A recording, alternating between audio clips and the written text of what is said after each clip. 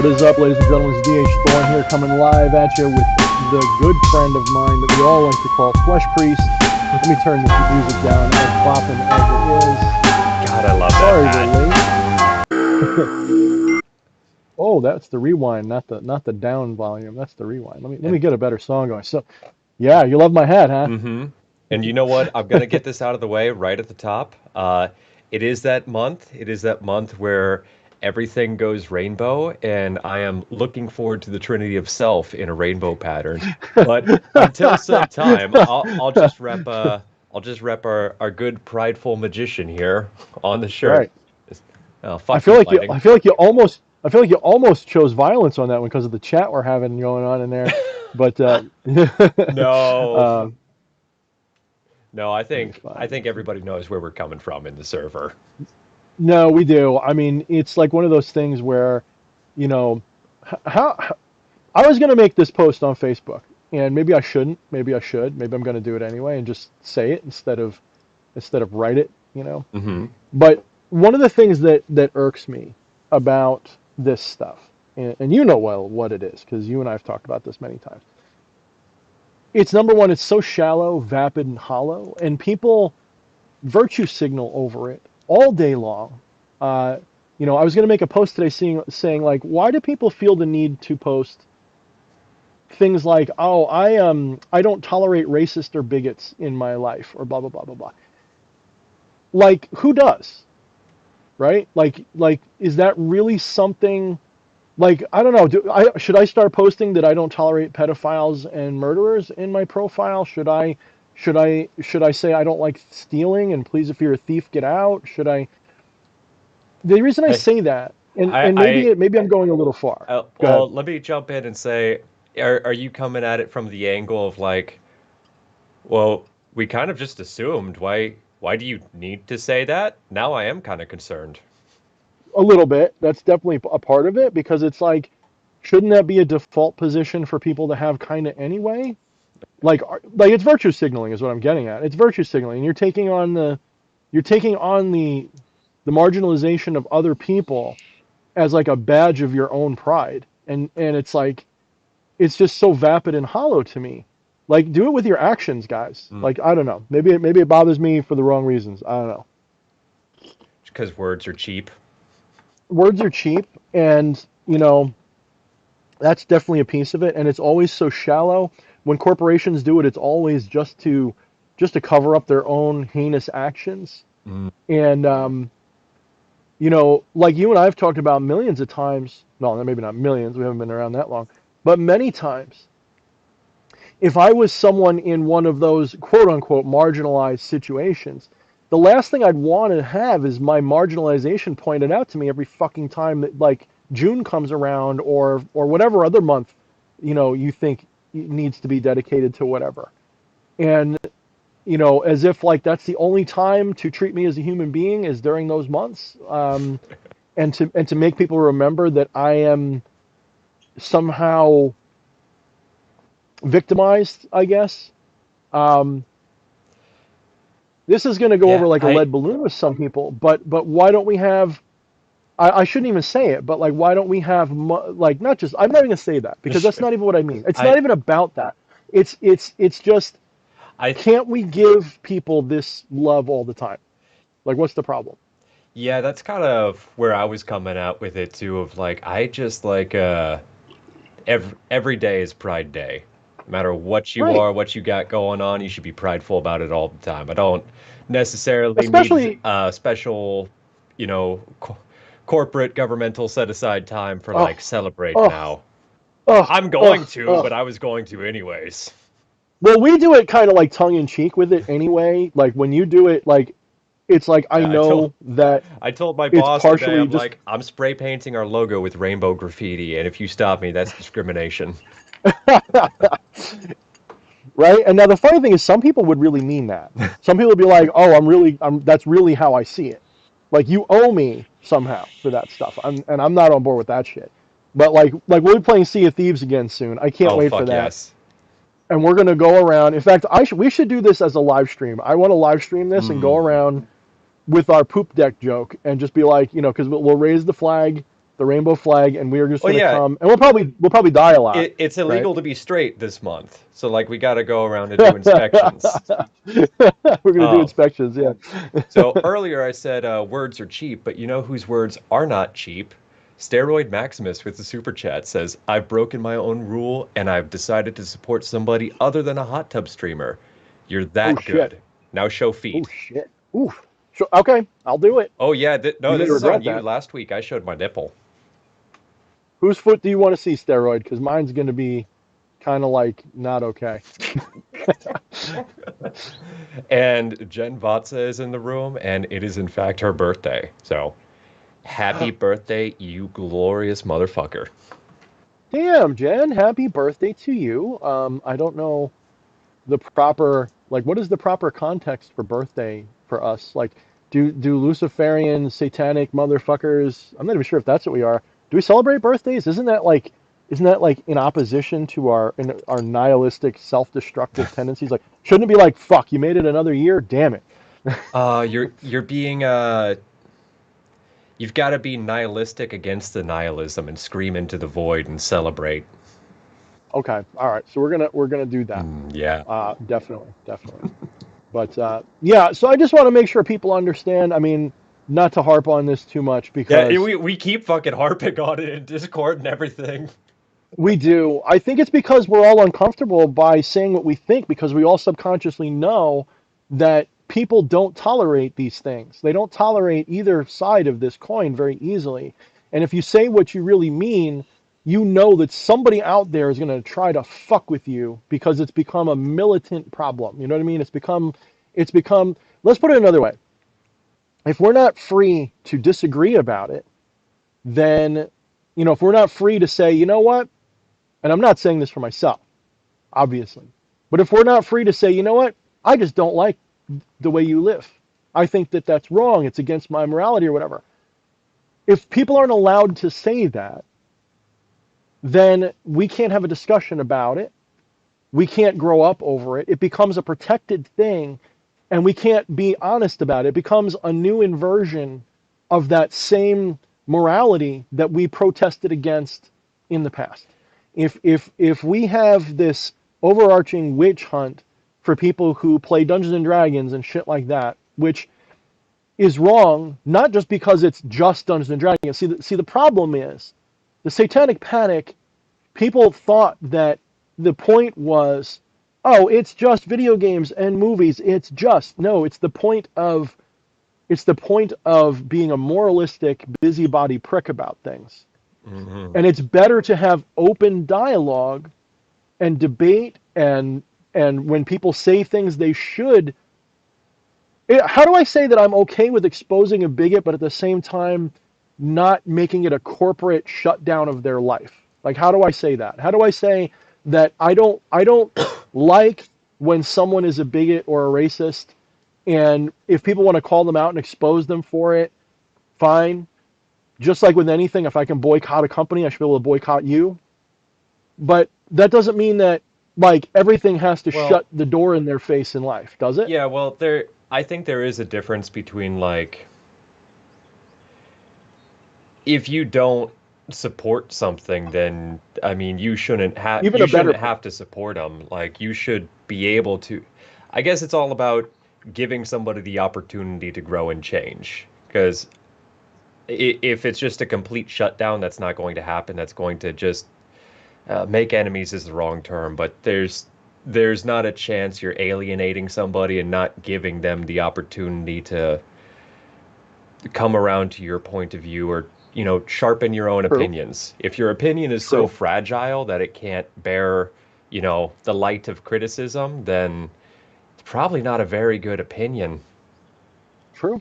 I feel like I want to be the Joe Rogan of this episode talking about this because you, Hmm. not to put you in a weird box, but I see you as my liaison, my expert on like what I don't know empathically because I'm not in your shoes. I feel like I can trust you to tell me with love and respect when I'm off without like, well, fuck this guy, he's a complete asshole. And so like that's why I'm open with you about some aspects of this because I feel like and brutally honest, you're not the only one in my life. That's is kind of ironic, but it's very useful for people to have this dialogue because there are still shadows in my own psyche that deal with this. So I think one of the reasons why I'm still so aggressively oppositional towards certain things is because I know that there's a subversive element to the censorship and all of that stuff. It's not really being done to benefit people. It's actually being done to undermine various freedoms of opinion, right? And it's not just that. I mean, let's put it this way: does Apple really care about you? Does Coca-Cola and Pepsi really care about your sexuality, They guys? care Really? Do you about your think so? money. Right. Give us the So cheddar. there's definitely a subversive element to it. They want to capitalize on it while they can, and they also want to criticize. Any subversive action is always done first against very valid problems. The early subversives will point out the real racism and bigotry that is a problem in this country. It always has been. It always will be, by the way. It's not going to go away until we mature as a species and realize like half of this shit doesn't matter at all. And the little bits that it might are more about being proud of yourself for being a little different and special than the other way around. And until we mature about that, we're always going to have this problem. So how do we fix it? I don't think you can fix it with more hate. I think you can, and this runs counter maybe to my typical adversarial position, but I will say this much. If an adversarial person is talking about love, that means there's too much hate. That means hate is the norm. When hate and division, like when the Luciferian Satanist is saying we need to hug this out, you've gone too Yeah, far in the direction of hate. that's the moment where you look around like, fuck, am I the bad guy? Hmm. Not us, but the person in that No, situation. no, exactly, exactly. And I think one of the reasons we get along so well is because if it was up to me, this stuff wouldn't even ever enter our psychosphere. It wouldn't even be on the radar. The only time I want to know about this stuff is when you're like, hey, dude, did you perform the wedding for me? And I'll be like, all right, cool. It's going to be some money, of course, but Yeah, it's like but for real. what I tell people when there's been people who question my sexuality. Like, so what are you? Like, are you trying to get in my pants? No. Well, Mhm. then don't worry about it. Yeah, It don't worry doesn't about it. matter. Um, Super chats running a little bit late on this. Aaron D says, I can't come out to play tonight. Best to Thorne and Flesh Priest. Russian accent. Have a good stream, comrades. Oh, fuck you, dude. And Art, You know you're not. You know that if you were confronted with the real thing, that commie shit would be dead so fast in your mind. I'm just teasing. Um, um, and Arctic Sun with that. that What is that? What kind of money is knock? I I have a education from the American public education system, so I don't know. Yeah, And I'll have to look it up. Cult of the Sun says, I'm bi, but I don't like my personal sexuality being used to push a corporate agenda. I don't see what sex you're attracted to be an identity. Right. Like why? What? I don't consider my sexuality an identity at all. And people would say people on the will say the woke side of the spectrum would say, well, that's because you're a mayonnaise toast motherfucker. You're just normal, and so it doesn't matter. Like that's not bigoted to you in the slightest. That seems. Oh no, it's justice because you. No, no, no, no, no, no, no, no, no, no. No, that's not how this works. That's not how this works. That's not how any of this works. Um, we either have to recognize the humanity and divinity in everybody, or we just go back to killing each other. And some of us are better at it. So that's all I'm going to say. Um, And really quick, while we're finishing this thought, this is a people stream again, so we are flying blind. Whatever you guys want to discuss or talk about, hit us with your questions, hit us with your topics. We'll try to open up calls early tonight or something, maybe. mhm, So ping mhm. us in Discord, ping us in chat, do at Yepsen, Yepsen. So it's easier for me to see it, and we'll talk about it. So knock is North. Excuse me. It's not, I was going to say North Korean. It's Norwegian crony or krona. Yeah, Krona. that's what Nina just tagged in the chat. Oh, sick. All right. Thank you, Nina. Um, So fuck yeah, thank you so much, Arctic Sun. I should have recognized with the name that that might be what you were alluding to. I'm gonna take this hat off because I can't lean back, and it gets warm in this thing. So, but enough with the Jingasa. All right. So where were we? Let's open the floor in a minute to some questions. I want you guys, we have some topics we want to bring up a little bit.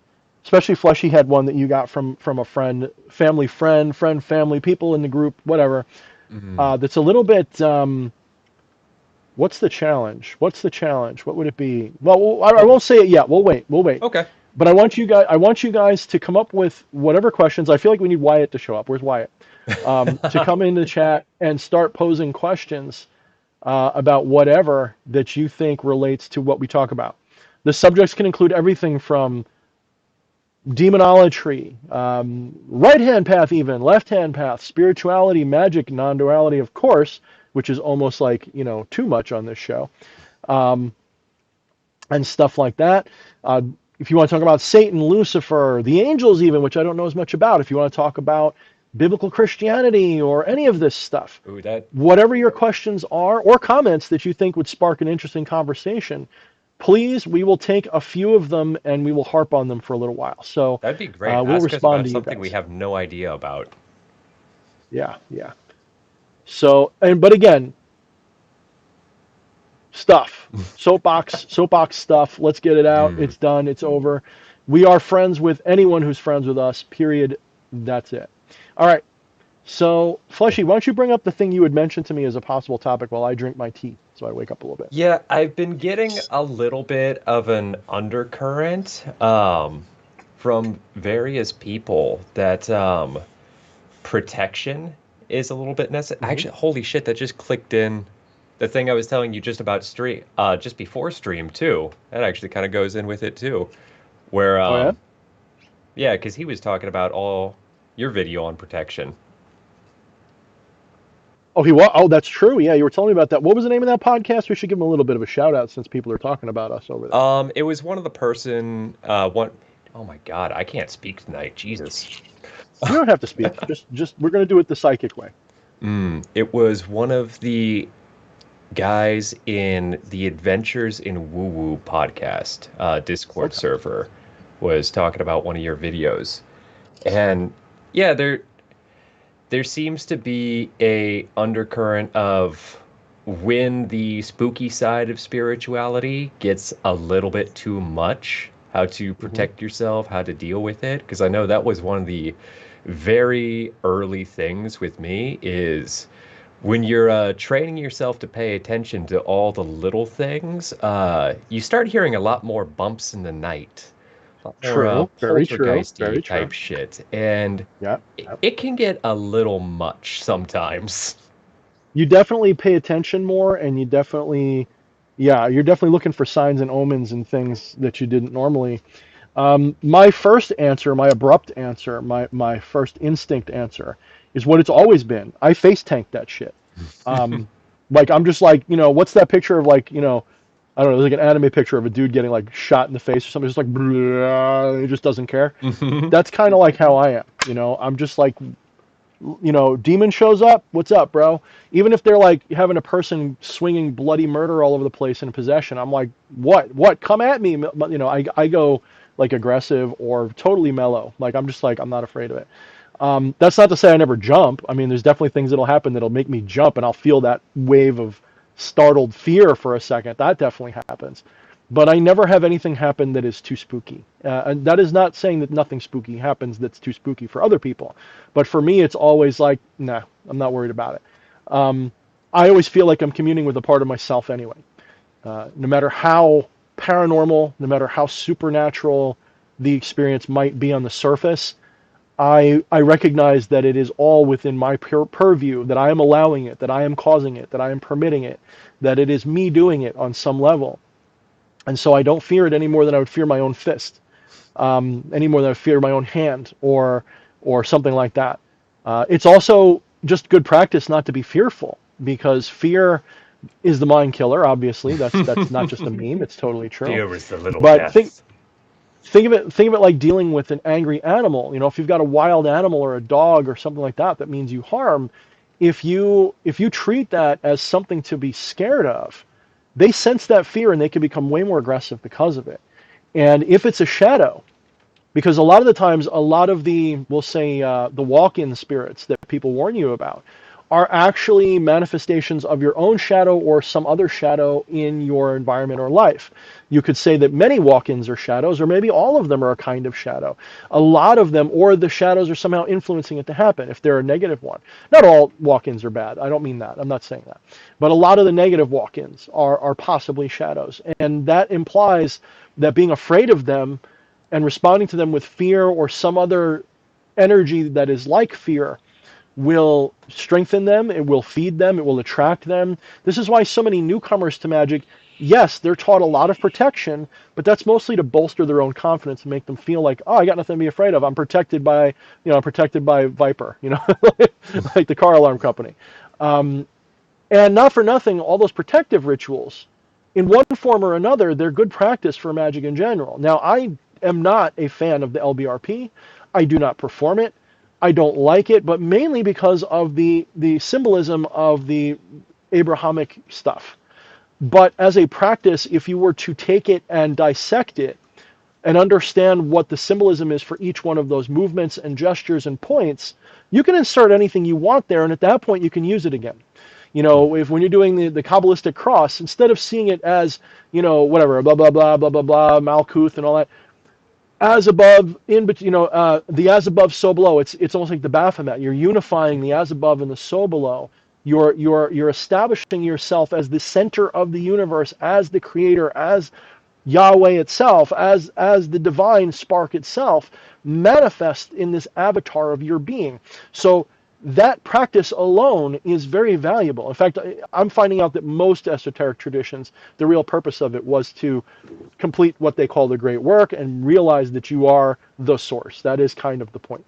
But beyond that, just that piece alone is incredibly useful. Then when you get into the pentagrams and all of these things, of course, there's the invocation version and the banishment version. There is a difference, although mostly it's just directions and stuff like that. Then you come to the angels. Well, you don't need to use the angels, and you don't need to use the names of God. You don't need to use any of that. You can insert whatever other divinity forms you want. If you don't like the Kabbalistic cross and the use of the Sephiroth, you could use. I wouldn't actually use the clip off, believe it or not. That actually kind of doesn't make sense for what it's doing. You could. I'm not saying you shouldn't. I'm just saying it's kind of it kind of runs counterintuitive to what it's trying to do. I think To I think me, I heard Eddie just leave the chat. Eddie, maybe I don't know enough about the Kabbalah and the clip off, but whatever. It's not my lingo. It's not my thing. But you could use the chakra system instead. You could start with crown, heart, root, or use the Sanskrit names for it. You could intone, the different mantra for each one. You'll also note that you end that Kabbalistic cross with Amen, which Amen is actually just the Greco version or the Latinized version of Aum. It's the same thing. Amen. That's all it is Amen. Amen. It's Aum. It's Aum. It's that exact same thing, which is an N on the end. It's the same. It's meant to be the same thing. It literally is the same thing. It's cultural diffusion in work in spirituality. So when he said so when you're doing this stuff, if you understand the different symbols that are being used, you can maybe Eddie's right. Maybe you could use the clip off. I don't know, but I wouldn't. You could use whatever that speaks to you as the symbols that represent. You just need to make sure you know what that process is meant to be doing. So the Kabbalistic cross is the centering of your being as the divine spark, as the avatar of God in your moment, in your space, in your universe. Don't forget, no matter where you are in the universe, you're always in the center. Because of the way the relativity of the universe works, everywhere is the middle of the universe. Everywhere. Everything is expanding from the same place, which is always where you are. So it's always the center there. So you are God in the center of the universe. When you get to the angels, you could replace them with any other messenger of spirits, fetches, lesser deities. So for example, you might use Zeus earlier for the Kabbalistic cross, and then maybe use, I don't know, you could use like Athena, Poseidon, and all this for the different elements, because when you're talking about the angels, you're dealing with the elements. Uriel is earth. I forget what the other ones are. Michael's fire, and all this other stuff. Gabriel is water, and Raphael is air. I think that's it. So when you're using these symbols, you could just use the elements. You could just go, behind me is earth, and in front of me is this. And you don't have to use any names you don't want. Mm. And you could use that fundamental ritual anytime you want, any way you want. Now, the reason why this is useful and important is because it's meant to be done as a daily practice at night when you're going to bed, and it's meant to clear you of the accumulated energies of the day. That's why it's called the banishing ritual. You have the invocation ritual, which you can do in the morning, which is to like center yourself and give yourself energy for the day, right? You could do that. And that's what it is. And it's also protective because you're literally expelling your own shadowy tendencies. I'll give an example. When I would take martial arts as a kid, one of the things that they would do at the start of the class, part of the warm up was a meditative period. And we learned some fundamental meditative techniques, breathing techniques, stuff like that. Qigong was a little small element, very tiny element of what we did. Very teeny tiny. Like we're talking like you clap your hands and rub them and you feel your own energy a little bit, stuff like that. And one of the things we would do was we would enter a state where we would leave our day behind. We would enter the dojo, we would do our ritual of starting the class, we would exercise, but part of that, at some point before we started the class proper, either right before the warm-up or right after, usually it was like the finishing touch of the warm-up when you're cooling down, we'd sit in quiet contemplation and we'd breathe in the intention and belief and positivity of the class and breathe out the day that was bothering us. And we'd leave it outside. We'd leave it off the mat. So you don't go into the mat with your bad day with you. I mean, this is not just like meditative, it's practical. If you go into the mat thinking about your boss who pisses you off, and somehow that guy you're sparring with and you're rolling with on the ground doing BJJ or whatever, and they look like and they act like your boss or remind you think of it in the middle of it, and you're like, oh, fuck this motherfucker. You can hurt each other. It can happen.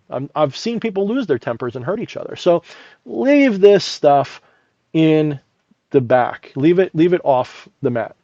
Well, the lesser banishing ritual is basically that. It's a way to expel these things. The problem, though, with banishment is when it becomes a crutch, when you use it too much, when you treat it as an easy cure-all for your problems, you're actually creating darker shadows. You're creating a situation where it's like, are you actually stuffing these things like under the rug and now you got to deal with it later, or are you actually banishing them? Well, that's kind of like So what you say with the not. I'm going to bring up the non-duality thing of we all of the universe is us and we are the universe. Some part of the universe is trying to get your attention with those little bumps in the night and whatever's spooking you the fuck out. Just like, say, you're living in an apartment. Is your neighbor fucking banging because they're just a prick? Are they banging because, like, hey, you're making a little bit too much noise? Like, you might want to get your attention for something important. So if you're just the greater part of irony is when you said banging, something outside my house went clunk. I'm not kidding. Something must be a raccoon or something. That's really funny. Yeah, well, it does, and it's just like saying the Lord's Prayer or something when you're scared. It's basically the Golden Dawn variation of that kind of principle. It's more than that, obviously. I'm kind of diminishing it too much, I suppose. But that's kind of what it's for, is similar to the Lord's Prayer when you're feeling scared, or what is it, Psalm? I forget which Psalm it is. It's the one where, lo, though I walk through the valley of the shadow of death, I sure feel no evil, because blah, blah, blah, blah, blah, thou art my rod and my staff. oh It's yeah, kind of I like love that. Gangsta's Paradise. It is, right? Great fucking song. But that's kind of what it is. In fact, that psalm is badass. I mean, look, people on the left-hand path use the psalms for magic all the time. It's not taboo to do, though they might change some things here and there. But yeah, so think of it like that. But it's also more than that. Damien Eccles would tell you, and he's not wrong, the visualizations that you're using are definitely designed to teach you how to manipulate your own. When I say your own, I mean not just your bodily energy. It's actually the cosmic energy of your totality that you are learning to channel into, through you, and around you. And that is an absolutely valuable type of lesson. The reason I don't bother with it is because, again, when I was younger, we did things like Qigong and things like that, where it was taught to us as you're breathing in the energy and then you're expelling it. There's this yin yang tug and push going on. And as it turns out, when I looked up some of this stuff like a week or two ago, there's actually truth to it. Whereas I always just thought I was oxygenating myself, and that's why I felt revved up. But when you breathe in longer than you breathe out, your heart rate actually speeds up. And when you breathe out longer than you breathe in, it actually slows down. If you're ever really, really too excited, upset, angry, mad, whatever, scared, don't breathe in. Don't be like, you're just going to make it worse. Oh Just, yeah. right? So, but that is actually, it's not just like, oh, it's an oxygen thing. It's actually your heart is actually getting a certain kind of compression or expansion going on that can elevate or lower your moods, you know. So that is a psychosomatic component. Now, if you recall, and I'm going to end it here, so I'm going to go back to more questions. But Oh, and I've got uh, some.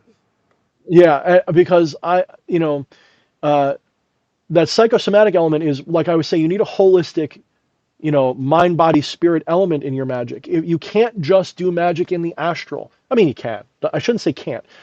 That's an unbalanced way of doing it. It's putting the as above in a position that's more than the so below when they're meant to be united equally. They're meant to be seen as one. Uh, in you in particular, you are meant to be the conduit through which the as above and the so below come to meet. Okay, you are not so below. This is the mistake of most people. When they hear as above, so below, they go, "Well, I'm in the so below." No, you're not. You are You're the Baphomet. you're supposed to be both. You're supposed to be bi for Baphomet. Thank you, Right, Eddie. right. It's supposed to be bi for Baphomet. Absolutely. I mean, at least on some level, and one. So when it comes to spooky shit happening, don't let your imagination run away with you. Don't get superstitious. And recognize that you always have the power to turn it off and walk away. You can put it away anytime you want. Yes, it may come chasing you. I'm not saying that you won't have any difficulty.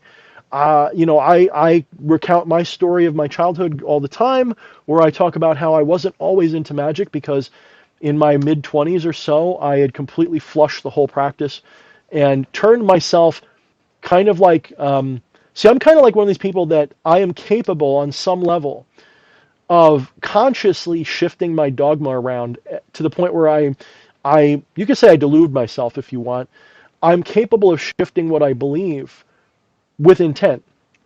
And when I was younger, I decided that magic was hurting me. I decided that whatever I was doing was causing me psychiatric harm. And it was hurting my relationships. It was hurting my friendships. And it wasn't helping me. It was becoming a burden. And so I decided to stop. And I didn't even realize I decided. It wasn't like I woke up one day and said, I'm going to stop doing magic now. It was more like I just gradually started to hate myself for it. And I decided that I was schizophrenic and all of these other things. And so I started investigating arguments against it. And I turned consciously my beliefs inside out and I put magic away. And sure enough, all of the bad shit that was happening because of my fucking around with it the way I did went away. And I healed. And it took me 15, 20 years to heal. When I healed, though, then the spiritual component that I had dismissed, the atheistic side of me that had taken over, was I started to approach secular spirituality, such as Buddhism and Zen again. And I really wanted to embrace those things. I found Alan Watts, and the rest is kind of history. Next thing I know, I have an awakening experience a few years after getting into that. And then a few years after that, I start this crap. And that's where I'm at. And so maybe that's why I'm a little irreverent, because I'm not superstitious about it. I don't believe it so much that I'm scared of it, because I've taken it and flushed it before. And it didn't hurt me. It actually was better for me. It was better for me to basically I grounded myself for 20 years. Yeah, and I think that's important, be able to pick it up and put, I mean, that's chaos magic right there, being able to accept a new belief system and roll with it. Just it's important because if you come back to it, then it means something. Mm-hmm. Mm-hmm. Absolutely. And it's kind of like testing the spirits, right? If it's real, then you should be able to like be irreverent to it, if only for the fact that it should prove itself to you. Hmm. Like, if it's really real, if they're offended, well, at least you know it's real. You know what I mean? Yeah. So So we've been going on this one for a little while. I tell you what, could you go to the live stream questions moderator channel in the server? I will. I will let Yeah. you take your pick. I have jotted down 11 questions in order of when they appeared. But Ooh, you yeah, are just how about awesome at this. you read over those for a minute and jump on Hmm. whichever one you think I is also the want to most read you interesting. guys' comments too, because it's not even about responding to them. I also just want to read them too a little bit. Okay, so Upon Earth says, how about methods of journeying? I'm not sure what you're referring to. Maybe you're talking about soul travel or something. You can clarify. Maybe we'll come back to you. Crackbite says, can you tell me the difference between Lucifer and Satan? Ooh, that is popular right now. That is one of the most popular questions because when you look like on Facebook, you have all of these people, and I mean this with a touch of respect. I don't mean to be too rude about it, but all these people basically virtue signaling about this question and answer, and it comes up all the time in like the demonolatry online places and all these different circles. People ask this question often, and that's because it's very confusing. I'm not saying that you're dumb for asking, by the way. I don't mean it like that at all. But it is one of those questions that it's kind of like, I don't know, Des. I mean, I'm trying to think of something that would be relatable to everybody or you, but it would be kind of like being asked, like, think of like an easy question, and I don't mean easy, but think of like a question that's kind of easy Hmm. that people get hung up on. Like it's kind of like, um, and it's very much a like this is my camp answer. Like people have an answer over it that's kind of based in a camp. Okay, so here's the problem. We are talking about Christian Maybe mythology. it would be like asking Southerners how to cook grits. Fair. Yeah. Or asking a bunch of outdoorsy guys how to make a campfire or Mm. something like that. Everybody knows their own little perspective on it, and everybody's wrong because everybody's right. It's a very opinionated question. Okay, it's a very pothole question. So let me give you the answer that appeals to me, as I understand the answer, and let me preface it by saying the part of the reason why you're confused is because Christianity is 99% hand-me-down religion. Judaism or Abrahamism is what is left of the Mesopotamian Sumerian culture as seen through the lens of a cult, a Canaanite cult that broke away from the Canaanite culture. So Canaan was kind of like, if I say it's like a satellite of Mesopotamian culture, that's maybe wrong, but it is related. They're definitely cousins. Okay, the Canaanites and the Babylonians and all that, they're basically they're cut from at least the same kind of cloth, right? They have the same basic gods for the most part. They appear in different periods in history a little bit. The Canaanites are definitely maybe more contemporary compared to the ancient Akkadians and Sumerians, maybe. But the Canaanites were basically a version of Mesopotamians. So the Abrahamic religion is kind of a cult, to the best of my understanding, because I'm not a perfect historian and I'm certainly not a rabbi, or I'm certainly not Sumerian. But it is more or less a retelling, a rehashing, and a propagandization of the Mesopotamian, Babylonian gods and folklore that was inherited by them as a nomadic people in close contact with the Canaanites, who are also Semitic, just like they are. It's the same group of people. Yahweh, one theory is that Yahweh was actually a warrior chieftain who was deified at some point in ancient antiquity, long before any of the books of Jewish, scrolls and shit like that ever came about. He was deified and made an equal to the existing gods. He was basically what's the word I'm looking for? Canonized, maybe. He was basically turned into a deity to be alongside Bel, Baal, Marduk, and Baal meaning all of the Baals. Baals, there's several. There's not just one. Baal is a title. Baal means Lord. So, but when we say Baal, we're usually talking about Marduk, Baal, Hadad. That's usually what we're talking about. Um, so that entity, that spirit, that god was the equivalent of Jupiter to their culture. literally the same, the equivalent of Zeus and Jupiter. Basically the same. Yes, some different symbolism, but basically the same position. Many of the same stories or similar stories or stories that are close enough you could say, I get it, I could see why they're the same. So Yahweh was once upon a time a brother of or relative of these spirits, because the term Elohim is sort of meant to be like the children of El or the family of El or related to El, of El. And El was the god of that pantheon, and his wife was Asherah. Okay, now I forget whether El is On or who it, or Ea or whoever it actually is in Sumeria, but it's basically El is the high lord god of that culture, the creator god. Not necessarily when we say that. The interesting thing about these old pantheons is you might have a creator god, a primordial creator god, who is then subsumed or taken or replaced by one of their children, either through violence or we'll say, for example, in the Egyptian lore, Horus takes over because, in a good way, like he conquers the one who kills his father, kind of, and he sort of becomes the new one of the new leaders or whatever. And it's in some of the same, I think that's how it went. And in some of the same ways, you have a similar thing going on in Sumeria and in Canaan and in the European Greco-Roman stuff. I think the Phoenicians had similar stories.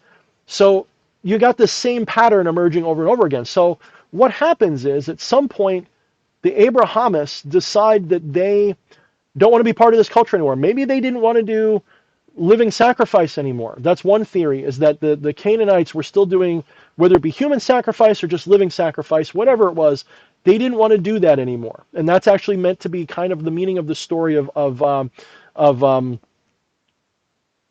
and Isaac. Okay, when he's supposed to, it's a new covenant, where he's supposed to go sacrifice his son, and then he hears the Lord say, "No, stop," and there's a new covenant made. And at that point, they no longer need living sacrifice, or at least not human sacrifice, anyway. At least not of the type that supposedly the Babylonians, Sumerians, and Canaanites practiced. That's when they lost Which their edge. they weren't so edgy anymore. Keep in mind, okay, Angry Finger says subsumed is right. So keep in mind that in these old cultures, sacrificing people wasn't seen as like, oh my God, that's so bad and scary. Just like we portray in the show Vikings, where people were eager to be chosen for sacrifice, there was that element supposedly. People were happy. Maybe not everybody, maybe some people hated it, but it was like a cultural norm. It wasn't like, oh my goodness, what are you doing? Stop that. It was like, oh, thank you. Because they probably took really good care of that family, by the way. It's like if everybody got excited for jury duty. It's like, oh, I guess, I yeah. fucking hope I win the lottery this month. I mean, once upon a time, people kind of did. Yeah. So people are very nicely giving me the correct answers that I might be getting wrong. I appreciate that, guys. You're doing it very, very. Yeah, it says Anu, El Anu. Yeah. So An or Anu is El. Thank you, Lady Kepra Ankh. I appreciate that. I'm like an armchair, seat of the pants historian. I know a lot, but I don't know it like a book. I know it like I think I heard this, and let me talk about it like I know. Eddie said something that I thought was pretty amusing. He said, historically, Lucifer is a mess. He's a Denver omelet of gobbledygook. Yeah, and we're going to get to that. We're going to get to Lucifer and Satan and all this stuff in a moment. I got to give you the backdrop of Christianity so that you understand why the question is not dumb. It's not dumb to ask, but why the question shouldn't even have to be a question. It's so hidden in Christian and Abrahamic myth and misinterpretation that it's difficult. You have to recognize. No, you must stay. I need you. I need to see you. All right, I have to look at the screen.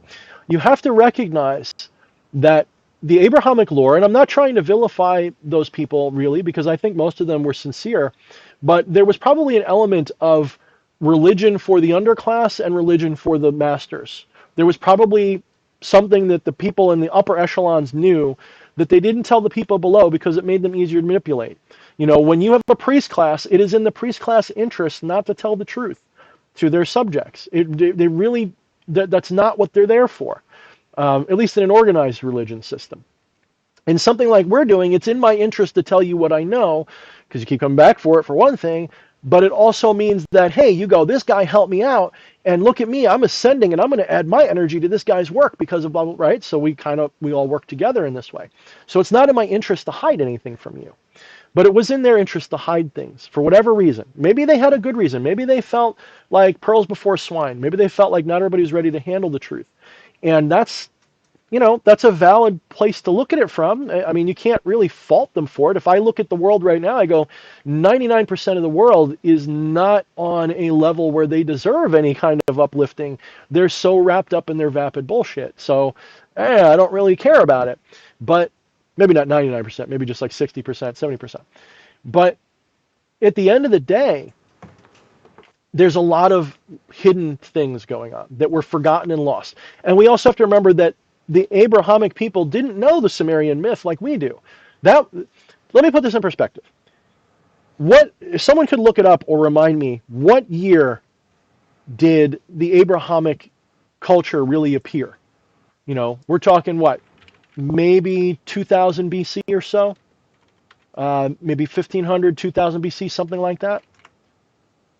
To the ancient Hebrews, Sumeria was almost as, if not as old to them as the Hebrews are to us now. At the very least, they were as old to them as the Romans were to us now, at the very least. So when you're talking about the Abrahamic myth and legend and their culture, imagine 2,000 plus years has passed since the real highlight of that old culture is gone. So I don't really, as much as I am bitter about what Christianity's done with it and stuff like that, as much as I poo-poo it, I have to also recognize that it's not their fault. Probably it was probably lost on them. It was definitely lost to them. Yeah, Faustian says 1300 BC. I think there's a little bit of Okay. fuzzy numbers going on, but it's definitely far in the past. And yeah, Judaism said itself cannot be older. Thank you. Jafar knows a lot of this stuff too. He's definitely very well versed in a lot of this culture. So it's very, very, very easy to say that between 500 BC and say 2000 BC is when the Abrahamic current really takes off. At that point, these old kingdoms are so far in the past that if they even knew about them at all, they were the stuff of myth and legend to them. They were forgotten, and they were actually the source of their myths and legends. And so the Abrahamists started a new covenant, and with it means whenever you start a new covenant in your faith, what do you have to do? You have to destroy the old gods. You have to do something to explain why they're no longer your God. And what they did was is they said there's only one true God, and in a very abstract way, they're right, because that one true God is the source. It is awareness, being aware of itself. It is the non-dual whole of reality. That is, I don't call it God, because to call it God would imply that it's over me. But being more in tune with Advaita Vedanta means that I see it as I am God incarnate in this avatar. I see it as the Atman is the Brahman. There's no difference except the Atman is limited by its delusions. That's it. The Atman is basically the Brahman when the Brahman focuses its attention on one little part of itself. That's what it is. So I see myself as an avatar for God, and so should you. So this idea that there's only one true God and you shouldn't worship any God before you is correct. This is one of the reasons why I refuse to worship things, because I recognize that they are either equal to me or they would be below me. But I don't believe they're below me because I recognize all is Brahman. But I would say they're either equal to me or below me. They shall not be above me because I know what I am.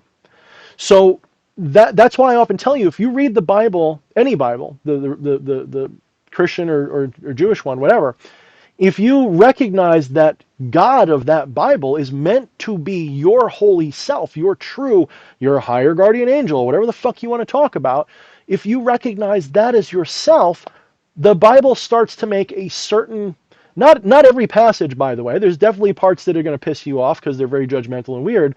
But the more esoteric parts of the Bible, Genesis, all this stuff actually makes a lot more sense if you read it from first person, that you are the God talking, that is you that is doing it.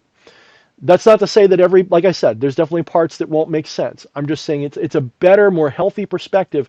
When you see it that way, a lot clicks. and you understand why some of these rules, when they say there shall be no graven images, false idols, blah, blah, blah, blah, blah, you shall not worship anything other than the true Lord thy God. That is because that is meant to be you. That's it. But they twist it and make it a religion so that you do have to worship something. And well, anyway, that all being said, we start coming into where Satan, Lucifer, and all these beings come in. In the Bible, as we know, at least the Christian Bible, and I'm not a biblical expert, I'm not, maybe Eddie, maybe Jafar, maybe somebody else knows better. If you look at those things, Satan is never named. Satan is a title. And it's often talked about in a plural sense, as in there's a scene in the Bible where God is there with the other gods, basically, okay? Look it up. Is basically we, and of course Christians will say, well, that's the Holy Trinity. That's all that is. That's God the Father and the Son and the Holy Ghost. And the Son is Michael, actually. The Son is actually the angel Michael, and blah, blah, blah. And they have this whole thing worked out. It's pretty amazing. And Satan is what? Right? They never say, because the Jewish people don't want to be reminded that they once worshipped that whole pantheon of Canaanite gods. They don't want to remember that, because that would mean It, that it's the X Yahweh whose isn't. photos you burned. Yes, yes, yes. It's the X that's been cut out of the photos. Absolutely. But the thing is, in the proper satanic interpretation, and I mean that in the Jewish sense, the proper Jewish interpretation of Satan, is what I meant to say, is that Satan is actually not an adversary of God at all. Satan is actually doing God's will. He's there to kind of challenge God, and in this challenging, not just keep him on his toes, but keep mankind on our toes, to represent the adversarial yin force of the adversary that just makes all the positive work. Now, that is one way of looking at it. But when we're talking about Satan, the egregore, Satan the being, and all of them are egregores. Every single one of them is an egregore. Do not, I mean, if you trust my opinion anyway, do not see them as theistic beings. Don't take them literally ever. Don't assume, believe, or think that some sky father said, "Let there be light," and suddenly the universe appeared. Okay, that the universe was created in 6 days and the Earth just appeared, or that there's a gap theory that I hear about every now and then. The gap theory between "let there be light" and then the first day is like millions and billions of years, and the first day is really just, the dinosaurs happened before that, and that God remade the world at that point. Okay, whatever you want to think. The reality is that's allegorical myth. Okay, and there's one theory even that says that the book of Genesis is the story of El and Asherah breaking up.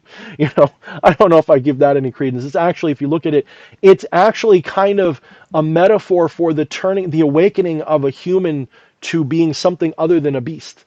It is kind of like that. It is the building of consciousness. Consciousness begins with that spark of determination between light and dark. That's how it always begins. When I say light and dark, I don't really mean necessarily light and dark. I mean contrast. Okay, is the first thing that we sense is contrast of some sort. Okay, that's and that contrast could be, if you put it in the sense of the human eye. I'm getting off on a tangent here. If you put it in the sense of a human eye, the human eye sees movement before it sees anything else. It detects that quicker than anything else. If you ever want to remain hidden, you have to stay still.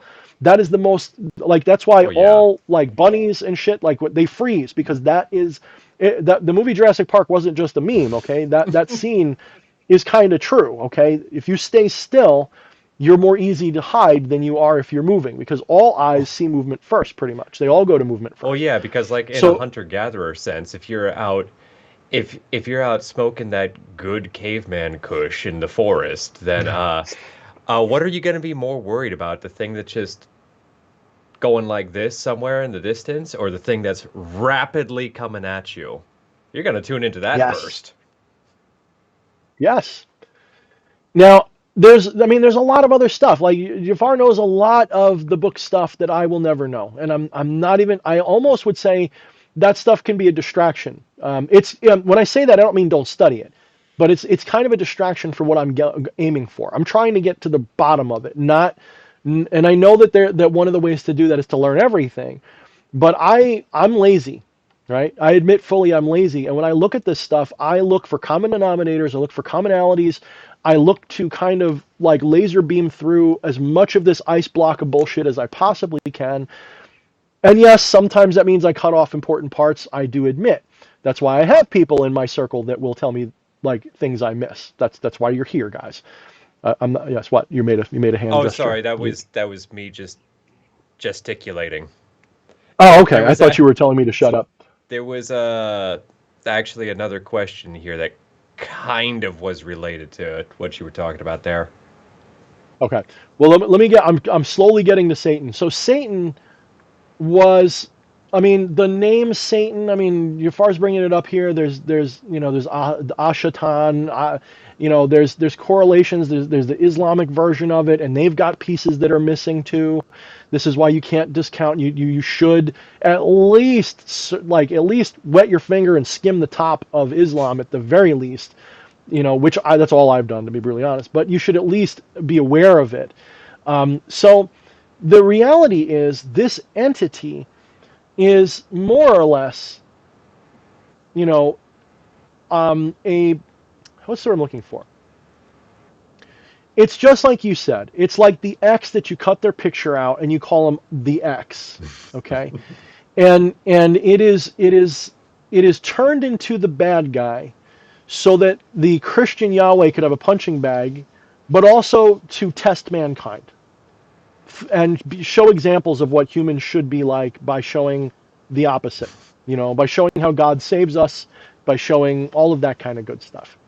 So Satan is an egregore built out of the Christian shadow, more or less.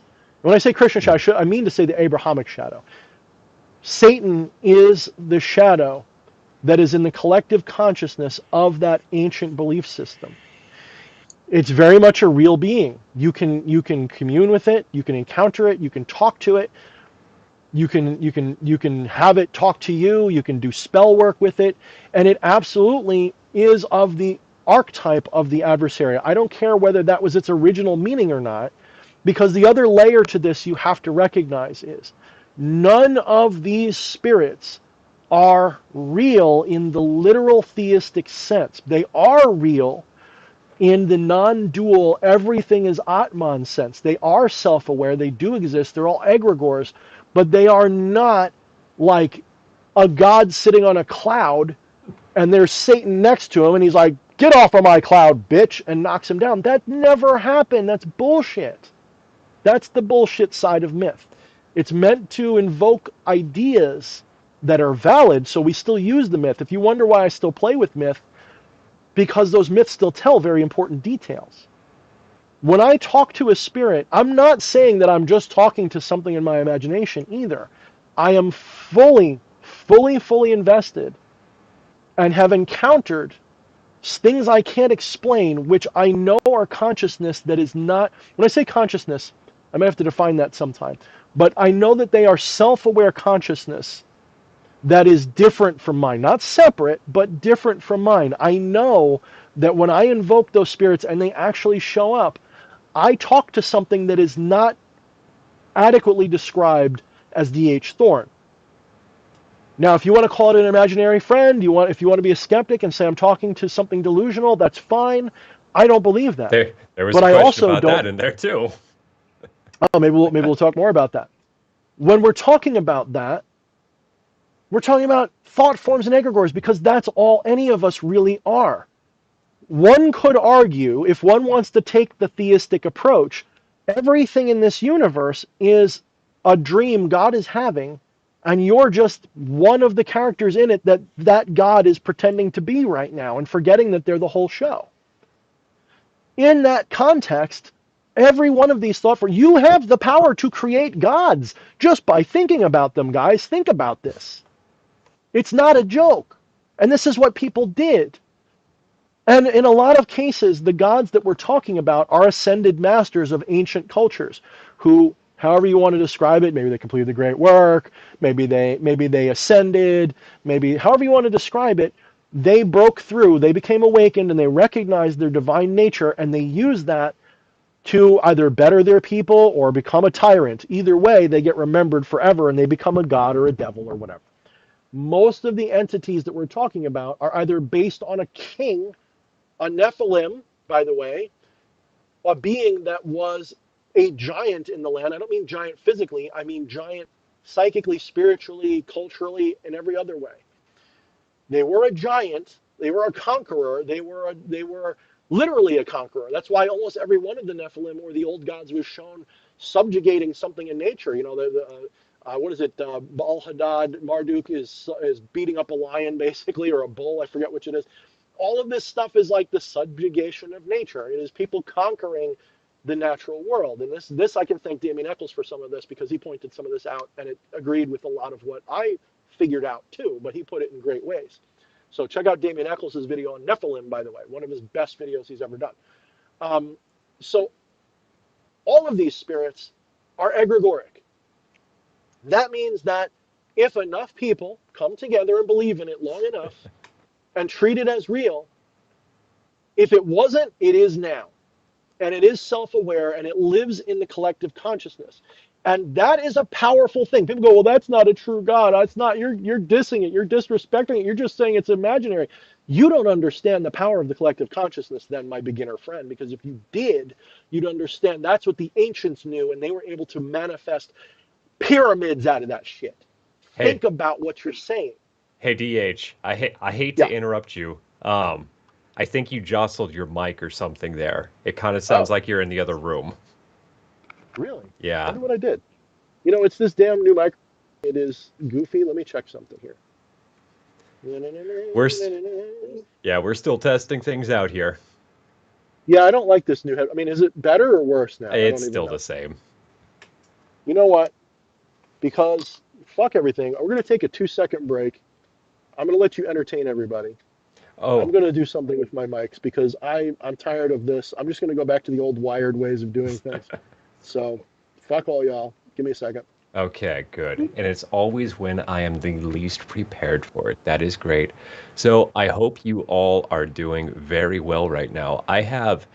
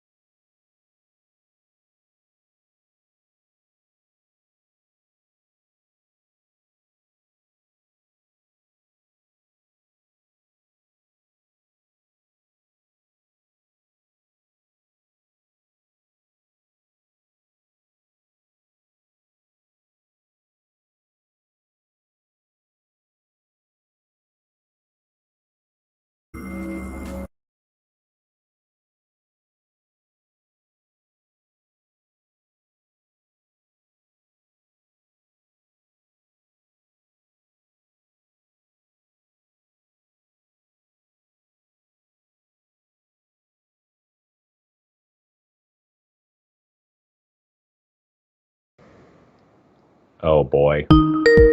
Oh, that whole time.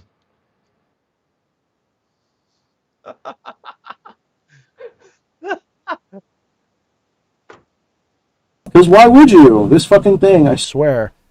I hate Bluetooth equipment. I really do. It never works right. It's always a problem. Everyone should be able to hear things now. I apologize, guys. Everything should be working now. Say something, Fleshy. I'm saying something now. Is it Okay, working? everyone should be able to hear you. Yeah, Oh, I'm good. The seeing sound everything is back. saying. Yeah, everyone's. I guys, I apologize. That is my fault for spending money on a fucking Bluetooth fucking dongle and all these Bluetooth pieces of equipment because so I can be hands-free while I'm doing this, because I can't stand being wired up to all of this when I want to do this. So, but I guess that's what I have to do is just keep doing it Oh, wired. So forgive me. we just got to figure out the bugs. That was just fucking funny that I was just going. Oh, Nina's saying there's still no audio. Everyone else says that it's back. Okay, I'm Yeah, just gonna keep rolling. I think that's a lag on her part probably, because Probably. she sometimes doesn't get it He, out fast. yeah, he Okay. accidentally muted me during that whole thing, so I hope you were entertained by the silence and my So gesticulation. you did do a lot of gesticulation. Mm. Okay. Oh yeah, you can't see me. Yeah, good catch. There we go. Goodness, man, everything went wrong. Everything. Should I just delete the stream for a minute and start over? My goodness. All right. All right, So welcome, let me. ladies and gentlemen. The stream is just starting now, of course. So we went on a hell of a tangent a little bit, and I want to finish this Satan thing up because I want to get the Lucifer part because that's really important. So are Satan and Lucifer the same? No. Plainly, no. They're completely different stories. But they have been conflated over time to be the same story. So that is to say, the biggest thing you have to know about Lucifer is that of the two, he's even more made up than Satan is. And some people aren't going to like that. Now, anybody who knows me knows I am considered a type of Luciferian. I am absolutely in the Luciferian current. How is that possible if I don't believe in the guy? Lucifer is not a fallen angel, really, but that is his story. That is the egregore of the fallen angel, the cosmic rebel that left Yahweh and tried to rebel against heaven and bring angels with him and all this stuff.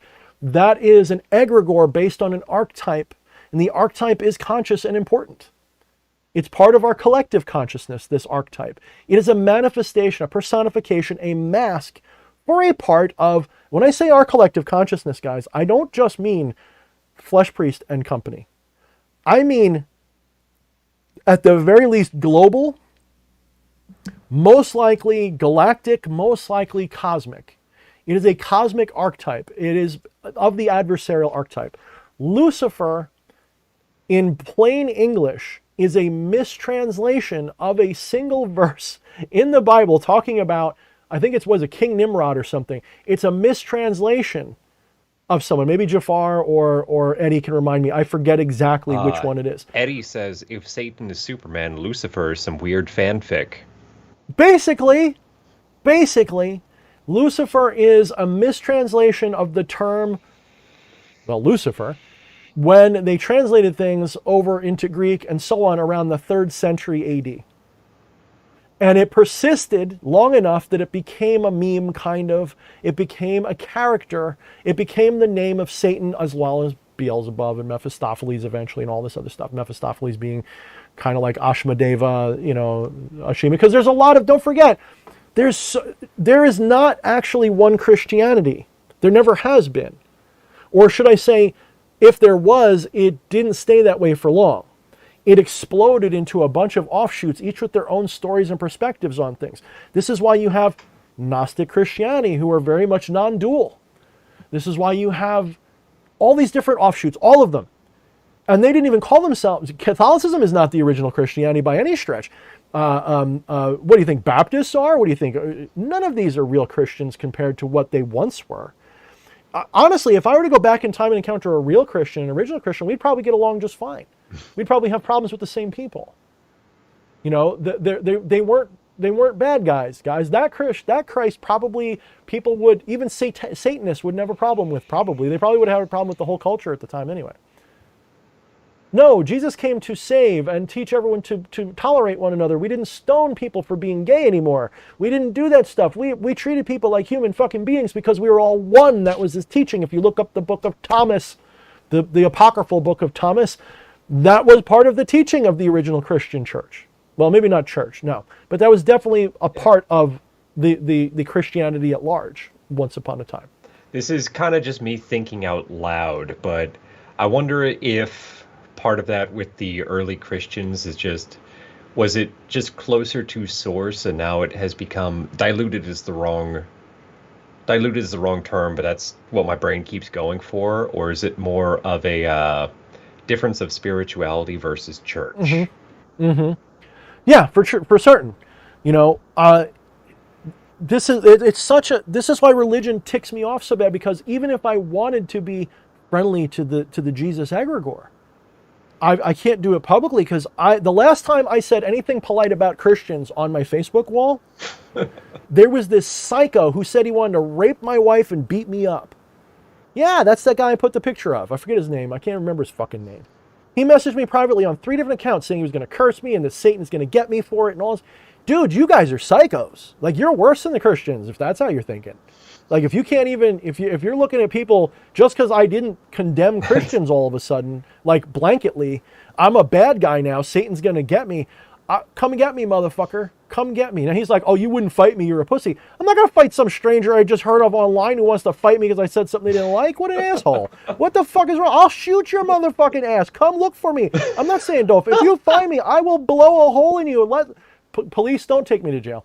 It's self-defense. I mean, I'm serious. Don't come looking at me for that shit like we're going to fight. Don't come at me like you want to have an honorable fight when you're disrespecting me like that. That's not how this will work.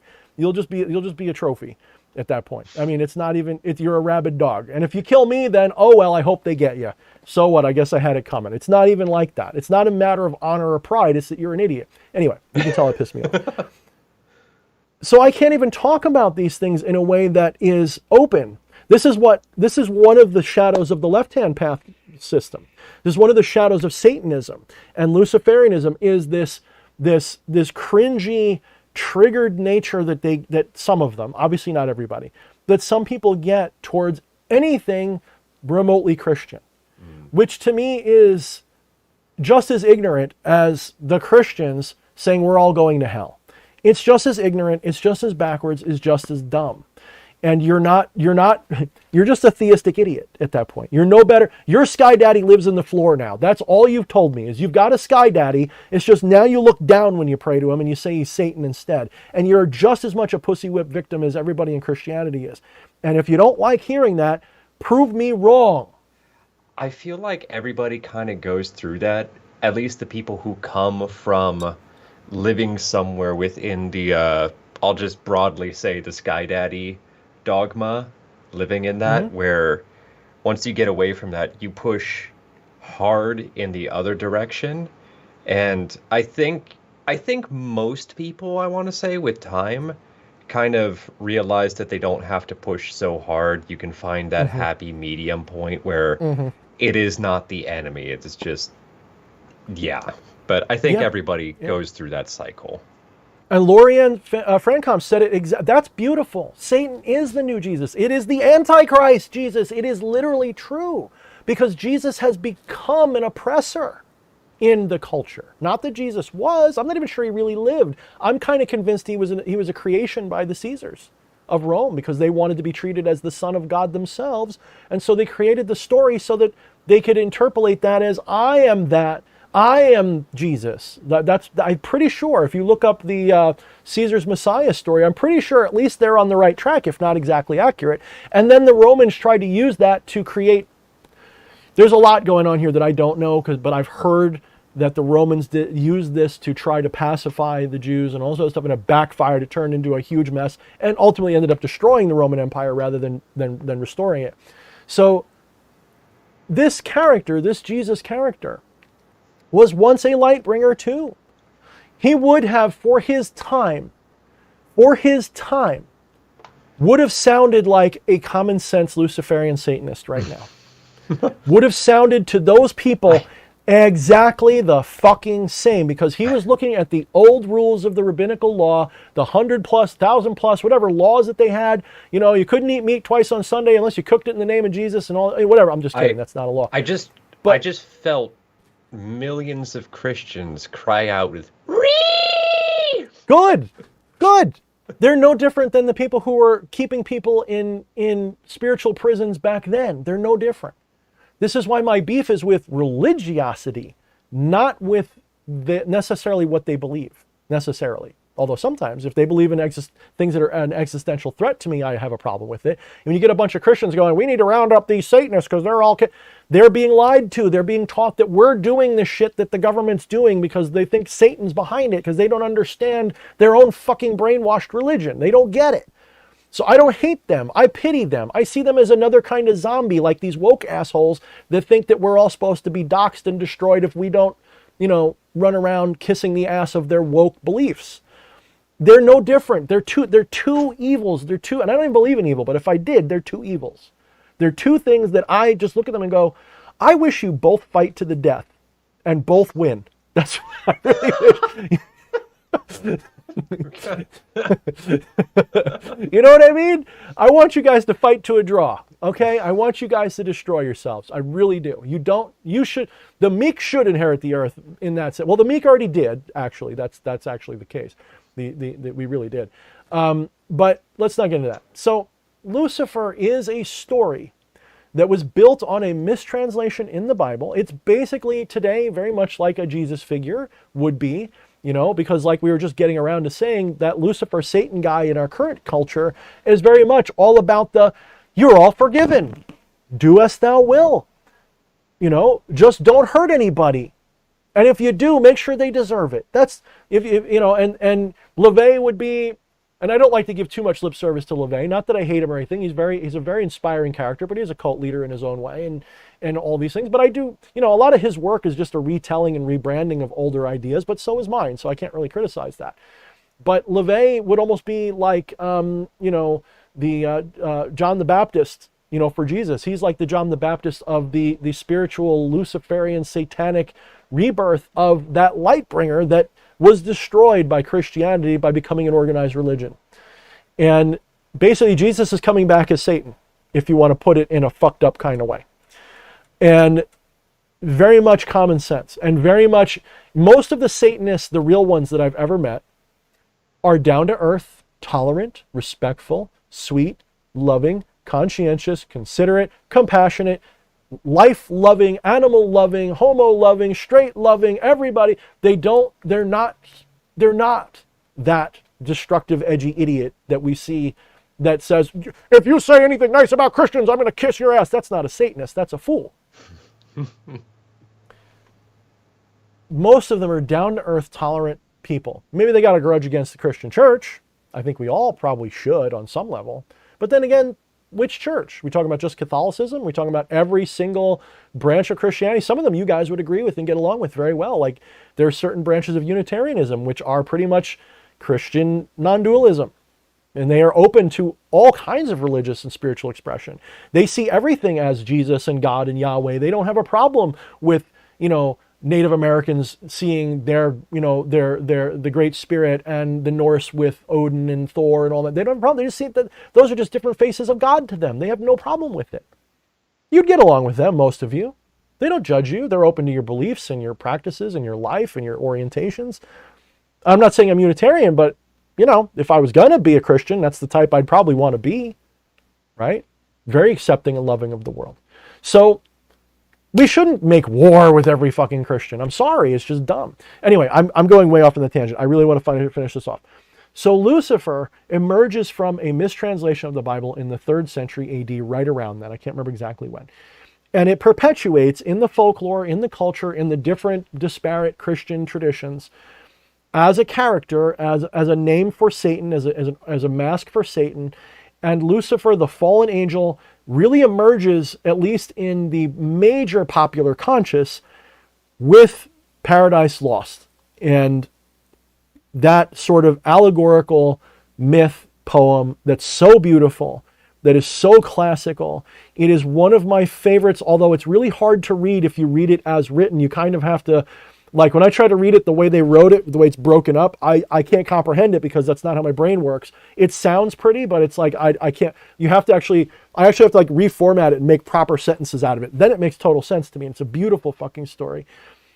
All about rebellion, and you have a total empathy and pity for Satan, Lucifer, and the fallen angels. You absolutely do. You see them as anti-heroes, and you can't help, even though you say they're the bad guys and say, oh, they shouldn't have rebelled against God, I guess, if you're still a Christian anyway, you can't help but have some kind of pity and sympathy for the devil.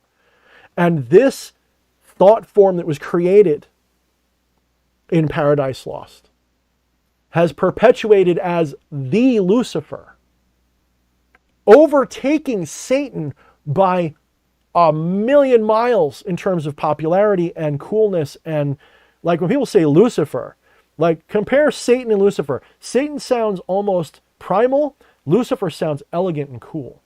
And when we think of Lucifer, we think of the light bringer, the morning star, the glorious, beautiful fallen angel who's glowing and a little bit sullen and pissed off and sitting at the heart of hell in pandemonium in his castle.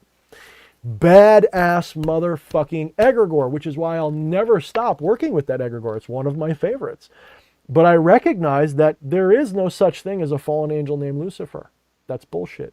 Because there's no such thing as angels or fallen angels. Angels, when I say there's no such thing as angels or fallen, I mean, of course there are egregores angels. Of course there is a belief in them. Of course they could represent messenger spirits of the divine. You could make all of these different things. But angels, as described,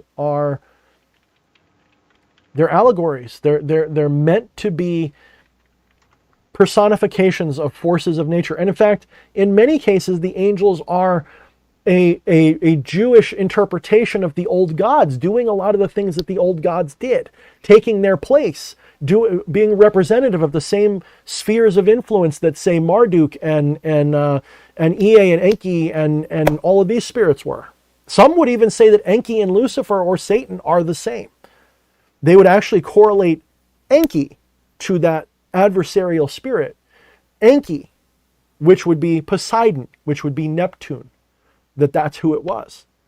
Some would say, and I am apt to agree with them, because if you look at what Enki did in the creation myths of the Sumerians, it's eerily similar to what we accuse Satan of doing in a lot of ways. It was Enki that made humans wise. Because humans were very bestial when we first appeared. We were very dumb. And he took the blood of Kingu, the reptilian god, the son of Tiamat, gave us that reptilian blood, supposedly, and made us wise, woke us up and gave us the ability to speak and understand. Sounds a lot like what Satan supposedly did in the Garden of Eden with an apple, doesn't it? Very similar. I hate to backtrack too much, but you say Satan is more primal and Lucifer is more elegant. Would you say Satan is kind of like G.G. Allen and Lucifer is David Bowie? No, who's G.G. Allen? He's that punk vocalist who fucking bled and shit on the crowd, and people piss on his grave because he wanted it. Yeah. I don't remember him. I should know that because I didn't really love punk. I love goth punk, but they're very related. They had the same origin. I should know that, but I don't. No, but I would say Satan would be like Vin Diesel in Pitch Black, and Lucifer would be like, well, not that, like Lestat. Lucifer would be like Lestat from the vampire stories. Okay. That's how I see him. If you really read the Lestat stories, he's very much an allegory of Lucifer. He's very much a similar kind of character because in his soul, he's actually an idealist who really doesn't like being kept down by this, he wants to be who he is. He wants to be free, and he wants to only hurt the guilty, if you really look at this. Very much like what Lucifer stood for in a lot of ways. Nothing's exact. It's just that's how I would correlate the two. So I think people are making fun of me for the who's G.G. Allen thing. I know, so I should know that. D.H. noob. Totally a noob. I totally get that. I totally agree. There's just things I don't know, guys. There's just things I don't know. I put all my time in meditation. That's all I'm going to say. People are totally ripping on the who's Gigi. Maybe I do know who it is. I just don't know him by name. I feel like you probably know, and it's just not coming to you at the moment because stream. No, I don't know anyone by that name. I must know. I probably know them, but I don't know them. Oh, or damn. Maybe I just don't. You're about to lose so many subscribers. Good. Fuck them. Jay Sauber with the super chat. Thank you very much, dude. You're awesome. Yeah, I don't know. I mean, no, I don't Oh, know. I don't I know. like the way Ajna puts it. In with G.G. Allen, he is the Marquis de Sade of punk. Yeah, I just don't know. I feel stupid now. Allen was born Jesus Christ Allen. Of course he was. In Lancaster, New Hampshire. I'm Googling his ass. Lived in a log cabin, blah, blah, blah, blah. Oh, the Jabbers. Never heard of any of this shit, guys. I gotta say. I guess I never claimed to be punk. I was into goth, for a long time. Maybe not back that far, but definitely into that scene. Definitely into black metal, heavy metal, all that shit. But that's kind of funny. All right, anyway, off the tangent. So no, they are not technically the same. They never will be. Anyone who says that Satan and Lucifer are the same are still stuck in Christian land. In fact, anyone who is a believer in Satan as the Christians wrote about it is still stuck in Christian land. And that's fine, but it's not the truth. If you want, so this is why, sort of as I lean into chaos magic a little bit in a lot of ways, to me, Satan being an egregore is a valuable entity. It's absolutely something to work with. It doesn't have to appeal to everybody. It doesn't have to be the most powerful or the bestest or the one. If you are the type who says, I believe in Satan because, and you work with that spirit and you're getting results, who the fuck am I to tell you not to believe that? The only thing I would encourage you to do is to research the truth of the origin of the religion that talks about it. When you do that, this is why I'm more interested in Sumerian, Egyptian, Greek and Roman and Akkadian and Phoenician and all of that stuff, Indian. I'm more interested in their gods than anything that the Abrahamic or Christian current will say about the subject. I am totally disinterested in those things because it is so polluted and convoluted that what truth is in there will require some kind of a biblical degree to fucking suss it out. There's people like, oh, the Bible hides so many truths, and they're right. But I don't have the time to go figure that shit out. I'm not here to learn gematria. I'm not interested. Fuck that shit. I don't need it. All I need to do, like, all right, I'm gonna calm down. Flames on the side of my face. Ooh, It's Chris Rabba. kind of like from how I understand your perspective, it's like I could go like there's gold in them dar hills right there, but I'm gonna have to do a lot of digging and I just don't have a lot of energy. Whereas over there, there's gold in them dar trench, and that's a lot Mm-hmm. less digging. And I Magi says something with a good point, although I wouldn't quite be so specific about it, but he's right. If you don't see Satan as Saturn or Lucifer as a light bringer, solar presence, you're stuck in Christian land. I would only disagree as far as saying that they are those things, but if you see them as the Christian version, I would agree with you. I think if you see them only as Saturn or the Sun, I think that's a mistake too, but they're certainly of those dimensions. I wouldn't deny it.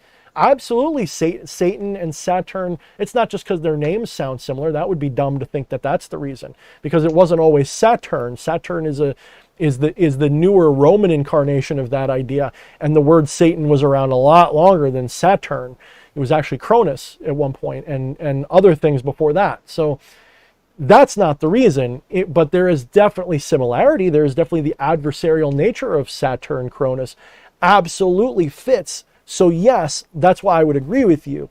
But I wouldn't say that Satan is Saturn any more than I would say that I am Earth. Even though I am of Earth, I wouldn't say that. So just saying, I'm not trying to pick. I'm just saying that's just where I would look at it.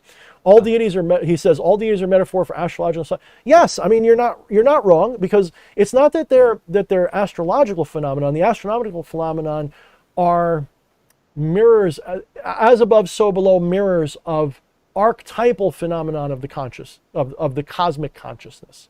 That's how I'd say it. But no, I like what you're saying, so don't misunderstand if I sound like I'm disagreeing. I like everything you're saying. I, So they're not the same spirit. Okay? Don't approach them the same.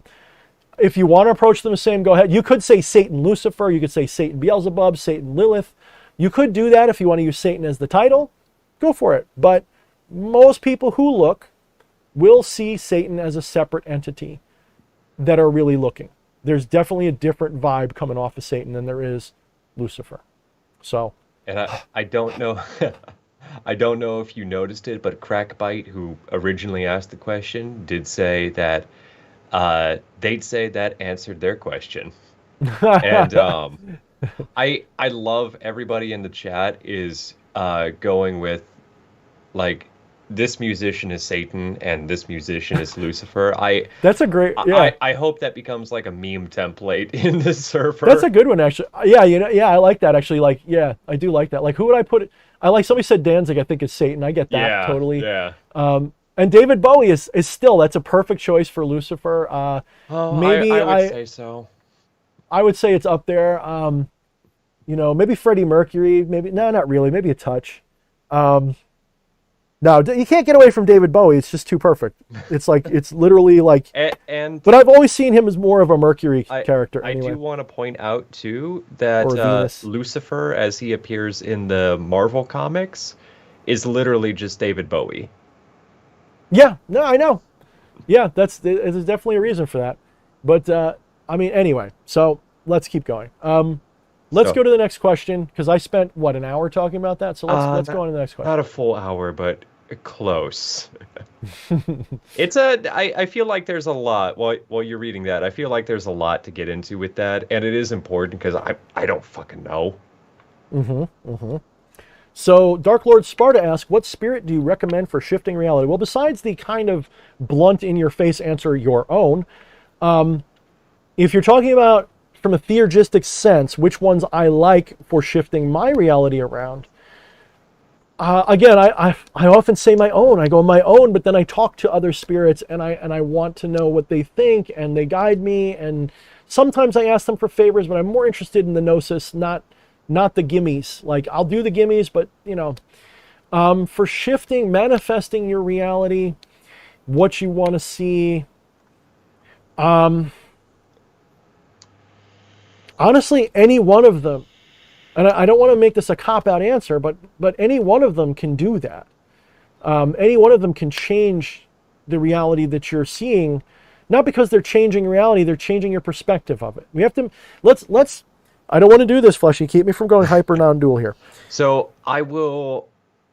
I I'll have to say it, but I got to keep it short. I'll rephrase the question in that so what you actually really quick Vani with the super Hmm. chat didn't ask any question, didn't say anything, just gave us a nice little tip. Thank you for Thank you, that. Bonnie. Thank you. So let me reframe the question a little bit. When we talk about the goetic spirits, we always talk Hmm. about the ones who are the best for new people. Like you can work Yep, with yep, any of them, but there are certain yep. ones that speak a little bit louder, speak in Easier, verbiage that more is polite. Yep, easier for the new initiate yep, to yep. understand and hear. King Paimon, Lucifer. Hands down. King Paimon would be. There's a reason why he's the first one I suggest you work with Mm. in Become the Maelstrom. So, He is the easiest, the quickest, the. Although I didn't do him first because his imagery just kind of, I don't know. I say this with love, King Paimon, but the imagery of like a dude on a camel just kind of rubbed me the weird way. I was just like, I don't feel this guy. I just don't. That's not a demon to me. That's some dude on a. It just didn't feel oh, right. that was the best for me. Well, I get it, but I just wasn't for me. It's kind of like some people like Coke and some like Pepsi. It just didn't do it. But I warmed up to him, and he turned out to be one of my favorites. And he's absolutely in the pantheon that we're talking about, where Lucifer is a real being and a fallen angel. He is like the right hand of Lucifer. He is absolutely, well, maybe not Lucifer's right hand, but he wishes he was. King Paimon is absolutely the most loyal to Lucifer. His view would be almost like Lucifer truly is his father. And if we do see Lucifer as Enki, maybe not Satan as Enki, but Lucifer as Enki probably would be the better one. So Satan maybe would be better as Saturn, and Lucifer as Enki or Neptune. We would potentially say that's accurate if you agree with me that King Paimon is an egregore that is, if you trace it back, which you can't, but so this is why it's unverified personal gnosis. Don't take this like you can look it up. But to my understanding, King Paimon is King Aemon from ancient Atlantis. Ancient Atlantis was, of course, the myth was, it was founded by Atlas, which was the son of Poseidon. So that would mean that King Aemon would have been related to King Poseidon. That means Lucifer would be, if Lucifer is Enki, okay, Lucifer being Enki, Neptune, Poseidon. If we did that, which is not right, everyone's going to say that's not right because Lucifer is obviously a solar being. I get it. I totally get it. But there are people who will tell you that, I mean, Google Lucifer and Asia's sigil and look up the sigil of Enki. I don't know why, but if you do, they come up together. Shiver me those timbers. I don't know. But there is some missing lore somewhere, and there's a lot of, I know people who know more than we will know about the missing lore who say that Lucifer and Enki are the same. I get why people say it's a solar deity because every one of the descriptions is about a solar entity. Totally get it. Totally get it. But there are those who, anyway, I don't want to go, I don't want to, because I'm making this into superstitious mumbo jumbo. So to get back to the question where I was going with it, in the same way that we would tell people, like, you should work with this person first because they're easier to hear or whatnot. In that same vein, who would you say would be an easy go-to for a beginner of shifting reality? Again, King Paimon would be where I'd start, just if you're going to go with Goetia. If not, it's a harder question because I didn't do that. You know, I don't believe in shifting reality in the first. When we say shifting reality, let's invert it and say we're not changing reality. That is, we're not making reality change. We're changing our reality, meaning we're moving to a different reality. If we're looking at it that way, which is the more appropriate way to look at it from the non-dual perspective. From the non-dual perspective, time is an illusion. All events have already, there's not even a happened, because happened implies time. All events are static things that are there and permanent in space. And it is we, when we say we mean our consciousness, that is shifting its perspective, like reading a book through different iterations of the reality that we're in. So time appears, it manifests, it emerges, it mutually arises out of that motion of attention through, we could call it the block time universe, we could call it, actually, honestly, one of the best words for it besides Brahman is the Akashic record. You know, see the universe as Akash. The Akashic record, the static, permanent bang, that's reality. And then your awareness is currently reading the Akashic record, dreaming a universe in its place. Kind of one way to look at it if you want a mythology to put around it. You're doing that and you can shift your story because reality is infinite. There is no limit to Brahman. Brahman is infinite. Awareness is infinite. And when infinite awareness looks into itself, it sees infinity. Now, because it's we'll say an imperfect reflection, because all reflections are imperfect, maybe it's not infinite in complexity and possibility, but it certainly is as close as your comprehension will ever allow for. It is so nearly infinite that for you to comprehend how big it is would require infinite numbers as far as your brain can figure. So it is nearly endless, if not endless in possibility. That means there is a universe right now where our roles are all reversed, where you guys are getting paid by me to teach me this stuff, or I'm a caveman acting like Joe. Flesh Priest, tell me about Star and Sky. What is? We could. I had to invoke that meme. Well, you see Rojogan, Star and Sky. Rojogan, dude, we have to roleplay that one night. I'm going to be Rojogan. I have to watch some more of his shows so I can actually do it right. Fucking, have you, dude, also, thank you for that. That is the new fucking I love that with meme. my household. We have this whole thing about meme. Mongolian Raider fucking Rojogan. Dude, I love it. I love it because that would be a dude I would hang out with all day long for sure. Like he needs a Fu Manchu and a fucking Genghis Khan pointy hat. I would fucking be there like with bells on. No. Right, anyway. He needs a fez because he's all about those leg kicks, and the fez adds just a little bit of extra height for that. So you can shift your weight back for that leg kick, and it's even got the counterbalance, that little tassel on there, so you're more stable on your feet. That sounds like some rainbow stuff that I'm not familiar with. If I was on the Rojogan show, that is exactly what I would tell him, and he would fucking eat it up. You know, you basically described like Magilla Gorilla. Because he had one of those feathers on his head. He was a big muscly dude. Not that Joe's that big, but he's muscly. Joe Rogan is a gorilla. I can't see that at all. No, sir. No. So, all right. But so if I'm coming at it from that perspective, that non-dual perspective, that what is shifting is not reality, but your awareness in it, then what I would use is Yog-Sothoth. Because Yog-Sothoth is the gate. Yog-Sothoth is the one that permits the traveling of the consciousness between different dimensions. Because it's fully aware. It is, forget just the demiurge. That's a silly idea. He's actually worse. He is the all consciousness. He is conscious. He is the eye behind every eye. And you can travel between those eyes in that way. You can go back up through. That is the arc. That is the story. Now, Yog-Sothoth, again, is not real. It's an egregore, it's an idea, but that egregore idea points at an archetype that is found in so many different traditions in different ways, though not as an entity. It's usually seen as Brahman, or maybe the Brahma. Maybe he'd be like the Brahma. He wouldn't be Vishnu. He'd maybe like the Brahma. He would be something that is conscious of all of it. Or maybe he is the Atman. Okay, maybe that's a better way to put it. Atman being the soul, the soul, which is also Brahman. Anyway, don't want to get too heavy into Vedanta today.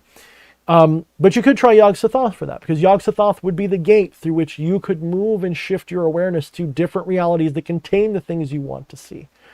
And that would be maybe my bet. But to say work with Yog-Sothoth as a beginner, make sure your health insurance is paid up, not because you're going to get hurt, but because you might need some psychiatric help by the time you're done.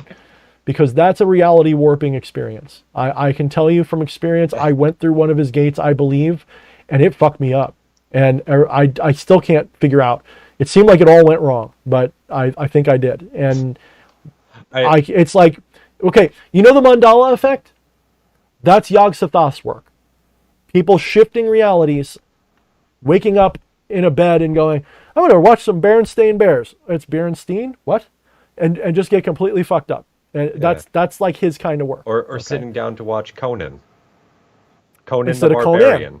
Conan. Right. To watch Conan instead of Conan. Right, exactly. So, for sure. And so be aware that is going to fuck you up if you really engage with that practice. It's not easy. And you do it once or twice and you're like, bleh. Like you get universe lagged, right? You get fucked up. And when it happened to me, there's a video where I talk about it. I don't remember if I titled it with Yog-Sothoth. I might have. There's a video of me. I look stoned like I had a stroke. Yeah, I remember that one. I wasn't acting. I can't do that on command, guys. I couldn't do that. I felt like I was drifting between worlds. I cannot explain it. I was fully here, but it felt like all wrong. I felt like my left hand and my right hand were reversed. Everything was wrong. I couldn't get it. And towards the end of that video, I kind of snapped out of it a tiny bit, but I was still really fucked up. It took me a few days. I feel like I had a stroke. It was really crazy. Okay, so Dark Lord Sada says, but that does answer my question. Everyone's like, stop talking now, dude. Shut up. We get it. Okay. Fleshy, read the next question. My throat. I need my tea. Where's my tea? Okay, so I tell you what, I will read the next 3 questions, and not to say we need to pick one, but jump on whichever one you feel the most like answering right now. From Jinjini, are there daemons or angels that can be worked with for specific body parts? Stephen Kozovic asked, hello guys, with regards. What do you think about Kenneth Grant? Are his books a good source to start the left-hand path journey? And Cult of the Sun asks, divine possession? Yeah, I can pretty much bounce over most of these questions because I either don't have an answer, don't know, or it might take too long to talk about. But Jinjini, jokingly, I would say you can put Osmodee in your penis, and you could put, no, I'm joking, that's totally a joke. I don't think of it that way, although you could think of it like this. If you can correlate any spirit to a celestial, then that celestial is also, if you look at palmistry and all kinds of weird related stuff, your different fingers are different things. You know, your ring finger is different from your middle finger. Your middle finger is different from your pointer. Your pointer finger would be like Jupiter. Middle finger is Satan. You can figure it all out. They're all different ones. Not Satan. Thank you. I blame what's his name for calling Satan and Saturn. Your middle finger would be Saturn, and so on. Like you'll notice sometimes that I have a skull ring that I wear on my middle finger. I don't wear that on my Jupiter finger. I wear it on my middle finger for a reason. Okay, there's a reason for that. On my index pointer finger, I often wear things that are either, well, there's different colors I'll wear. I mean, usually purple would be better, but I'll wear like a lion which is very regal, and the king of the animals is the king of the Zeus, Jupiter, Marduk, those kind of entities. And there's different reasons for that. So if you can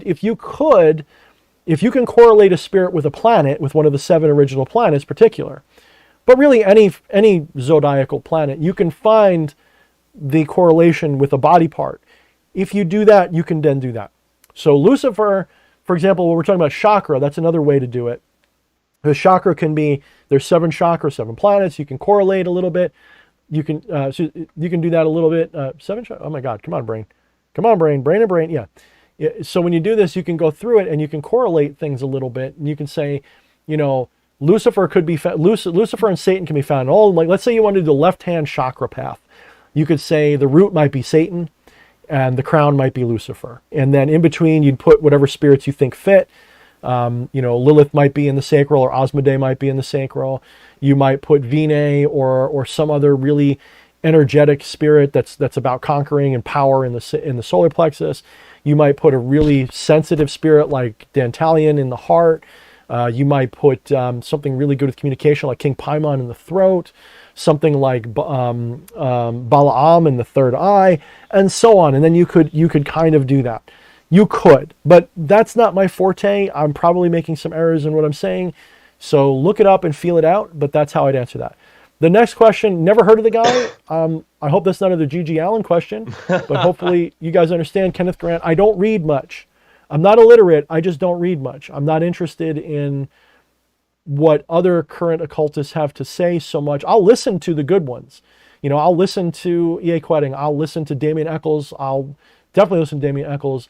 What's a Fancy Fish or something like that? Fish something or other. Good channel for occult stuff. God damn it. I would be able to say it until you mentioned it. You know what I'm talking about, the fish guy, right? Yeah. Fuck, I'm looking it up. That's going to bother me. That's a good channel. And then there's a lot of lesser channels that I listen to occasionally too. Some I won't listen to because I think they're nuts, or I think that they're frauds, or I think that they're jerks, or whatever. I don't want their gnosis. They're trash to me. And then, there's a lot of this stuff out there. So, but I don't read much. And the reason I don't read much is because I like to write. And I learned something a long time ago. When you're an artist, you don't consume the art that you create very much, because what will end up happening is you emulate too much. You will start trying to copy too much. At least at first, it's better to do your own thing. And I have a history of this stuff that's long before a lot of the current artists in this field. So when I say I don't read, I don't mean any disrespect to their gnosis. Usually it's good. Sometimes I would agree with every bit of it. There's certainly books. What was it? A Deed Without a Name. Fantastic book recommended me to by my friend Brandon Knight, which we got to get him back on the show sometime. He's a brilliant guy. Foolish Fish. Foolish Fish. Another good channel. Excellent channel. Also, like what he has to say, he needs some work on his woodworking. I'll go. I'm not familiar with his woodworking. Some skills. Okay. Which kind of wood, though, you pervert? Then, both. like Trey the Explainer, my dude. Trey the Explainer will talk about occult things from time to time. Wayne R. Steiger or Wayne R. Steiger, another one. He hasn't written anything, but Nina works with him all the time. Thank you, Nina, for being here and helping as always. Works with him all the time. Another one I'd recommend going to quite a bit.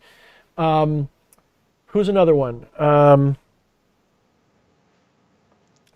can see his Bill Duvendak. Don't agree with him about everything in life, but man, do I respect that guy. He is knowledgeable as all fuck, and he would be, if I was going to take classes on astrology, he'd be the guy I'd go to first before anybody else. I would. In fact, I was actually planning on approaching him to see if he'd do a chart for me. I'd pay him whatever.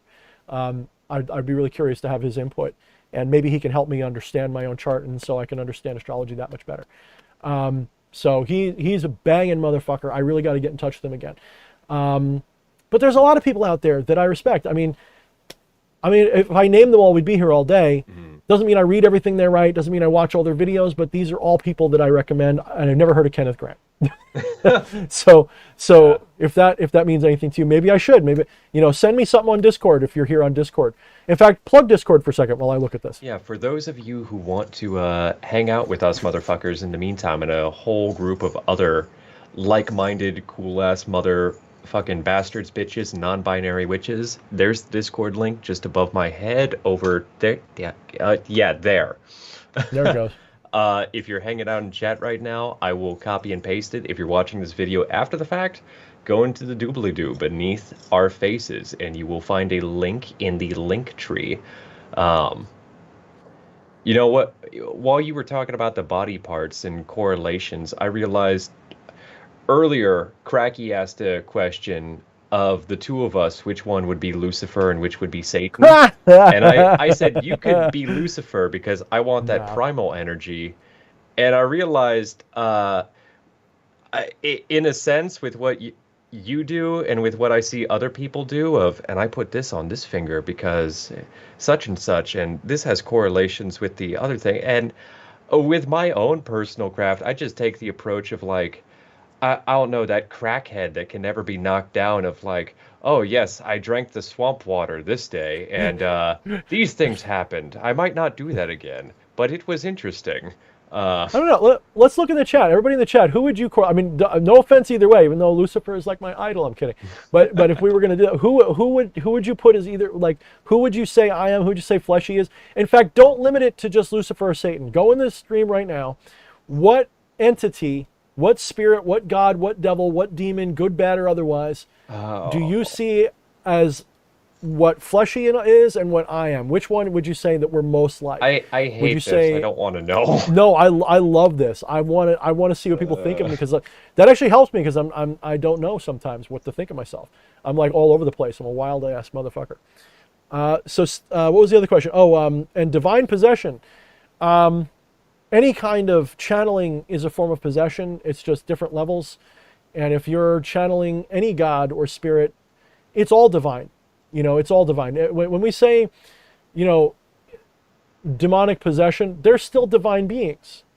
There's no question in my mind. Like when we say a demon in the derogatory sense, because demon, whatever.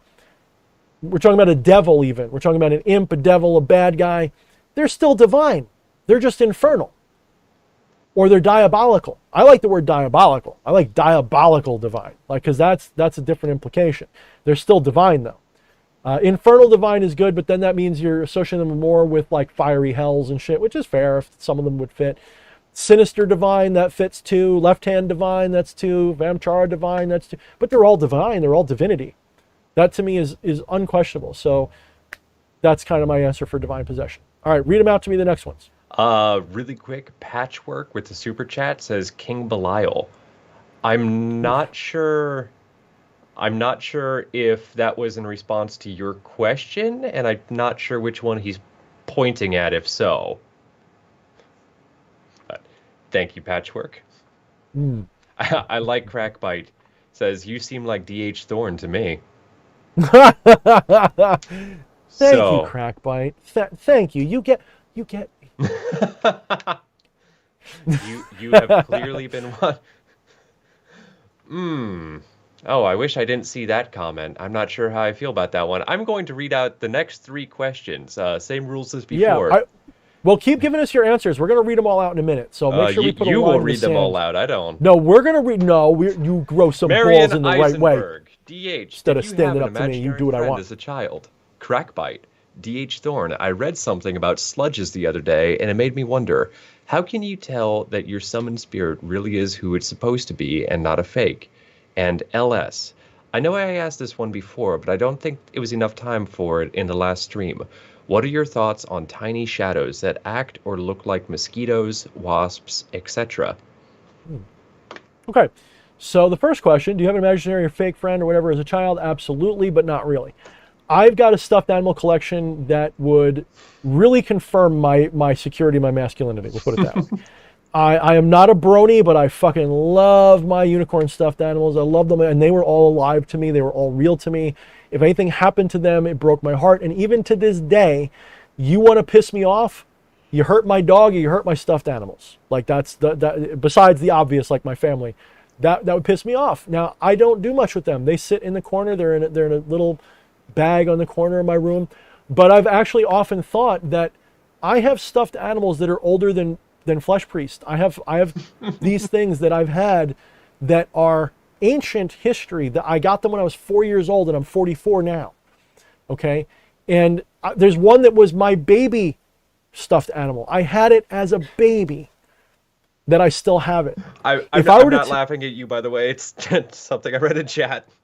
oh, okay. Hopefully, what was it? Is it something about me? Is it something funny? I am Maggie Nation says Flesh Priest is Peter Pan, DH is Tinkerbell. I mean, could you at least make me a lost boy? What the fuck? No, Every I'm just kidding. say you believe, say you believe. You spanking me in the ass? I love that meme. All right. Anyway, all right. So anyway, I have these stuffed animals that I've actually thought about consecrating as servitors, familiars, and companion spirits and making it official. I've really thought about it because if you guys go in my Demon in Review playlist, which if you don't know that exists, go find it. It's some of my best work. Go in my Demon in Review playlist and look for the one for Amdusius, which is the unicorn of the Goetia. And I'm sitting there during the whole review holding my unicorn plushie that I had since I was about 4 or 5 years old. When I was a young kid, and I wasn't a pussy by any chance. When I was a young kid, my fascination was for unicorns. That was a before it very was for dragons. unfortunately timed voice crack. It was. It wasn't pussy by any chance. I was very much into unicorns, and that was my first stuff. And I, something in my brain was just like, this is the most special magical creature in the world to me. Eventually, I discovered dragons and other manly creatures that I kind of for a while fell in love with, but unicorns, especially that dark unicorn, that unicorn with like the dark or black fur with the white mane or something like that, the lightning strike behind it, the gold. I've always kind of had that vision in my head. And then when I worked with Amdusius, it was one of the most magical appearances in all of my goetic working, honestly. It was that between that and President Malphas and maybe Balaam, like the ones that really came through strong. That's probably the list, I think, what I would go with. Yeah, probably them. And for me, Amdusius came through so strong, I didn't even know I knew his name. The channeling began. I was walking through my house, stumbling with my staff. Who is this spirit? Who are you? And I'm being shown all this shit. And I'm just like, Amdusius. My name is Amdusius. I'm like, what the fuck? Where have I heard that name before? And I'm like, fuck it. I'm just going to go with it. Okay, Amdusius, tell me all. And we went through this shit and I looked it up and sure enough, Amdusius. So I must have read it and I must have forgot, I guess would be the argument from the skeptical side, which I agree with. But it was like, I'm not good with names. The fact that I plucked it out of nothing and it was right for what I was seeing blew me the fuck away. And it was one of the most powerful visions I've had. And that actually introduced me to the lunar entities, both Lilith and oh, for fuck's sake, come on, brain. Not Luna, not oh my goodness. I wish I could help you, but see what I mean about names? I'm not good with names. Oh my god. I'd help you, but Fuck, once again, caveman of magic. Yeah, caveman. I need a club to hit me on here. Who was it? The Flintstones. Who the fuck was it? Oh my god, brain. Come on, man. Come on. Come on. I'm sure somebody in chat will save you in about a minute. I feel like freaking EA Quetting when he gets on a tangent sometimes and he's like, wait, what were they saying? What was I talking about? We love him, by the way. Where are you? Where are you, brother? Oh my god. I think it starts with an S. I can't continue. I can't. You have to know first. Yeah, because I feel like I'm disrespecting this by not remembering. Speaking of EA co-wedding, somebody, Maggie Nation said, nice yoga pants, brah. I bought these specifically for the April Fool's thing to parody EA co-wedding because he's always wearing yoga pants when we hang out with him, and I get it. Oh, God, do I get it now.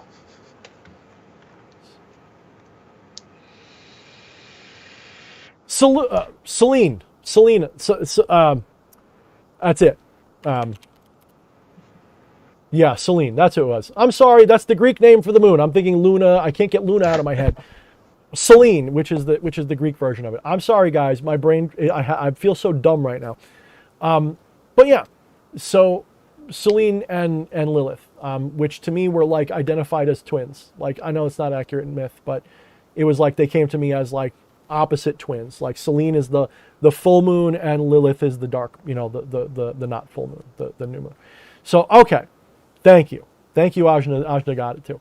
All right, so Amdusias was absolutely powerful, and I do believe that when I was younger, that spirit was talking to me, maybe not Amdusias, but that unicorn archetype, the things that it represents, were involved in my life from a very, very young age. And maybe because I fell in love with this stuffed animal, or maybe the other way around, maybe I fell in love with it because of this.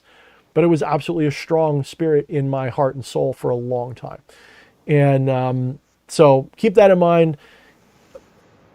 As when it comes to creating an imaginary friend, not so much, not in the usual sense. When I say creating them, I don't mean that I just one day said, I've got an imaginary friend that looks like a foot and he walks around going kick, kick, kick. I didn't do anything like that. It was always based on a stuffed animal or something. So, or a character in a story that was associated with something. And so I always had this ability to invoke imaginary characters in my life. Most people do. But never outside of my stuffed animals, nothing like an imaginary friend. But I count them. I do. All right. Next, what was the other two questions? Let's go back to them. Crackbite. DH. I had read something about sludges the other day, and that made me wonder, how can you tell that your summoned spirit really is who it's supposed to be and not a fake?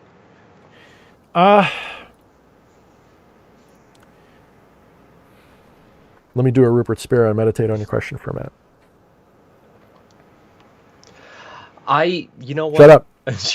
Oh, no, you know what? Oh, I'm gonna go.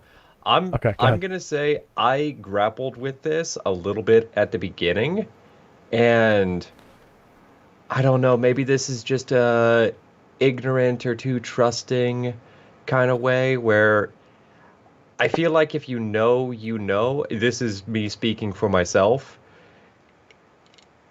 you'll just know, and there will be enough signs, both Hmm. with the communication aspects about them that you know from the little bit of research you're supposed to put in, where I wouldn't worry about it too much because I don't think there's ever, you can't 100% prove or anything like that.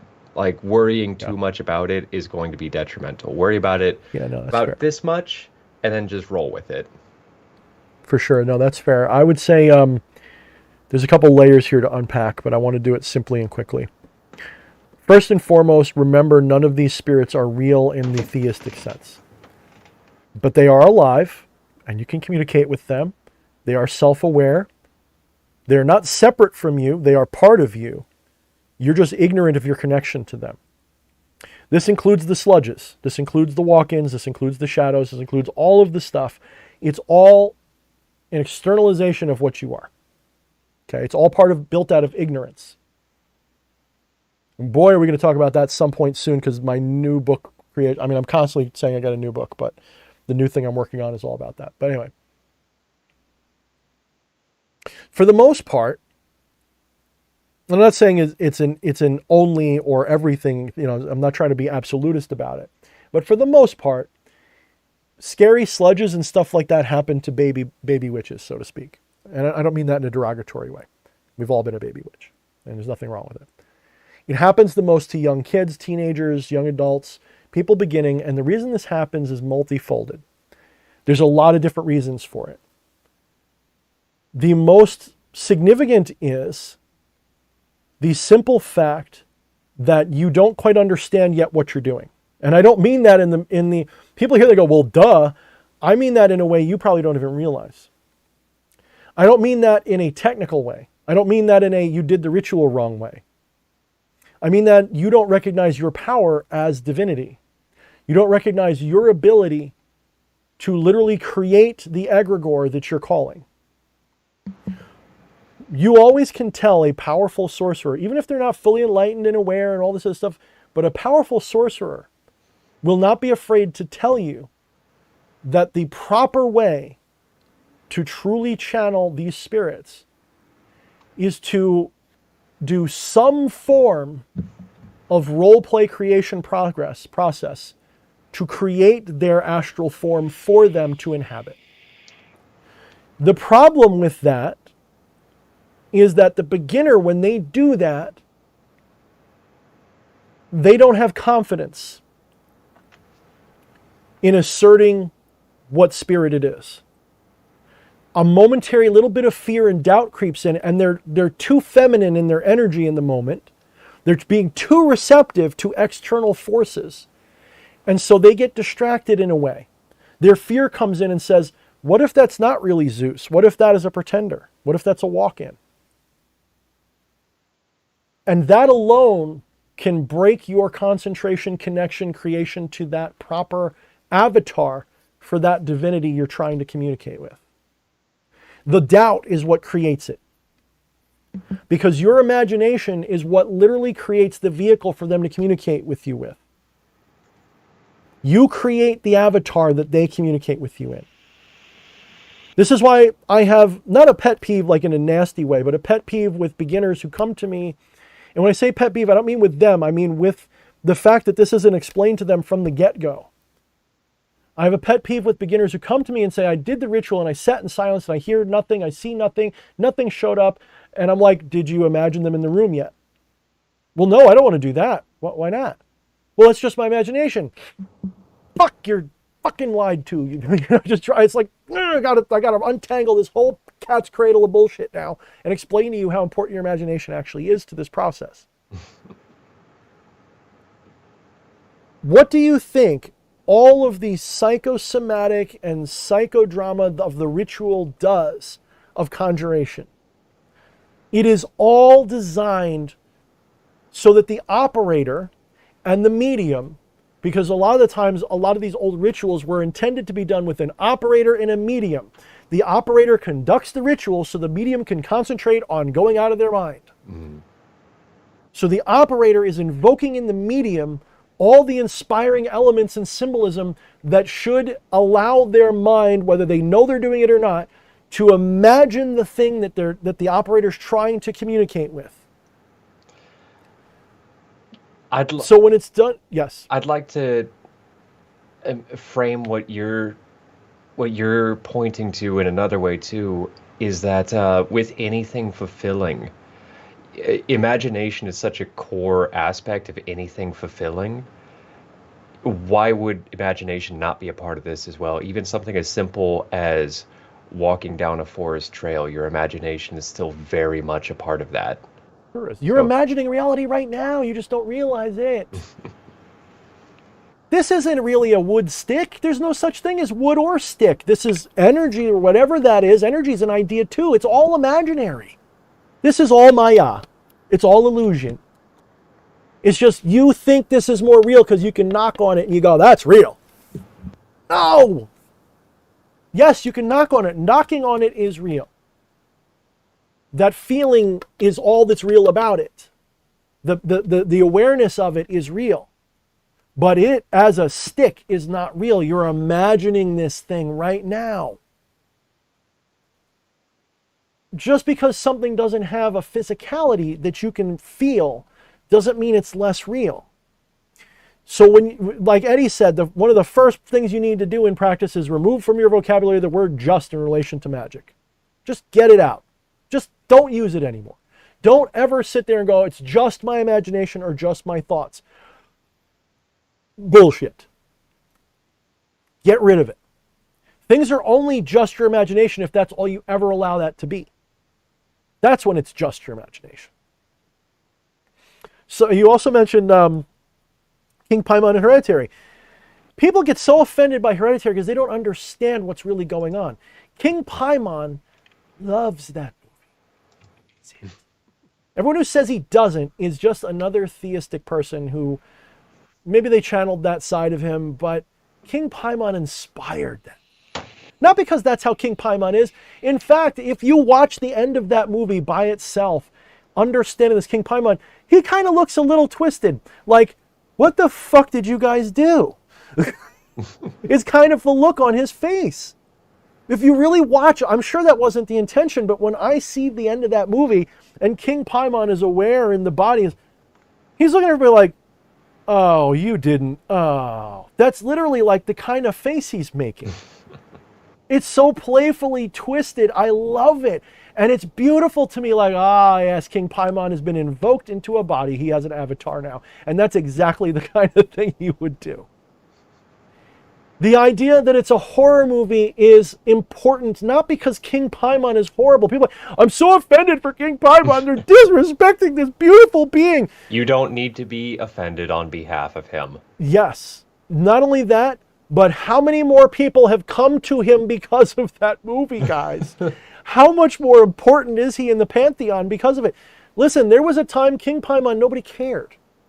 But someone said he's got the most legions. He was actually one of the cardinal spirits at one point for invoking the whole thing.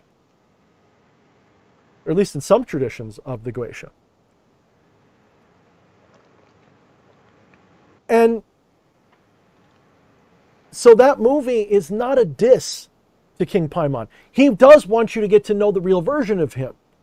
But that movie's not a diss any more than someone who loves my work will do a diss track on me and lovingly do it. Yeah, where's Hell Nikian? Hell Nikian does great fucking videos of me where he takes me out of context and makes the funniest shit. Oh, but yeah, he's a fan. He doesn't do it with disrespect. It's all love. Yeah, fucking. And when we see CM Helnikian, it fucking made me laugh my ass off. For sure, dude. I hope he does one on tonight's show. Yeah. He does one of almost every. In fact, Helnikian, you should do one of every one of our streams. We will promote you like crazy for it, dude. It's like I want to put him up on my channel. That's how good some of them are. He's actually got a question in here too. Just side note. Oh, we'll get to him then. We'll give him a minute. But I want to finish this thought. So yeah. So King Paimon. Here's the other thing. Okay, here's a big flaw that I see with demonolators. We turn them all into good guys. We elevate them, we pedestalize them. We see them as, they're beautiful, innocent, sweet, loving. Fuck you, they're divine terrors. Get on their bad side and Hereditary comes true. Fact. To see them as only these beautiful, loving, sweet, caring spirits, that's almost like your woke side. Not that you're woke, but that's almost like your version of woke. That actually robs them of their shadow and their power when you see them as just these love and light incarnations that do no wrong. King Paimon can be an evil, insidious motherfucker if you let him, if you give him the power to be so, if you invoke him as that, if you call on him and offend him even. And you can't really offend a spirit, by the way. That's more psychobabble too. But you could, in theory, you could think you did, and just by doing that, all hell's going to break loose for you. So I want to jump in with two things real quick. CM Hill Nikian says, DH, you guys already buried yourself in a hole tonight. And Crackbite, who asked this question originally, I think we might have misinterpreted or misunderstood the question. They were saying, I mean, some harmful spirits could come at you claiming to be, I don't know, Belial, Asmodee. No. Who are those spirits? Where are they coming from? That's what I was getting at. Your job is to create the avatar and fill it with your aspect of that being. If you do it right, you cannot help but make touch with the right thing. If you encounter something else, don't play victim with yourself. And I'm not saying this nastily to you, by the way. I know I have a tone. My tone is just to the general principle of the thing. Don't play victim with yourself and say, a spirit invaded my ritual and it's sludge. You did that. That's your own sludge. Sludge didn't come in and kick the good guy out. Sludge didn't come in and fuck you up. That's your own shadow playing tricks on you because you're not willing to look around it. You wanted that shadow to show up. Don't ever play victim in that sense. And I mean that with all love and respect. Do not play victim to the sludge and say, the sludge invaded, or I did the ritual wrong and it invaded. And I know that's not what you're saying, but that's what you're saying. You're probably saying it a little tougher than that. You don't sound wishy-washy like that. But that's what I hear. You could say, a sludge spirit invaded my ritual. Oh, I had to fight it off. I hear, I couldn't take my own shadow. I mean that with love. because I was the same way. Every time a sludge spirit showed up and I was like, this fucking horrible thing, I had to kick its ass. Looking back on them, like, man, I was an edgy idiot. That was me the whole time. When I say me, I mean in the greater sense. I don't just mean me, D.H. Thorne. I mean, that was me. And I'm acting like a pussy for being afraid of that. If a sludge spirit shows up, talk to it. Ask it why it showed up. Ask it why it came in place of the spirit you wanted. And they're going to lie to you, but that's your job. Your job is to learn what it's trying to tell you. Ooh, hold on. I'm about to make a reference. Exactly two people will get. You're one of them, and Eddie is the other one. Speak to the sludge, and the sludge will say, "Hiya, Chuck." Who said that? That was Eddie? No, I said that, but you and Eddie would get it. Why don't I get it? Tokyo.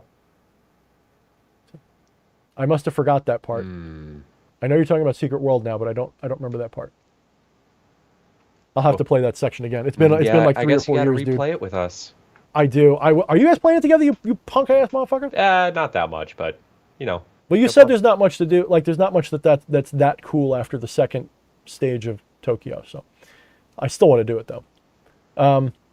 Yeah. So, okay. Cult of the Sun says, "I see Lucifer as a Maimon." Here's the problem: a Maimon is Balamun.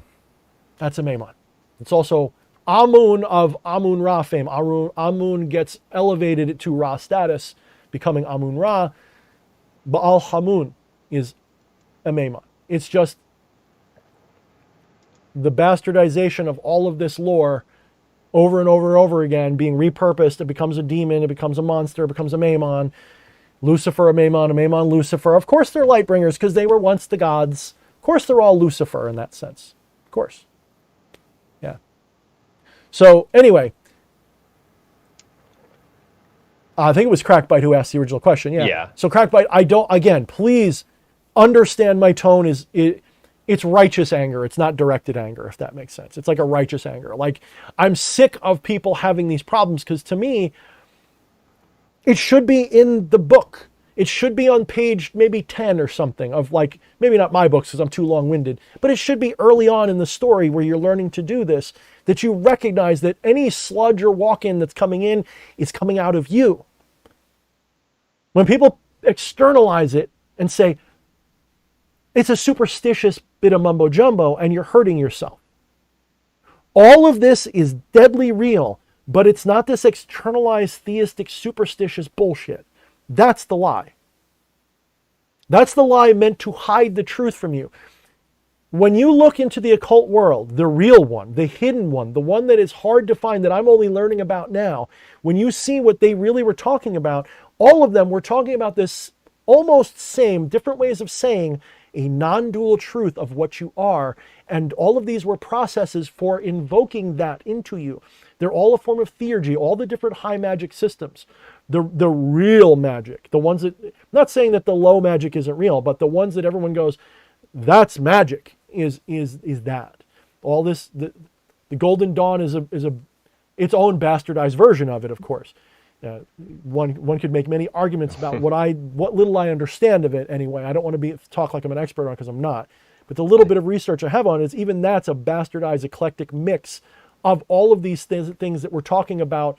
The source being what, wasn't it the Hermetic, Golden Dawn, wasn't it? And you have Hermeticism is related to Gnosticism because they're all Neoplatonic, and Neoplatonism is non-dual. I sounded like Arnold for non-dual. Get to your non-duality. Do it now. Don't you know non-duality, you fucking idiot? I want to shout out something that Maggie Nation said that I really like. It's all in your head. You just don't understand how big your head is. Yeah, and it's I Magi, by the way. I realized that as soon as I mispronounced it. I just didn't want to correct myself. I think it's I Magi. It's spelled I Magi. We love this guy. He gets a lot of good shit on here. He says a lot of good shit.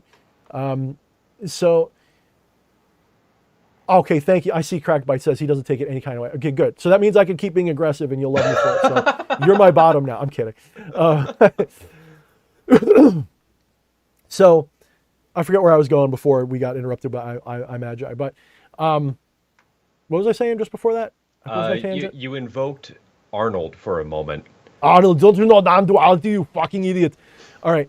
So Wow, look at my fingers. They're so huge. Anyway, yeah. So this should all be on page 10, that what you're invoking and evoking is the higher source. You, the non-dual truth of your being. All these traditions have different definitions of exactly what that is, but they all of the competent ones point to awareness/consciousness as being the source. They have different ways of describing it, but that's what they're always describing. If there are any differences, it always comes back to it's a conscious thing, whatever the thing is. But the ones that I find to be the most lucid and rational all say that the source is consciousness or awareness itself. There is a difference, by the way, between awareness and consciousness. I want to point it out real quick. Awareness is interesting because awareness, you cannot describe awareness actually at all. If you try to describe awareness, you can define it, of course. You can look up the dictionary version of it and go, that sounds like awareness. But awareness cannot be defined without also describing what it's aware of. Awareness requires something to be aware of for awareness to exist, right? Can anybody prove me wrong on that? Can I get my Crowder table set up and be like, awareness requires something to be aware of? Prove me wrong. Now this is, at first, it sounds like an argument for duality because it says, well, then there must be something to be aware of. Duality properly understood describes two separate things. If two things are separate, they don't interact. They can't. That means there's nothing between them. If there's nothing between them, there's nothing between them. They're the same fucking thing. Duality is illogical. So what can awareness be aware of if awareness is all there is? And I can prove to you in meditation and work, if we sit down long enough, I can prove to you that awareness is all that you are. I can prove that to you. You may not like it. It may take me a lot of work. You may deny it. You may fight it. It can be done. Well, maybe I can't do it. Maybe there's some people I couldn't do it for, because it's up to you. But I can put truth. Yeah, I can point you at that and have it make it so it's like you're going to have to make shit up to deny it. All you have to do, you want to play the game? It's very simple. Keep going inward. Look at your awareness. Look at your experience of life and say, am I my hands? No. Am I my feet? No. Am I my body? No. Am I my brain? No. My brain is an idea I have about myself. That's what my brain is. Where does that idea take place? In my brain? Well, no, because that would make no sense. How can a box contain itself? Where does that take place? Well, it takes place where? In my awareness. Aha! But that doesn't mean... So that's not solipsistic, because solipsism says that D.H. Thorne is all there is, but that's not correct. D.H. Thorne can only exist. Hear me very carefully. This is why solipsism is wrong. D.H. Thorne can only exist if you exist. Because without you, there's nothing to compare D.H. Thorne to. So D.H. Thorne requires that you exist for D.H. Thorne to exist. So solipsism, as stated by the sophists in Greek history, is patently and easily deniable. What is real is the awareness in which all of these experiences are taking place. That's the only thing that is always there forever. You are always, always aware. The question is, what are you always aware of? Can you, Flesh Priest, talk about a time you weren't aware? Anybody? Can anybody in the chat tell me about a time that you were not aware, that you're aware of? My snap go-to would be, when I was dreaming, but I didn't have any dreams. But it's always, I feel like I don't remember the dreams, but also I was aware of all of that. Yeah. If you're not aware of anything, then what happens? You just become aware of something else. There is no... So when you go to sleep at night, you're aware of falling asleep maybe, and then you're aware of dreaming, but there's no space in between where you're not aware. You just go, I'm aware and I'm aware. It's just a shift. It's just one color of the rainbow to the next. There's no emptiness for you to be aware of. You're always aware. You never stop being aware. Can you name a time in your life when you were not aware? Nobody can do that. That is ridiculous to even ask. The fact that I even have to pose that question is silly. But I do. Because people don't think about it. They don't realize I'm always aware, always. I've never had a moment where I wasn't aware. So what are you aware of? The dualist would say you're aware of a world outside. Well, that is patently unprovable. It is patently false. You're aware of your awareness. That's what you're aware of. So if awareness is all there is, which is the point, if awareness is all there is, what is awareness aware of? Because it must be aware of something in order for awareness to function. It's aware of itself. This creates like an infinity loop. This is like plugging a fucking extension cord into its own ass. This is like having two mirrors, but it's not really two. You bend a mirror around so they fit like in a circle or a ball, and they reflect itself endlessly inside.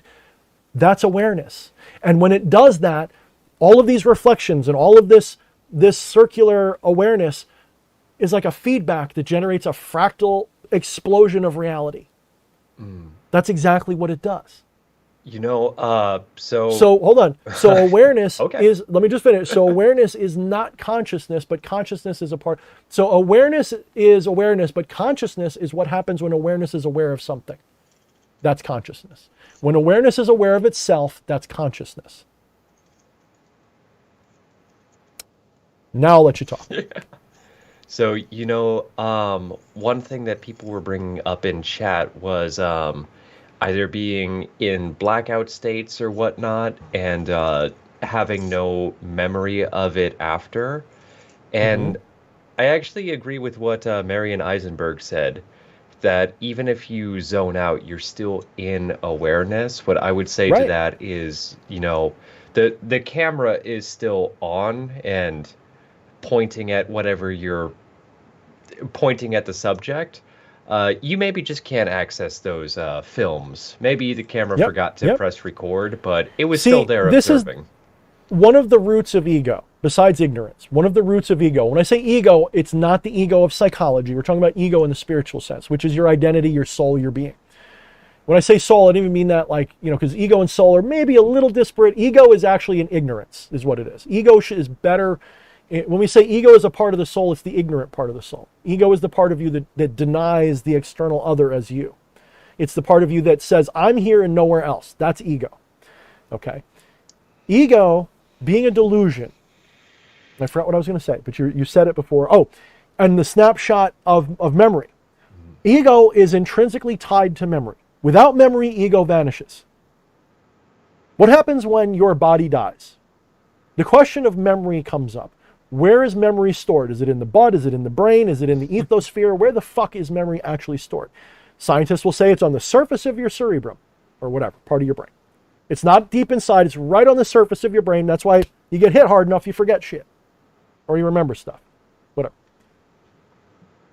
That part of your brain is where it's supposedly stored. But what if it's not even stored there? What if that's just how you access it? What if memory is actually deeper than that? What if memory can be stored universally? What if memory being just part of that, consciousness can go back there anytime it wants if it really wants to and remember it? It's kind of like But I've that. taught, And I know you hate the computer analogy, but it's just like the shortcut on your desktop is not the program. It's just what Mhm. points it at the program. And Ellis says memory is physical. Yes and no. The problem with that is the idea of physical being separate from astral or spiritual is also wrong. As above, so below. They're the same. There's a union there. They're maybe opposite polarities, but they're the same thing. So to say like it's only in the material would be incorrect. It is part of the astral too. It's just the other end of it. It's tough to put into linguistic terms, but you can visualize it like a magnet. It's got a north and a south pole. All right, anyway. So this memory question is really important because what you don't realize is every moment of your day that you think you're experiencing life, you're actually really experiencing a memory of what your body experienced. Let me repeat that for you for the people in the back. Even right now, when you hear the sound of my voice, by the time it registers in your brain, that sound happened a long time ago. Even from your position in the world where it's just coming out of your speakers, the amount of time that it takes for it to emanate from the speaker and hit your ear, in human relative terms is an instant, but in the universal quantum sense, it's an eternity. It's a long ass time. Sound waves travel very slowly.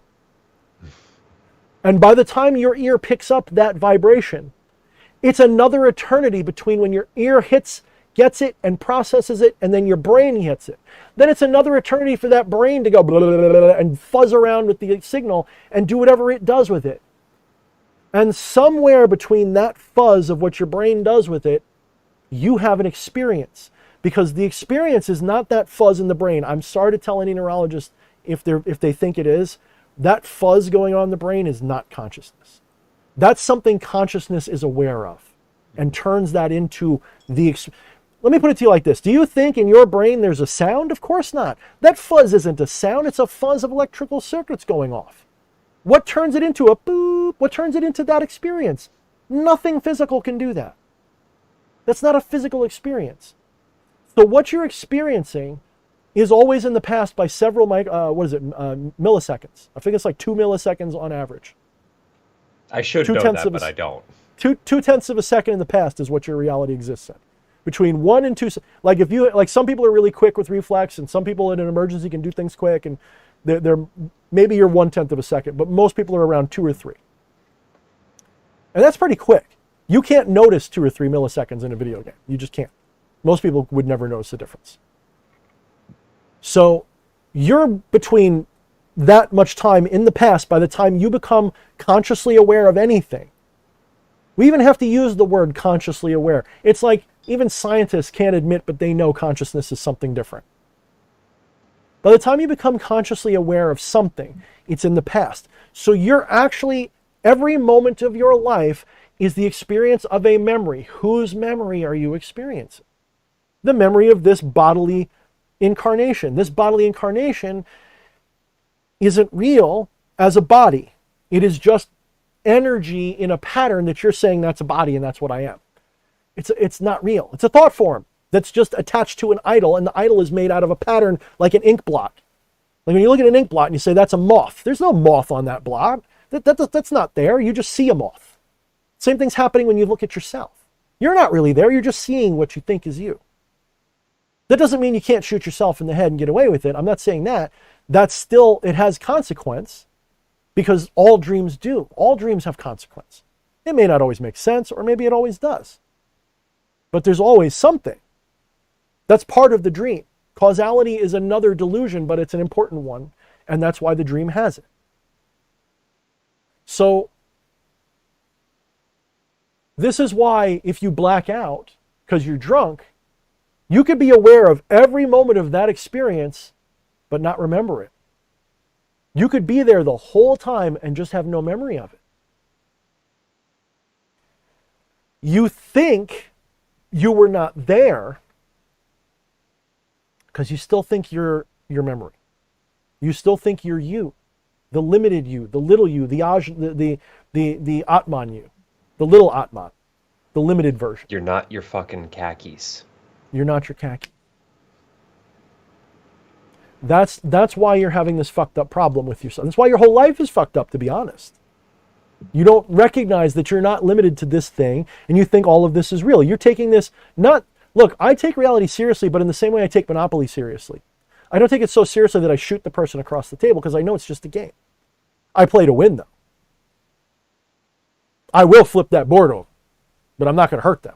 I know it's just a game. Fuck you, this is my free parking. Fuck you, it's mine, right? Who doesn't play with the money on the free marking slot? Everybody does, right? I hope you do. Because I hate it when people don't put the money in the middle and they're like, oh, free parking is just a spot you can land. No, you got to put the 500 in there, and then whenever you hit any taxes or anything, they all go in the middle. Any fines you pay go in the middle, and then you hit the free parking. That's like the lotto spot. You know, it's funny because that's like, I remember seeing a thing about this, totally what you tuned into a Magic stream for, but that's like the... God damn it. Rawl just came in and asked, so what's the topic? Eddie just has us. He's like, there's a topic? I actually love Rawl, but that's funny because that's kind of like, that's like someone like saying something like Captain Obvious type of like, welcome to last week type of shit. Yeah, but right now we are on a little bit of a tangent from the, oh man, this started off as, I like is Crack it Bites still answer. on that? Oh man, we're still on the, how can you tell that someone's spirit is really who it's supposed to be and not a fake? I like Crackbite's answer was Crackbite's answer. Topic is who you are, and if so, how many. Also, yes. So what did you say? I kind of tuned you out while I was doing what you said. That whole conception of the free parking thing is kind of like a house rule that has just become the norm, but it's not actually the official rule, I found out. Quite ironically, I do recall reading in some edition of Monopoly where they actually address that and say you're not supposed to do that. Like, that's not part of the normal rules, but you can if you want to. And I'm like, no, that's part of the normal rules. You're wrong. I don't care if you invented the Yeah, game. You're wrong. it's just like D&D 3.5 with the confirming your crits. Like, no, fuck you. You're wrong. I'm not going to confirm my crits. It crits. CM Helnickian doesn't agree. He's very mad. He said he wants to fight us. I'm kidding. He says free parking with the jackpot completely ruins the game. I like the way he's like, I can see him doing like a total, like, it completely ruins the game economically, and he's doing like the actually. Oh No. man, DH, are you sure you want him to help you plan this Fuck. game you're talking about now? Yeah, Oh, true. he Yeah, doesn't true. even do the free parking thing, man. I don't know if his I know. ideas could be trusted. Eddie, you want in on the game idea. Let's talk about that too. Eddie, you want in on the game idea. Could you tell us, Eddie,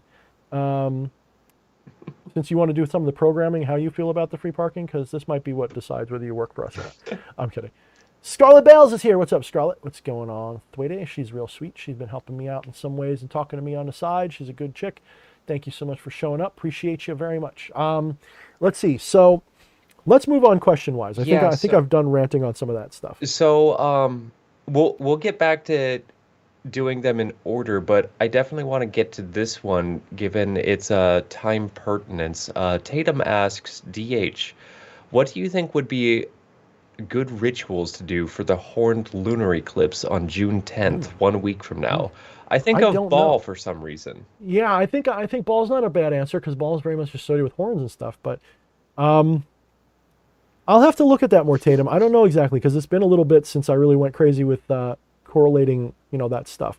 But yeah, I'll have to look it up. I have to say, ask me again, like on the class next week if you're there. And if I haven't figured out by then, I'm probably not going to look it up. So I do apologize.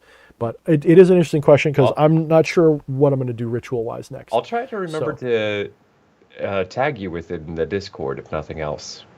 Eddie says the free parking is socialism. All right, you're not on the team then. You're just Communist detected.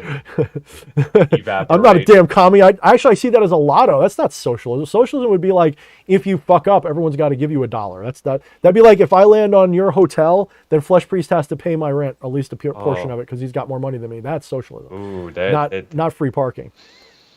I'm not gonna touch this. Let's get it. So the Fight. I am okay. You know what? I'm gonna read the next two questions because. Well, let's go back to that mosquitoes one and stuff. Yeah. Read those two? LS asked. I know I asked this one before.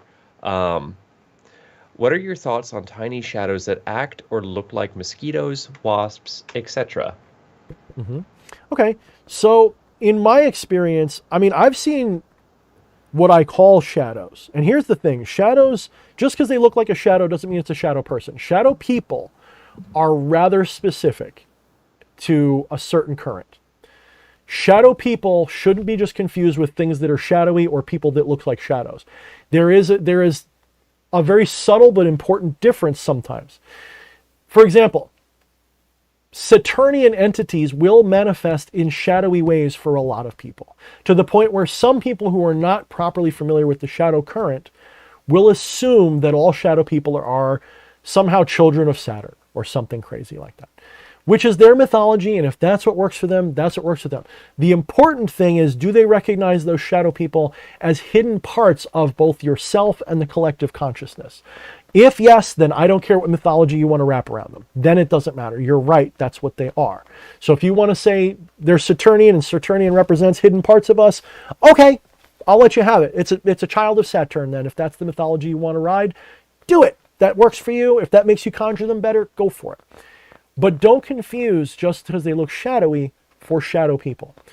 This is why I was a little hesitant to even put in the shadow beast or the shadow dog, even though I've seen that and other people have. Some people said, well, that's just a hellhound. I go, well, maybe you're right. That's fine. Maybe it's not a shadow, because it's not really a shadow person. Or maybe it's just some archetype of fear within the shadow current. Maybe. I don't know all the answers. I know I'm like the prophet of the shadow people because I made myself that. I didn't want to be.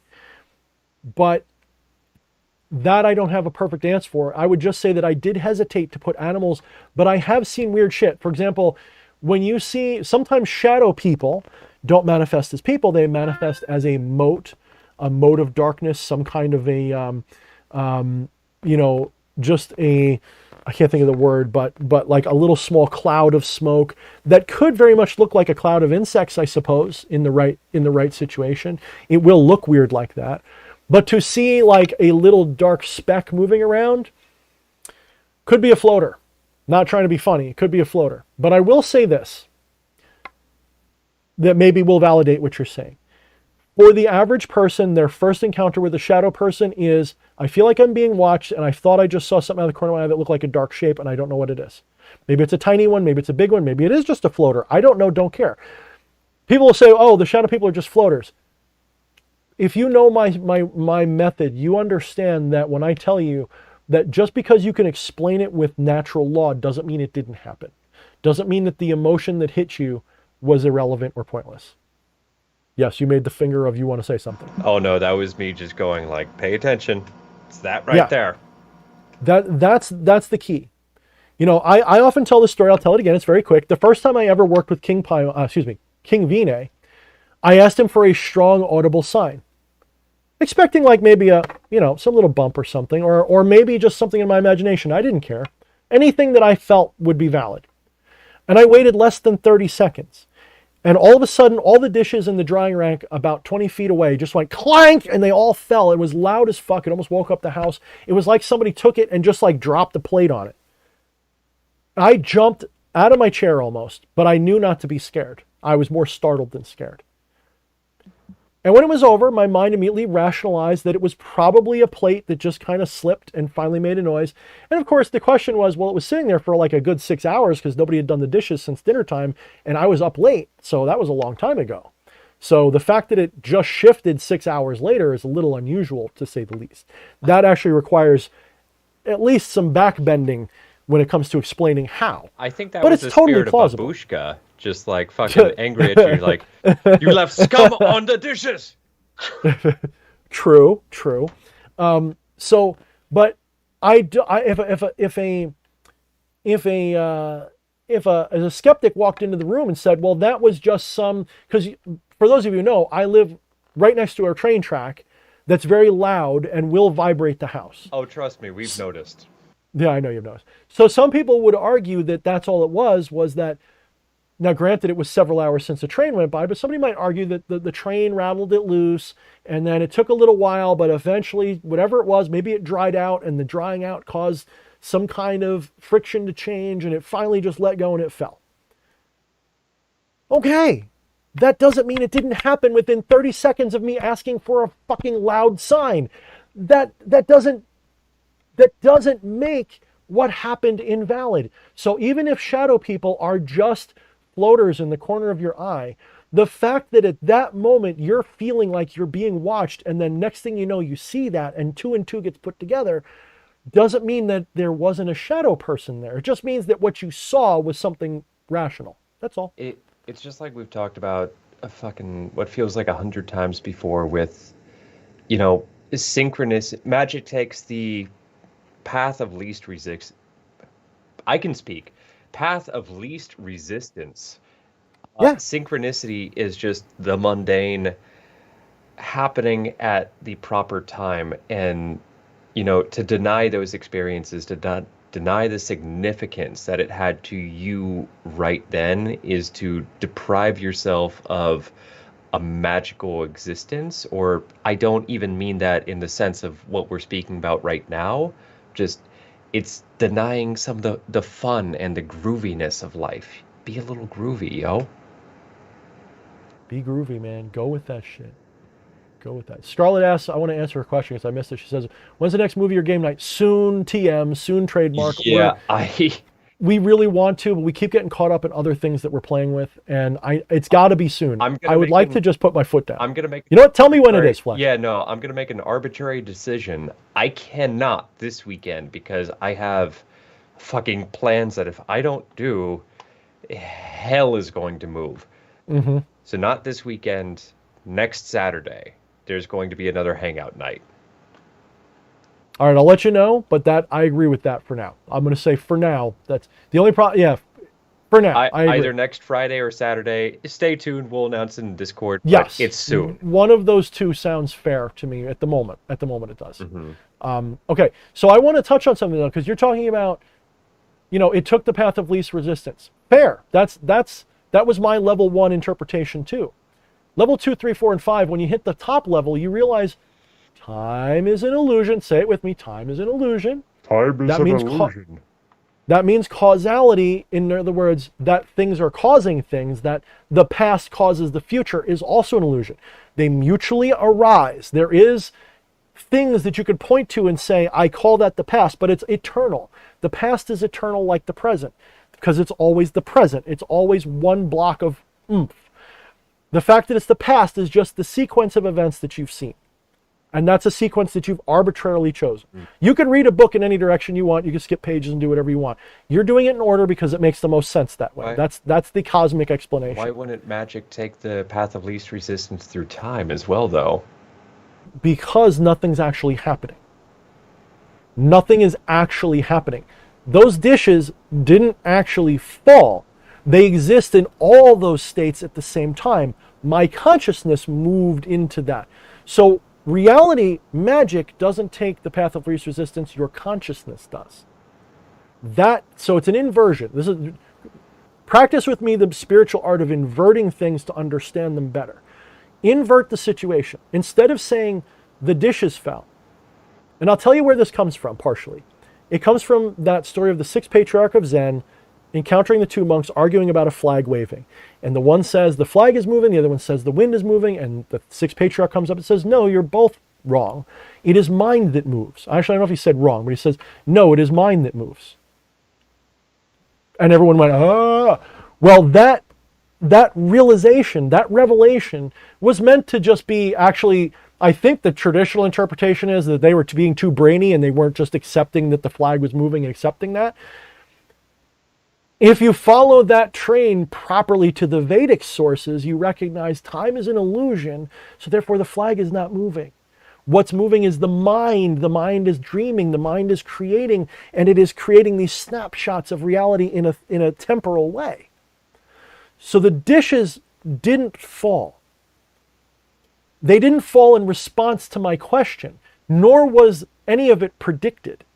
The spirits didn't know I was going to ask the question and prepared the plates. The reality is, I asked the question because the plates were going to fall. That's the reality. It's not, there's no prediction.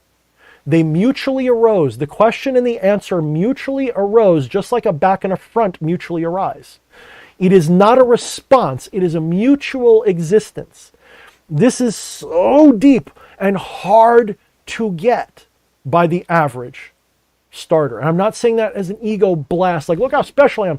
I'm saying I get it because it's taken me this long to put that piece of the puzzle in place. It was one of the hardest, but also the most fun ones to figure out. When you realize that reality mutually arises temporally speaking, that past does not cause the future or the present, that the present is properly seen as a moment, and you look in both directions and see things that explain your current moment, that it's all the same moment. When you understand this, the dishes didn't fall in response to anything I did, and I didn't do anything in response to the dishes were going to do. I asked the question, and the dishes fell. The meaning is the purpose of both of that. No spirit caused those dishes to fall. The spirit was there, mutually arising with the situation. I like what I Magi Nation had to say. Said, just like Jesus won't do all those dishes for you if you pray hard enough, but if you will them done through action, you complete the great work. Yeah. But then again, that's still part of the lost. That's still part of the delusion. The irony of the great work is it's already done. This is why I like the Eastern traditions a lot, because the good ones will tell you there is no path. There is no journey. You're already done. The one thing I like about Zen is also, Zen's a little too nihilistic on average, especially current Zen. I don't like current Zen because they have a misunderstanding of Anatman. They really think Anatman means you don't have a soul. The proper interpretation of it is to understand that everything is the same soul. So therefore, to call it an individual soul, like flesh has a soul and I have a soul that's separate, that is the delusion. We are the same soul. It's just to say you don't have a soul is not correct. It is all one soul, and Brahman is that soul, and Brahman is the Atman, and Atman is the Brahman. So to say Anatman is a mistranslation. If you look up a guy named Theoria Apophasis, He's an arrogant son of a bitch, and I love him for it. He's the only guy who can translate ancient Pali, he says, or one of the few, and he knows how to speak it, and he goes through, and he will show you that's a mistranslation and he's right. I don't doubt when he says he can out debate anybody on the subject with facts and evidence that he will say that's not original Buddhism. The Tetwadin and all that kind of stuff, Buddhism is not accurate to the original source. It is a reinterpretation of some sort. I don't know exactly. He's better expert, or he could tell you better than I could. That much I know. He's a quack on some things. He's an arrogant bastard on other things, but I love his channel. And what I like about him is even if he's wrong, he challenges you. But I think part of his ego act is an act so that you hate him and you try to prove him wrong and go, I can't. And like you're challenged by his ego, and it's hard. It's hard to challenge a lot of what he says, and that's why I love his channel. It puts me in my place where I go, what the fuck is this dude fucking saying? What the fuck was that? Could you please speak English, man? I'm trying to understand Pythagorean stuff right now. Please. And I love his channel for that. So Theoria Apophasis, excellent channel, beautiful channel. Check him out for sure. He's crazy as fuck, but that's why I like him. I mean, he's way into magnetism and all kinds. He's got weird theories that I don't know if I ascribe to all of his theories. I like a lot of them, but certainly a lot of his spiritual stuff is bang on target. If a little materialistic, it's bang on target. I love his channel. He'd probably hate my guts though. He'd probably call me a crystal sniffing new age idiot, but I love his channel. So whatever. Okay. So yes. So that's all I'm going to say. We're going to leave it there because we got other questions I want to finish. Yeah, I'm going to read the next question, and I will give my short answer real quick because I need to take another quick step away.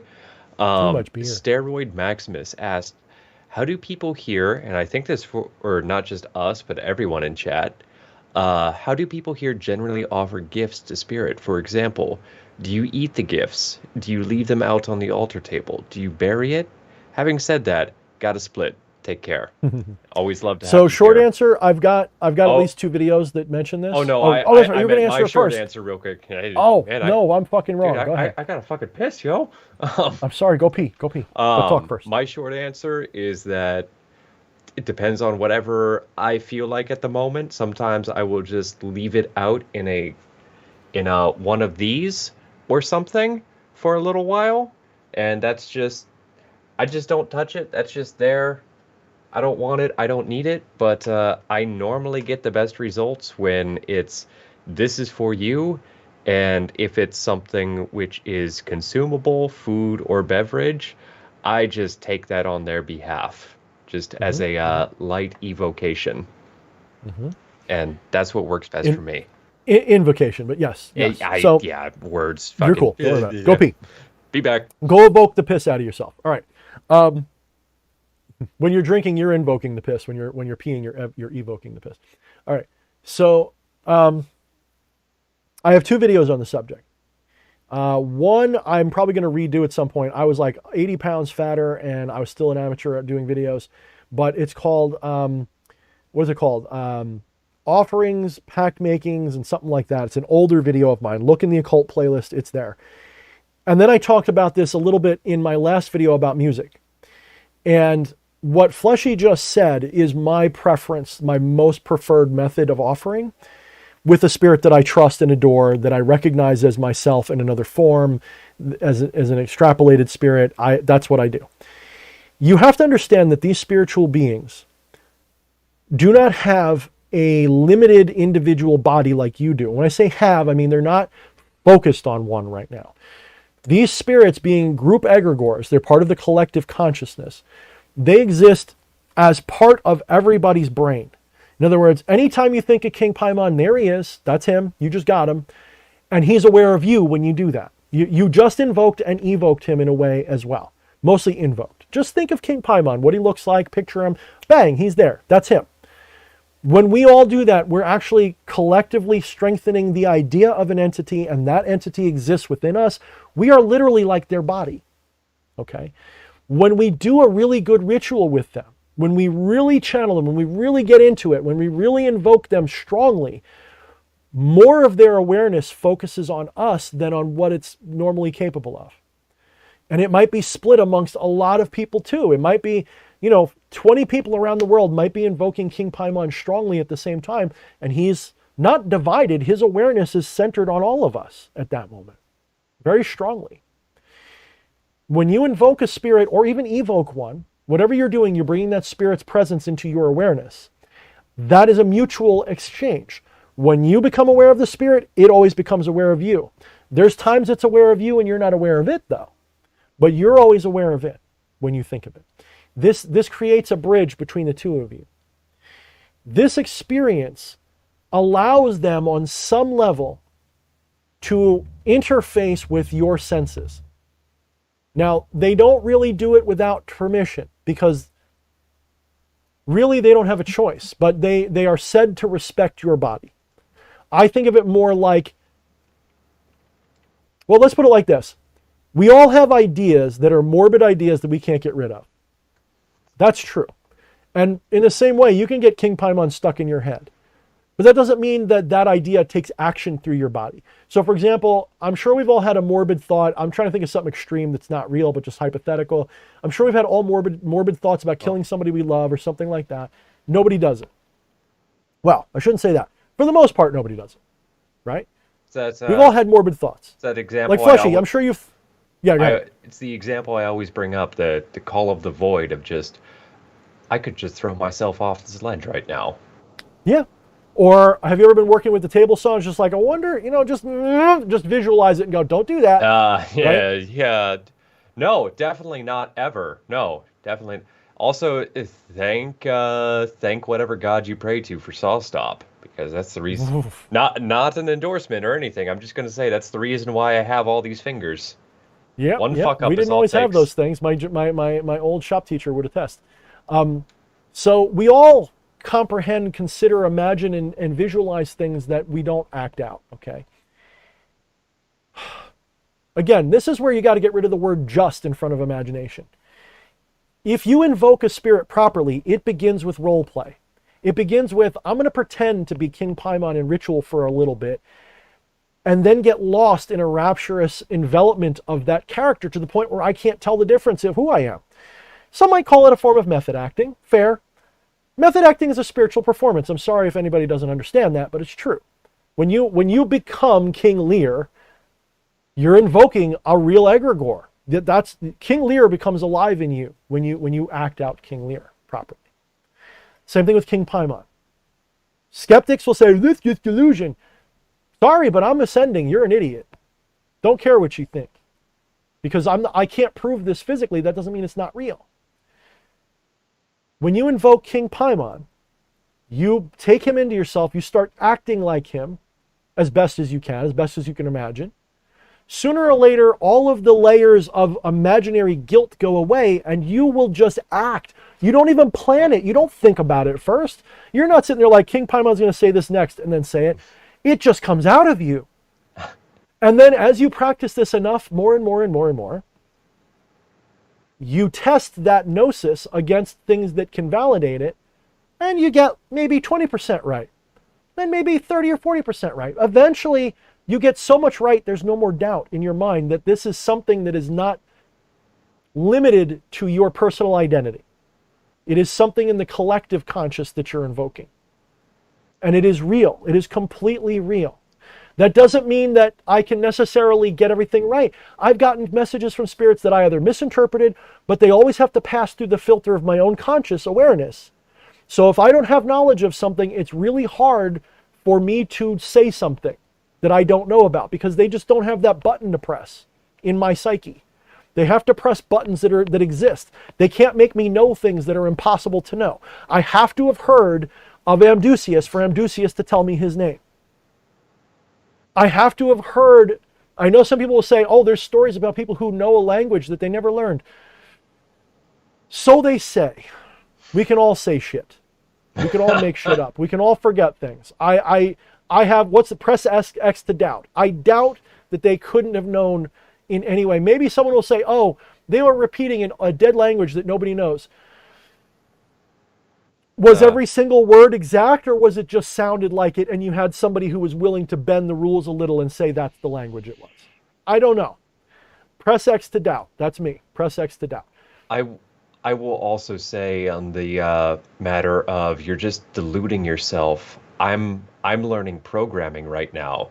It's like you are just by learning that thing, by dismissing that but accepting other things, you're deluding yourself with thinking that's the raw input. It's all going into binary and all of that. You're deluding yourself whenever you learn a new skill, all those woodworking things and whatnot. That is the delusion of accepting that dogma. And then you test that dogma against those best practices and you realize, oh, there's actually a method to all this madness. This makes sense why they do it this Hmm. way. If I don't, it looks like shit. And to be brutally honest, accuracy is overrated. I mean that with all sincerity. Because accuracy is just the consensus. Accuracy is not objectively true. Non duality is the collapse of the objective subjective delusion. They are both one and the same, and they are both a delusion. It's a collapse of the subject object duality. Recognize that whatever you see is as good as gospel for you in spiritual work. If King Paimon comes to you and says that D.H. Thorne's wrong, I was never King Aomon. I was actually a juggler in medieval Europe that everyone confused because I'd ride around and they all turned me into a demon. That doesn't mean I'm wrong. It doesn't mean that you're right. But you work with that. You work with that. Don't be like, oh, it's a smudge, it's a walk-in, it's a... You know what? You go with your gut. If your gut says that that's a walk-in and a lie, then don't believe it. If your gut says that's true, work with it. The reason for this is, if we treat this as a kind of prophecy, prophecy is never literal in its expression, and it's never understood until after the events happen. Anytime prophecy takes place, prophecy is only validated once it happens. Before that, it might as well just be bullshit, and most of the time you can't understand it until it happens. I've had prophecies as a young man, working with these spirits. They have all, to the letter, come true so far, and the parts that haven't are things I didn't expect until at the end anyway. Does that mean that what I saw is going to happen exactly? The pits of hell are going to open and everyone's... No, it's metaphorically accurate.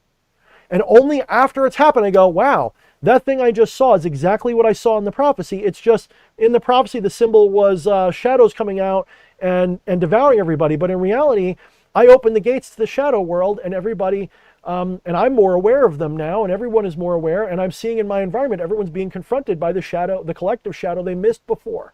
This collective ignorance that is true. Holy shit, it's coming true. Oh my God, all of these things that I prophesied as spiritual things are coming true in a surrealistic analog in a material way. And I still don't understand what's going to come next because I don't know what the analog's telling me. And even if I did, I can only make sense of it after the fact. The use of that prophecy, then, is not in the predictive capability of it. It is in the message of, yes, you did know. This is also how to feel about it. This shows that you're divine will incarnate. You're part of that story. You're in it. It's a message from your higher self to see yourself as the high self. So, when King Paimon or any spirit tells you something that doesn't jive with what everybody else says, but you trust it, it's a message meant for you for a reason. Just live with it. Roll with it. Skeptics are going to be like, oh, you're just rationalizing the delusion of it. Because they expect magic to be what the lie of magic is. They expect magic to be the Hollywood magic, where it is literally cause and effect oriented, where magic is a thing you do to get results. That is the beginner's baby step in magic. It's the hierarchy of needs, and until they're filled somehow, you're trapped in the world delusion. Until you can start to look past. This is why I don't do ritual for hire as much as I used to. Because I'm very specific about what I'm doing. I am not here to get your girlfriend back. I am not here to make you rich. I'm not here to protect you. However, some of you need a spiritual energy that says somebody invoke spirits for me that will help me through this. And the people who get that it's a spiritual aid, they will have the success with it every time. I Whether they get exactly what they asked for or not, maybe not, but they will get exactly what they needed every time. And I have confidence in that. I almost want to piggyback off what you're saying there in that The idea of magic is about results. There's that thing that I think everybody who does magic for any length of time pendulums between of the I do magic and I am magic, Hmm. and that I definitely agree that magic is not about results, but I think the core of it is the magic is about you just are magic, and it's about moving from one experience to the next. It's not results unless you're defining results as moving from this experience to the next. So this is a multifaceted problem, which we probably don't have time for, but I'm going to touch on for a minute. We confuse our desire for our will and intent. And we confuse that desire for what should result when we do magic. Because we also confuse that time exists and all that good shit. But let's sidestep that for a moment and play in the Maya edition of reality. Okay? Let's pretend it's all accurate, that reality has time and all this other shit. We confuse our desire, ego desire. It's really ego going, I don't have that because I don't recognize myself as the universe. I don't realize it's already mine and I can do whatever I want. It is a denial. When you say I want something, you're denying that you have it. That's step one. So desires are not real either. Desires are the root of all suffering because it's denial is a function of separation. Write that in stone somewhere. So when you have a desire for something, that desire is a symptom of some kind of separation in your psyche and awareness of yourself. And your true intention is always to unite the separateness. It's always to delete attachment. It is always to bring you back into true nature with yourself. Or maybe make you more confused, to be brutally honest. The people who think the goal is to become enlightened are fools. It's never the goal. You're already enlightened. The goal is not even to become aware of it. That's just your goal. That's just your ego's goal. That's stupid. This is why Zen is fun for its nihilism, because they know that the really good masters, they know that the path to enlightenment is bullshit in itself. They know it's all bullshit. They know you're already that, because when you figure it out, you go, oh fuck, I was that all along. Oh man, it sounds like I've heard that a million times before, but what does that mean? It's like a big inside joke to them and to me. To me, it's a joke. When someone says, oh, you're not very enlightened, you wouldn't even know what it's like. Because you're already that. We're all already that. You just think you're not. You think I'm not. You don't get it. It's very simple. It's very easy. So magic is not a system of levers that gets you what you want. It is not a tool. Magic is actually, one could describe it maybe as a form of externalized yoga. One could explain it in many ways, but I see magic now. I've come to decide that magic, since it is not a system of cause and effect, and yoga implies, at least our understanding of it, implies a system of cause and effect. Cause and effect is part of Maya. It's an unescapable part of the delusion, but it is not the ultimate truth. The ultimate truth is non-causal. So magic is actually what I described as a language of miracles. So ritual is a syllabus of symbology that we use to connect and talk to, we think, with our higher self. We do a ritual as a way of communion with that thing. And then sometimes that higher self responds. This is why most magic in an archaic sense is almost always a form of evocation, invocation, theurgy. It's almost always a way to go, hey God, are you listening? Could you give me something? It's almost always that.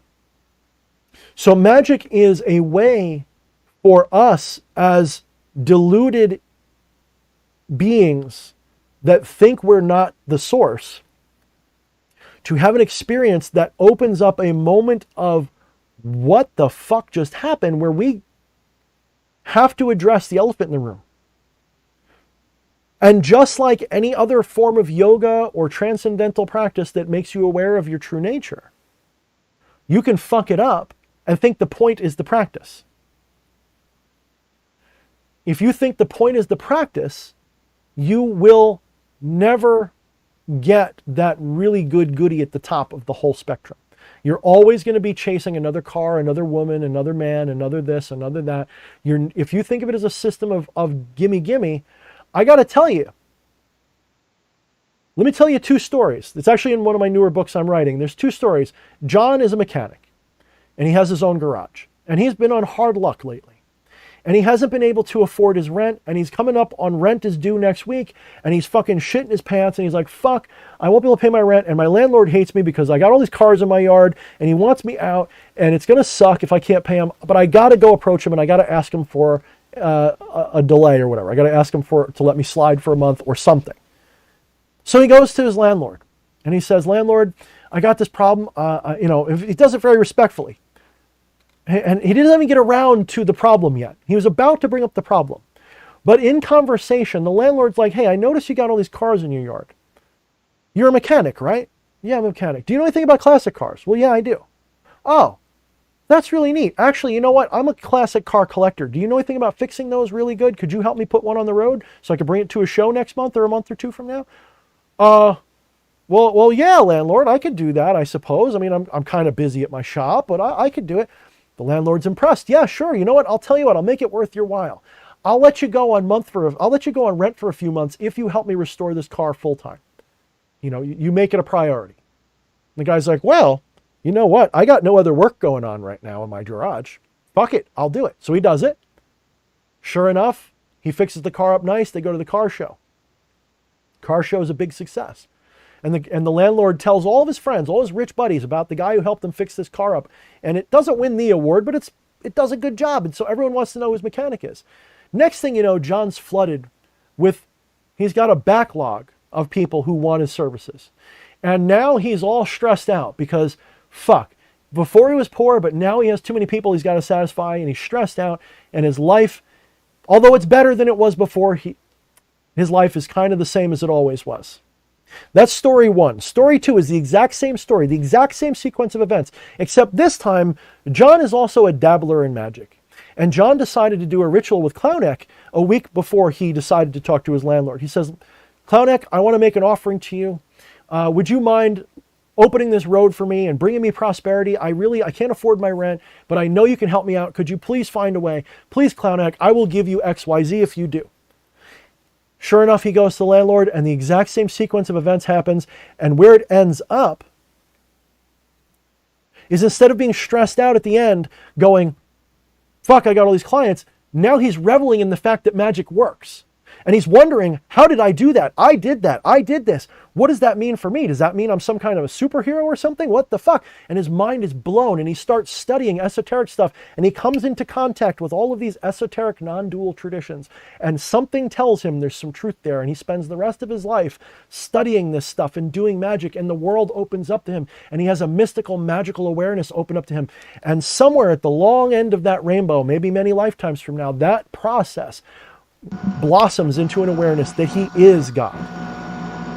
You said the secret word. Which was what? Rainbow. So can I ask you guys, in that hypothetical story of 2 stories, do you think in either one that magic caused the outcome? No, it was all a rational sequence of events every time. What made it magical? Was it the ritual? No. That didn't make it magical. It was just some candles and some bullshit he said in the dark. What made it magical? Was it that he got what he wanted? No. The magic was the end, where he goes, holy fuck, that's the magic right there. Magic in that circle, nowhere else. No, magic is not outside that circle. Magic is in that holy fuck moment. That's magic. That is magic. None of that other shit is real. Mic drop. No, Clowneck wasn't the one doing it. Of course not. Clowneck is you. You'll figure that out after a while, Crackbite. You got a ways to go. You'll figure it out. Ajna said, John is DH, but with minor details changed. Winky face. You're not wrong. You are absolutely... John is an analog for me because I'm a blue-collar worker. John is all of us. Go back to I have a video called Godhood for Dummies. It's one of my favorite videos I've ever done. Nobody watches it. And it's like, if you watch that video with an open mind, it should change your life at least a little bit. To me, it's like if I heard that growing up, I would have been like, oh. So maybe it's just meant for me. Go watch Godhood for Dummies. Go search it right now. Put it on your list. Watch it when you can. It's not that long. It's actually one of my shorter videos. And it tells the story about Bob in accounting. Mm-hmm. It's even more special than the one I just told you. That explains to you what's going on. Vividly. Perfectly. As clear as I possibly can. It's just, people don't believe it because everybody's still trapped in a delusion where it's like, if I don't see it, it's not real. That's exactly what God would do if God didn't want to be awake yet. If God is omniscient, omnipresent, and omnipotent, shouldn't he have the power to create a rock he can't move? Of course. Of course he could. That's you. You've created a rock of ignorance. The symbol of the Ouroboros. All of that is meant to be the thing that ensnares your awareness. In a limited, it's called avidya in Sanskrit. When you figure this shit out, magic is not a thing that you use to get what you want. It is a way to validate and explore and experiment and do theurgy so that you stop forgetting that you're God. As you do this, it becomes more and more apparent every day and every moment what you are. That doesn't mean that you suddenly become aware of what Flesh Priest is thinking a million miles away, but you realize why you don't. And you don't mind it. You go, I'm here to be deluded. That's why I'm here. That's the game. That's the point. I love this game. This is fun. That's why I'm playing it. Ha! This is great. Am I going to die soon? What's going to happen after I die? Who knows? I don't know. We're going to find out. This is going to be great. It's bliss. You just go, ha, ha, ha. All of this doesn't, yeah, you'll still have a bad day. You'll still stub your toe. You'll lose your job. You'll be homeless. Your wife will leave you. Your dog will fucking run across a train track and get split into 75 pieces and it's going to suck. But all of that is going to be like, that's fucking awesome. That's all the show. Eddie loves it as cosmic irony, and that's where he gets off. He gets off on all of that. It's like the opposite of just nihilism. It's like absurdity. Well, that's it. It's all play. This makes me think of like some of the view I've had of the whole reaching enlightenment thing is your higher self chose this perspective for a reason. So like by achieving that higher self enlightened state or whatnot, whatever you will of it, just like, oh shit, yeah, I chose this. I should just go back to that. Just enjoy things. Yeah. You know, like E.A. Koetting said to me one time, and I knew this, but he said it to me like I forgot, and it was like I needed to hear it because I was complaining about shit. And he's like, "So why did you manifest it?" I'm like, "Oh, because he knows." I'm not saying that like we're on same levels in everything. Like he knows more about this, I know more about that. We see eye to eye a lot, and I forget sometimes that he knows a lot of what I know in the same way that I know it. Maybe he has to identify more with it, or maybe I have to identify more in other ways, but he knows because that's exactly the right answer. And it's not something he rehearsed. That took wisdom to know to say that at that moment. So I went bing, and I had the moment of course, dumbass, why am I pissed off? I already knew that. I taught myself that a long time ago. I forgot though, because the nature of being is ignorance. Ignorance is the first and all separation. Ignorance manifests in every kind of separation there is, but ignorance itself is the first separation. There's three more cardinal. You have cardinal separations, which I'll talk about later. I'm working on the book right now for it, but ignorance is the root, not of evil, because evil is an illusion. Ignorance is the root of Maya, of the delusion. When you recognize that, people are going to go, I'm trapped. Ah. No, it's not a prison. It's not a bug. It's a feature. You did it on purpose. Chill. Exactly. It's not a bug. It's a feature. Yeah, like, you want to ride a horse? Too bad, the horse is riding you. It's not a bug, it's a feature. So imagination says, I don't even know what he's going to say. I just know it's going to be smart. I can feel it. Knowing the immortal aspect of yourself, which your ego is a mask of, is the great work. How did I know he was going to say something smart? Because that's exactly right. The great work is, we can play games with build the body of light and all this other shit, ascension.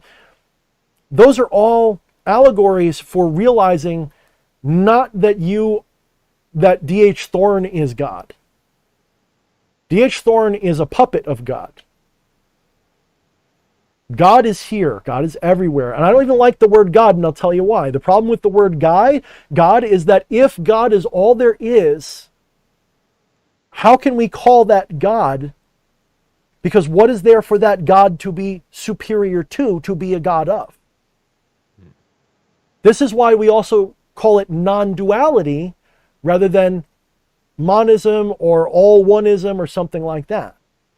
The reason why we say non-duality rather than one or something like that is because if there is only one with no edge, no border, no restriction, if all is one, then how can we call it one unless there's another thing for it to be separate from and individuated from?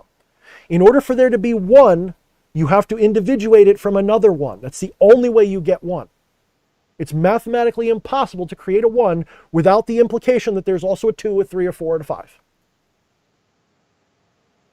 This is why we call it non-dualism instead of omnism or something. Because the only thing we can say about it that is accurate is that it's not 2. Do you guys get it?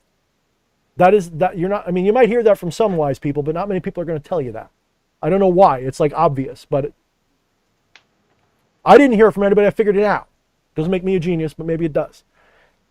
It's right there in your face. The answer is so obvious, and it's your awareness that is the non-dual thing that we're talking about.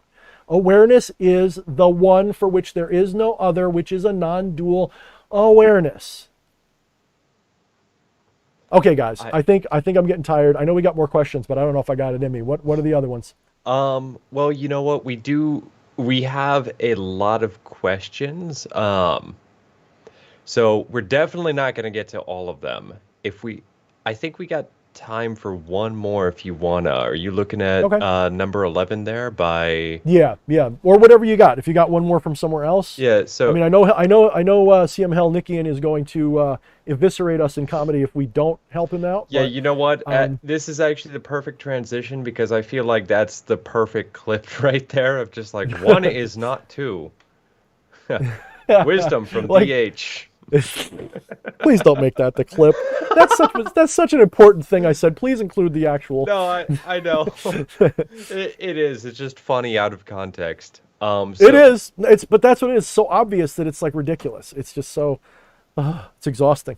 Yeah. So we have one here from CM Helnickian. He says, "You were mentioning DH how you like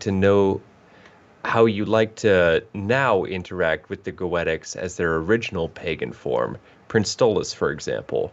My question is, 1, what led you to this? And 2, is there any benefit in working with these egregores like Prince Stolas or King Paimon, given how they have grown as those masks in the collective consciousness?" Sure. Thanks. So I did a video exactly with your question. I'm not sure if you watched it. If you didn't, I would just say probably just go watch that video, but I'll summarize it here.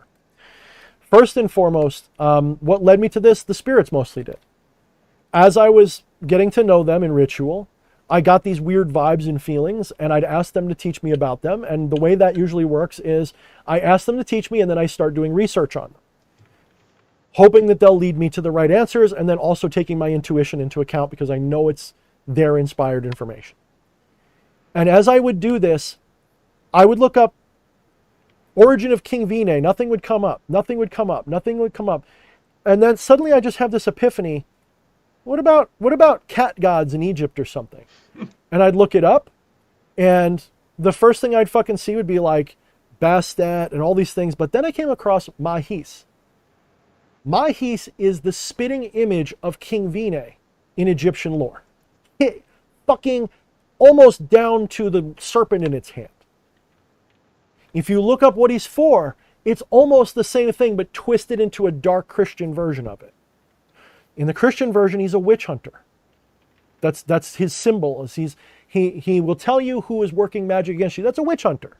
And he is very much about causing storms. That's destruction. He's very much, you'll understand this in a minute, he's very much about breaking down walls. Well, look up what Mahis was for. He was a god of justice and would often work at getting revenge and avenging power against your enemies who wronged you, often through magic, no doubt. Mahis, if he's not King Vine, he is for me. So why would I work with King Vine anymore? That's my opinion. Why would I work with King Vine anymore? One might answer, well, because most people don't know about King Mahis, and so they will work with Vine. That's fair. So that kind of answers the second or the third part of your question. Why would you work with them anyway? You could. I'm not trying to tell you not to.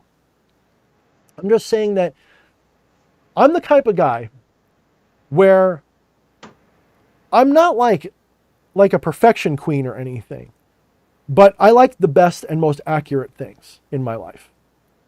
Like, I don't like wall hanger swords. I like real swords.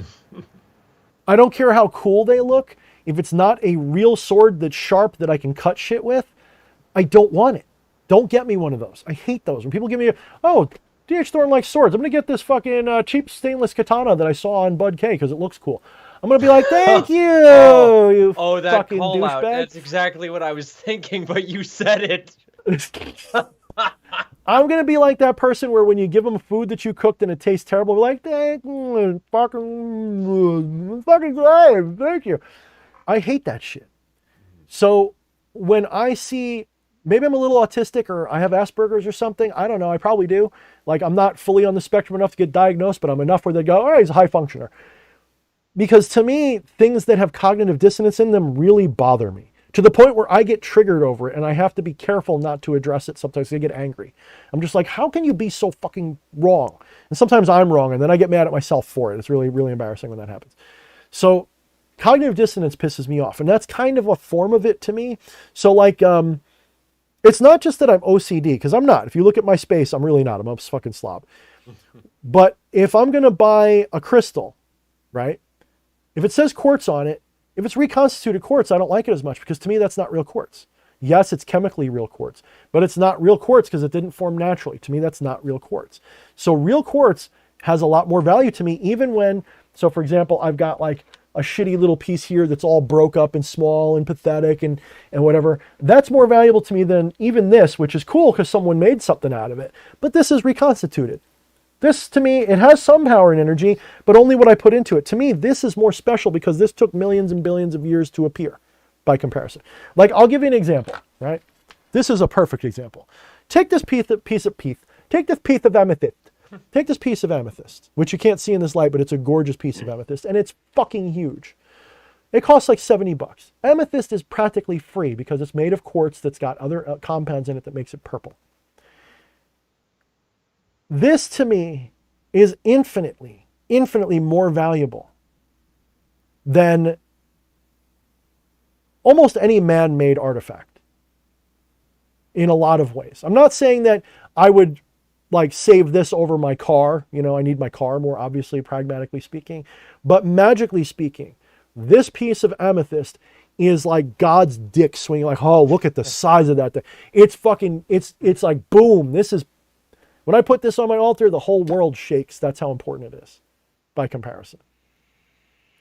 Because it's not just something someone, I'm not saying that something people made isn't good, because it is.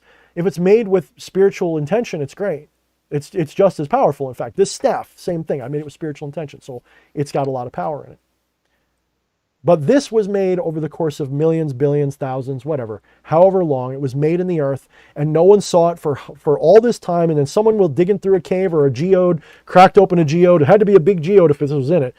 Cracked it open, and there's this fucking thing sticking out. And like, I'm turning that into a fucking ornament, and I'm putting it on a grinder. I'm shaping it. It's going to be great. That to me is power. That to me is power. So I'm a perfectionist like that.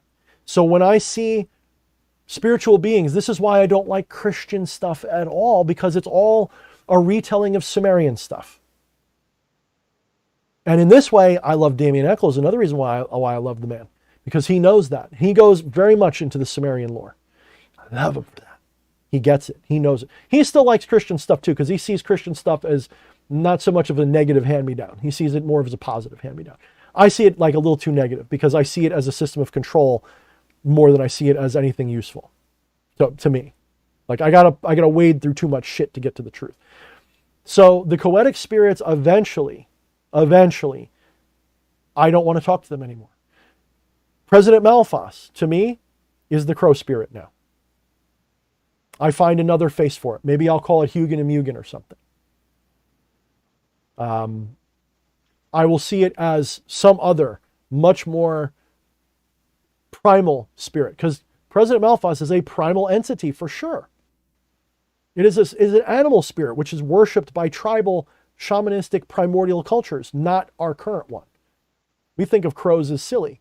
Now, of course, President Malphas could also be a raven, because primordial people confuse the two a lot for obvious reasons. They're like, that's a different kind of crow, or that's a different kind of raven. One's a communal raven and one's a solitary raven. Fair, whatever. I sort of lump them together. The crow spirit. So no, I'm done. When I say done, that doesn't mean I won't work with them anymore. I'm just done. Oop, you're making hand gestures and you're disappearing. I must not have very good connection right now. Yeah, it's kind of going and coming. Well, I'm going to finish up on this thought and then we're going to say goodnight. So that's why I won't work with them anymore. And that's why I would prefer to work with either things that are more primordial, maybe not in the cosmic sense, but yes, in the cosmic sense, but definitely in the cultural sense. I'm much more interested in erecting a naturalistic shrine soon than one that is purely modern ceremonial. I want both.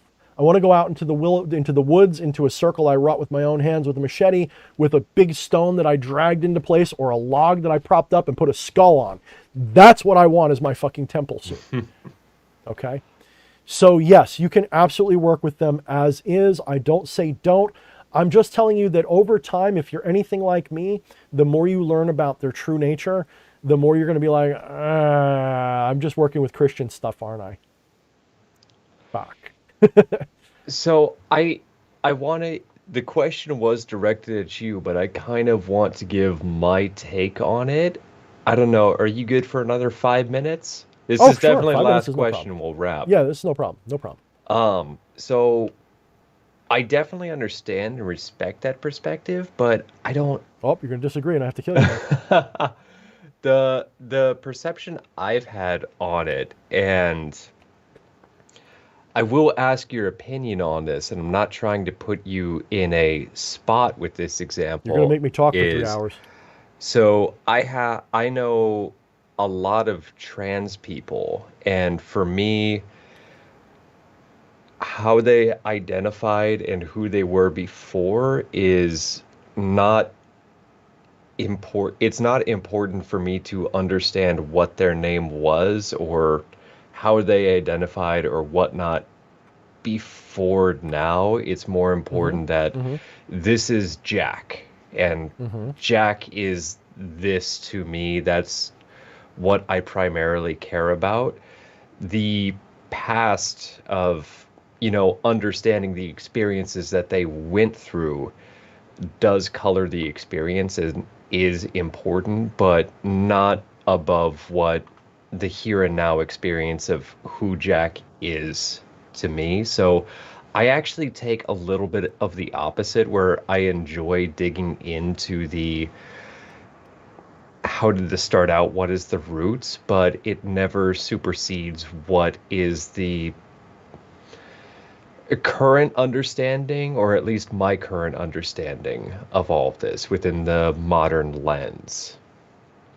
So I don't know. Do you have any thoughts on that? That was actually the way I used to say it. And I still agree, because the spirits told me that. They said, whenever I'd encounter a spirit, I would always say, who were you before this? And sometimes I'd get answers, and sometimes they'd be not offended, but they'd be short with me. And Lucifer once said, stop trying to make us all the same. We appear as separate individual weird things to you because that each one of our incarnations is meant to be a lesson for you, is meant to be a thing for you to integrate and talk to.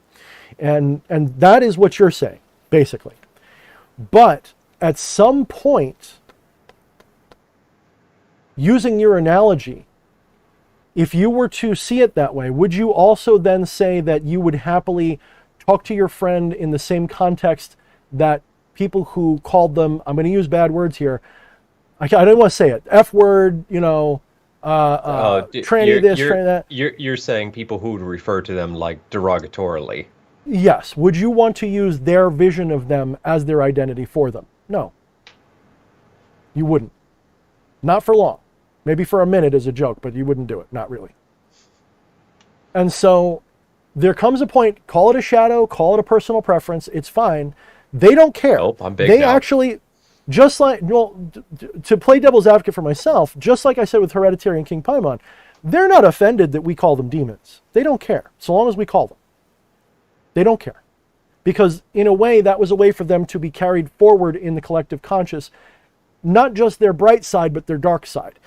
Well, because every god of antiquity had a dark side to them. No god in antiquity was all good except for maybe, what is the Zoroastrian, where it's just a good guy and a bad guy. But they're supposed to be seen as the duality of the true source anyway. One couldn't exist without the other. They both need each other. They know that. They can't destroy each other. So King Vine is like the dark side of Mahis. Fair. Totally fair. But if you're working with them properly in their old arcane way, the old way that they were, you recognize King Mahis is as terrible as he is wonderful. Especially to people you're sicking him on. So, yes, like I said, continue to work with the Goetia if you want to. There's no harm in it. The spirits don't mind. They really don't. They're perfectly happy, and they will walk with you hand in hand. And at some point, though, you might, like me, go, I don't feel right calling you faggot anymore. You're my brother now. Hopefully I don't get dinged for that. No, but anybody watching, in context, fuck you if you're offended for me. I give him permission. Like that, I wasn't, but I meant that in a encapsulated context. I know, but I'm just saying that this faggot gives you permission. I'm not comfortable doing that anymore. Just like more and more, you'll notice in the chat, some people will refer to demons as daemons because they know demon is a derogatory term. Now, we can say we're taking it back, and I do say that. Oh, God, I'm super I'm big. taking it back. Jesus. Oh, wow. So we can say we're taking it back. My mic now. But, we're also playing a little bit of morality here, which is a taboo in the left hand a little bit, to a point. But that morality shouldn't be an external morality. It should be your own morality that you have decided ethically why you do it. It must be a moral decision you make for yourself, not from an outside arbitrary place. So I wouldn't say, because someone said don't call them demons because it offends them, I wouldn't stop for that reason. The reason I am stopping the Christianization of these spirits and working with that is my own heart, is my own empathy, my own sense of empathetic justice. That's not to say, obviously I still talk about King Paimon, I still talk about Satan, Lucifer, all these different entities that could be correlated to many other gods and spirits. And there is value in all of the archetypes, in all of their expressions, all of their masks. They're all valuable. This is why you don't see me tearing down and ripping up all of my idols. But I did make a post on Facebook describing that I am going to be saying goodbye to them sooner or later in a way that's respectful, probably. I'm probably going to do a ritual and be like, feel free to come anytime, but I am no longer working with you except for when I have a client. Or I'm no longer treating you as the face that I talk to. I want to talk to your older face now. I want to, instead of Baal, I want to talk to Baal Hadad and Baal Amon and all of these other Baals. Right? Instead of talking to, I don't know, whatever, name it, I want to talk to the original version. It's kind of, and in a manner of speaking, it's kind of like moving out of state and saying goodbye to all your friends, and you can't exactly keep up with them as current, so your perception of them is still who they were further back in time. Yeah. Or your perception of time. Yeah. And because I recognize that all these are things I'm creating as a mask for myself, second hand, third hand, whatever, I get to choose that. I'm not religious. I am not worshiping anything. People go, they're going to be offended. Bring it. Prove you're real, please. You know why I say that? Because anybody who knows psychology and ontology enough knows that nothing can prove it exists. You can't prove you exist. I can't prove I exist to anything, perhaps, but myself. I think, therefore I am. Of course, that's a misunderstanding of the way it was meant to be seen as there are thoughts and I experience them, therefore I am. Not the thoughts are me. People misinterpret that to think that their thoughts are them. No, that's not it. Descartes knew what he meant was, I'm pretty sure he knew, what he meant was the thoughts are not what you are. I think, I have thoughts. Thoughts appear in my awareness. My awareness is there, therefore I am. That is the nuance that people miss. That's it. That's all you can prove, is that you're aware. That's it. Full stop. So King Paimon can't prove he exists. Satan can't prove he exists. George Bush can't prove he exists. Nothing can prove it exists to me. That's not solipsistic. It's a fact. You can't prove I exist either. So I challenge those spirits to come at me, bro, if they're offended by what I'm saying. And I mean that with some respect. I don't mean that like I'm dissing you, come at me. I mean that with, I respect you, bro, but come at me, bro. Come at me. Prove. Balls swinging. Come at me. Anybody who doesn't believe, just watch 2 weeks from now if there's a "So I made some mistakes" video on DH's channel. Yes, if not, yes, that would be. But I wouldn't be mad. I would be fucking ecstatic, dude. I'd have a smile like this. It's real in a different way. I've learned something magnificent. I would be. Yeah, no. Yes, cracky. Yes, crack bite. Yes. Do you get it now? Doesn't you say that? I hope you're not saying it like an argument. Doesn't that mean you don't even believe in yourself? Yes. Yes, you too are a figment of your own imagination. Think about what you think about you are.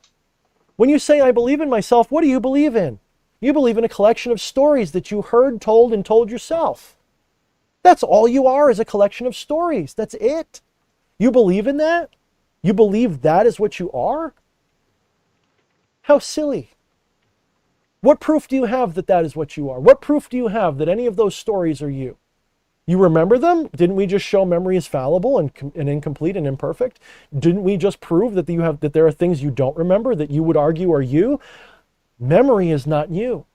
Your memory of those stories is not true. Those stories are things somebody else told you in a lot of cases.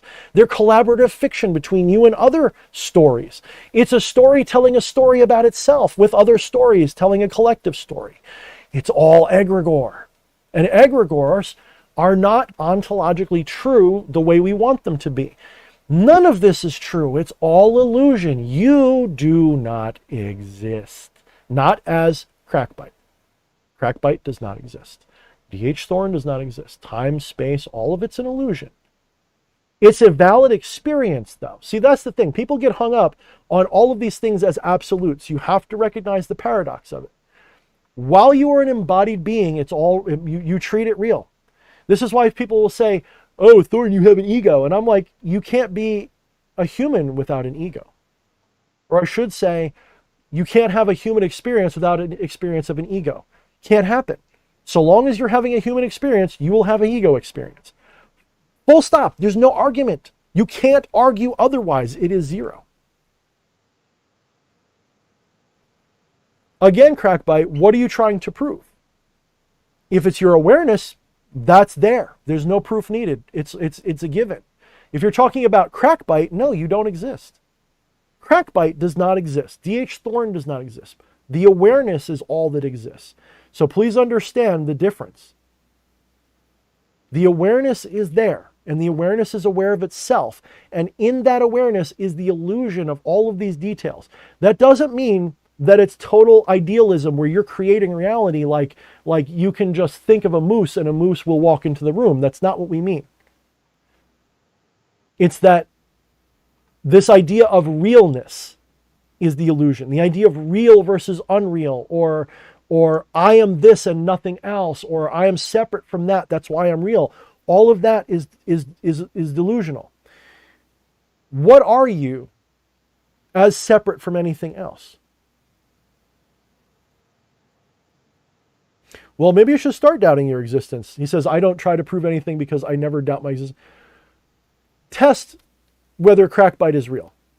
I don't mean the awareness behind it, because that's a given. If you find that, you got it. I at least have one existential crisis a month where I go, am I even real? Yeah. Prove to yourself that crack bite exists. When you can do that, you'll be the first person ever in existence, ever, in the human species that actually did it. Never happened. Anyone who thinks they've done it, they're deluding themselves, because if they're properly tested ontologically, logically, they're always going to be proven wrong. There's always going to be an argument. There's always the first assumption of existence. You have to get around that. I love the way Ajna framed this right here. Doubting your existence is a good meditation. Neti Bingo. as fuck. Neti is the point, crackbite. Look up something called via negativa and practice that on yourself till you understand what I'm saying. You're saying, of course you exist. We do communicate. Are you sure? Are you sure? How do you know that I'm not just something you imagined and you're talking to yourself? The solipsistic argument is still a valid argument to test against. It's part of the neti process. But solipsism implies that crackbite is real and I'm not. Crackbite is also not real, because if I'm not real, you can't be real either.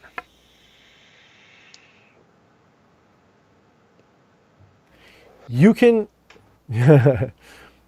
Oh, we just read You do need comments. to... What do you mean, why do I need to? So you're saying you can't, you don't even want to try? Or are you saying that you don't want to try because it's obvious? Or are you saying if you try it, you're going to fail? You're going to have fun trying, but you're going to fail. If you can't prove yourself, how do you know you exist? How can you be so sure? How can you live that way? The only thing you can be sure of is your awareness. This is not my opinion. This is not an opinion of D.H. Thorne.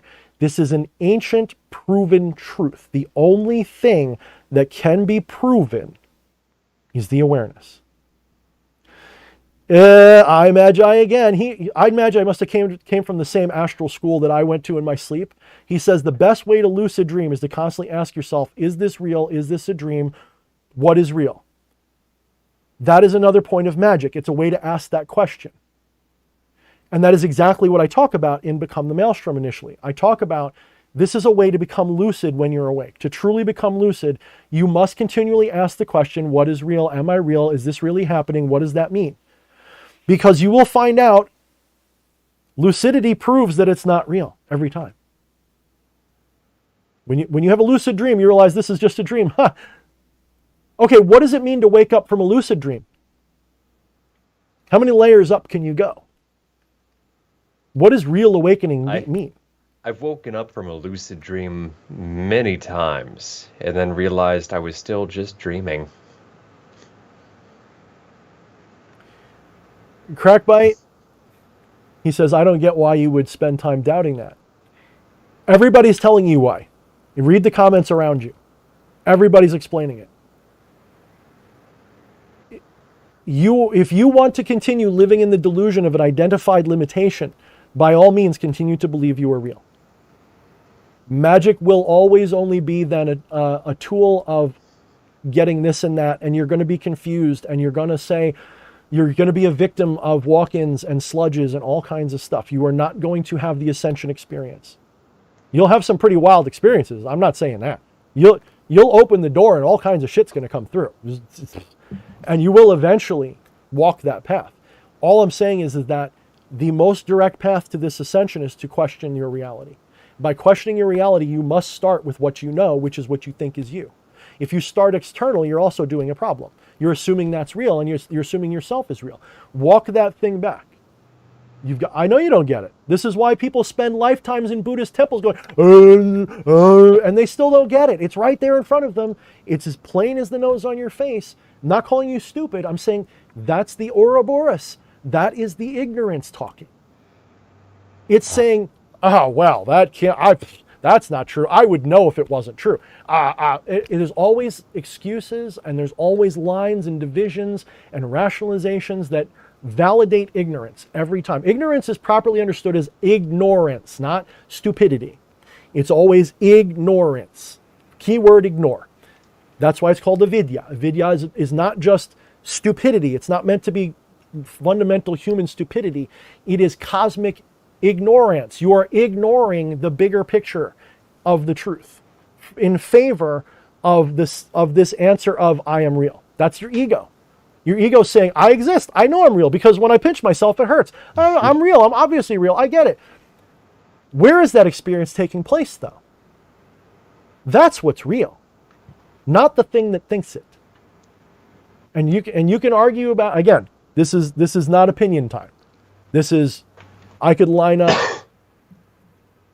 so much that I almost feel bad acting like it's my own gnosis. It's not. Although I did come up with a lot of this on my own and figured it out like by myself and then found the language in other cultures to explain it better. This is not something that I made up as D.H. Thorne's thing to get famous. This is ancient stuff that you can find. Look up non-duality in Wikipedia. And that's like a small portion of the non-dual truths that are out there. And all of them point to, with some exceptions, what I'm telling you. And they're at the core of almost every esoteric tradition there is. I will tell you that I can't think of any tradition that is properly dualistic that would say that you're real. All of them would say that what you think you are is valid. Don't misunderstand. When I say unreal, I'm not saying invalid. Invalid means that you shouldn't do it.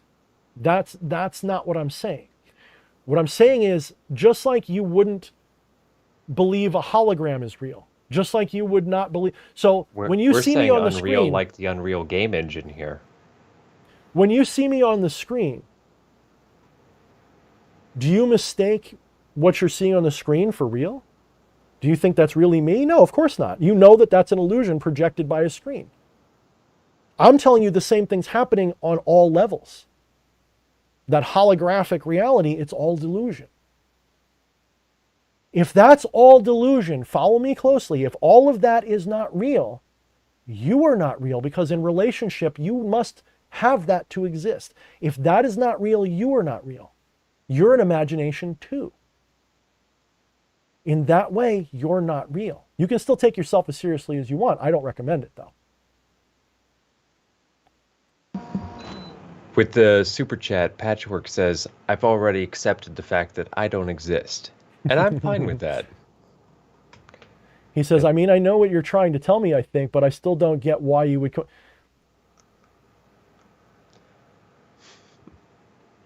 It's inevitable. If you're truly seeking, it is inevitable.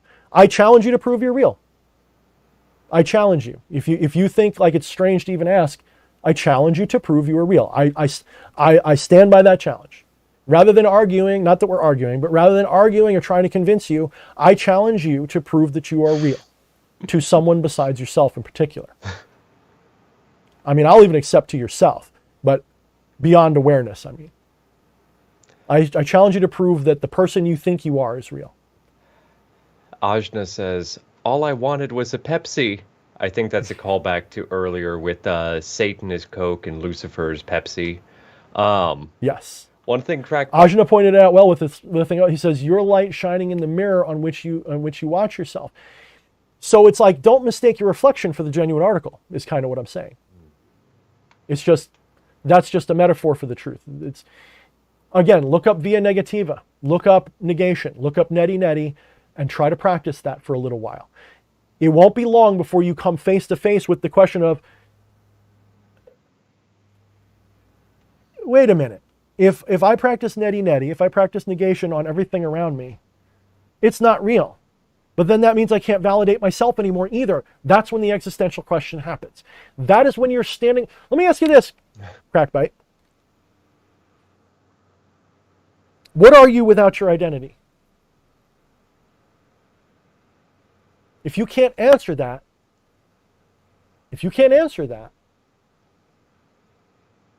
then you're not that identity. In other words, if you can answer it, you know you're not that identity. And if you can't answer it, you also know you're not that identity. What are you without your identity? If your identity is all you are, and it also follows that everything else is an idea like an identity, which it is, that doesn't mean that there's not, this is why it's called Brahman instead of matter or energy or anything else. This is why they use a word that means ultimate. They use a word that is nebulous in nature, because we cannot describe. That's why we call it neti neti. That's why we say tat vamasi. Or not me, but that's why it is said tat vamasi, that thou art. Because we can't describe what that is. We can just say that's what you are. Neti neti, Brahman, the ultimate. These are all words that defy explanation. Like infinity, you can't define infinity really. You can just say it's a number that goes on forever, but you can't actually encapsulate it. You can just point at it and say it goes on forever, but you can't actually enumerate it. You can't write out infinity. You can just say that's infinity. In the same way, I can't say what you are, because the moment I do, I'm encapsulating you, and that's not you. So when I say there is a phenomenon here, I know when I'm touching this is something. But the moment I say something, I just destroyed what it is. Because it's the same something all of this is. I'm identifying it, separating it, saying, this is it, that's not it. But this, that is, what is that? Neti neti. Not this, not that. That's what it is. All right, so I'm done going back and forth. Sure. On it. You. Yeah, actually, I was about to minor thing I want to touch on earlier. Crackbite, you said something about and I'm paraphrasing here. I don't see the comment scrolling up, but something about you're not that much of a big brain where you might not get it. Sorry. And I do want to point out it's not about being big brain, air quotes, or small brain, air quotes. It's just Wait. all have different we all have different understandings, and we pick up different things easier. I certainly don't pick up on a lot of things that come easy to DH as much as it just comes naturally to him, and likewise for me.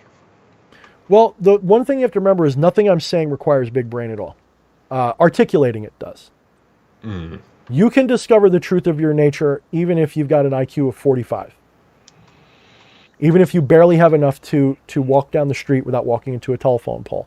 You have within you the capacity to recognize what you are. It's not an intellectual process. The fact that I'm putting you on a quest to prove yourself is actually a fool's errand. I know you can't do it, and I know that the more you try, the more you get stuck in a delusion. It's like a wild goose chase. The point is to make you stop chasing. To realize something internal. It doesn't require big brain to understand. I shouldn't say understand. It doesn't require big brain to experience non-dual truth. That's the better way of saying it. The big brain part comes in the linguistic translation of that experience in a way that I can point at it with words, and more people than average will see it and go, huh. Because anybody can say you are the one. But not many people will understand or explain to you that the one is also the wrong way to say it, because it's really better said as not two, and why. That's the big brain. And if you want to say I got a big brain, that's fine. You know, my IQ test came back, positive. So we'll put it that way. Yep, definitely in the high it's 140s. Yeah, definitely in the high 130s, low 140s. So between the several tests. So not quite, I guess maybe Mensa or just borderline Mensa. Big whoop. That means that I actually have enough brains that I know better, but I'm stupid enough to do it all anyway. And it means that actually it's kind of like having a lot of trines in your birth chart. The more advantages you have, the more lazy you tend to be. And having a big brain doesn't necessarily mean you're going to do anything with it. It's actually, if you notice, intelligence isn't selected for favorably by evolution. Mediocre intelligence is. High intelligence is actually lower. We still need them, so we still happen. But we don't tend to produce anything. I don't produce much. I'm a lazy guy. I hate going to work. I hate cleaning the house. I hate everything that the average person either doesn't like but does anyway or whatever. I'm almost incapable.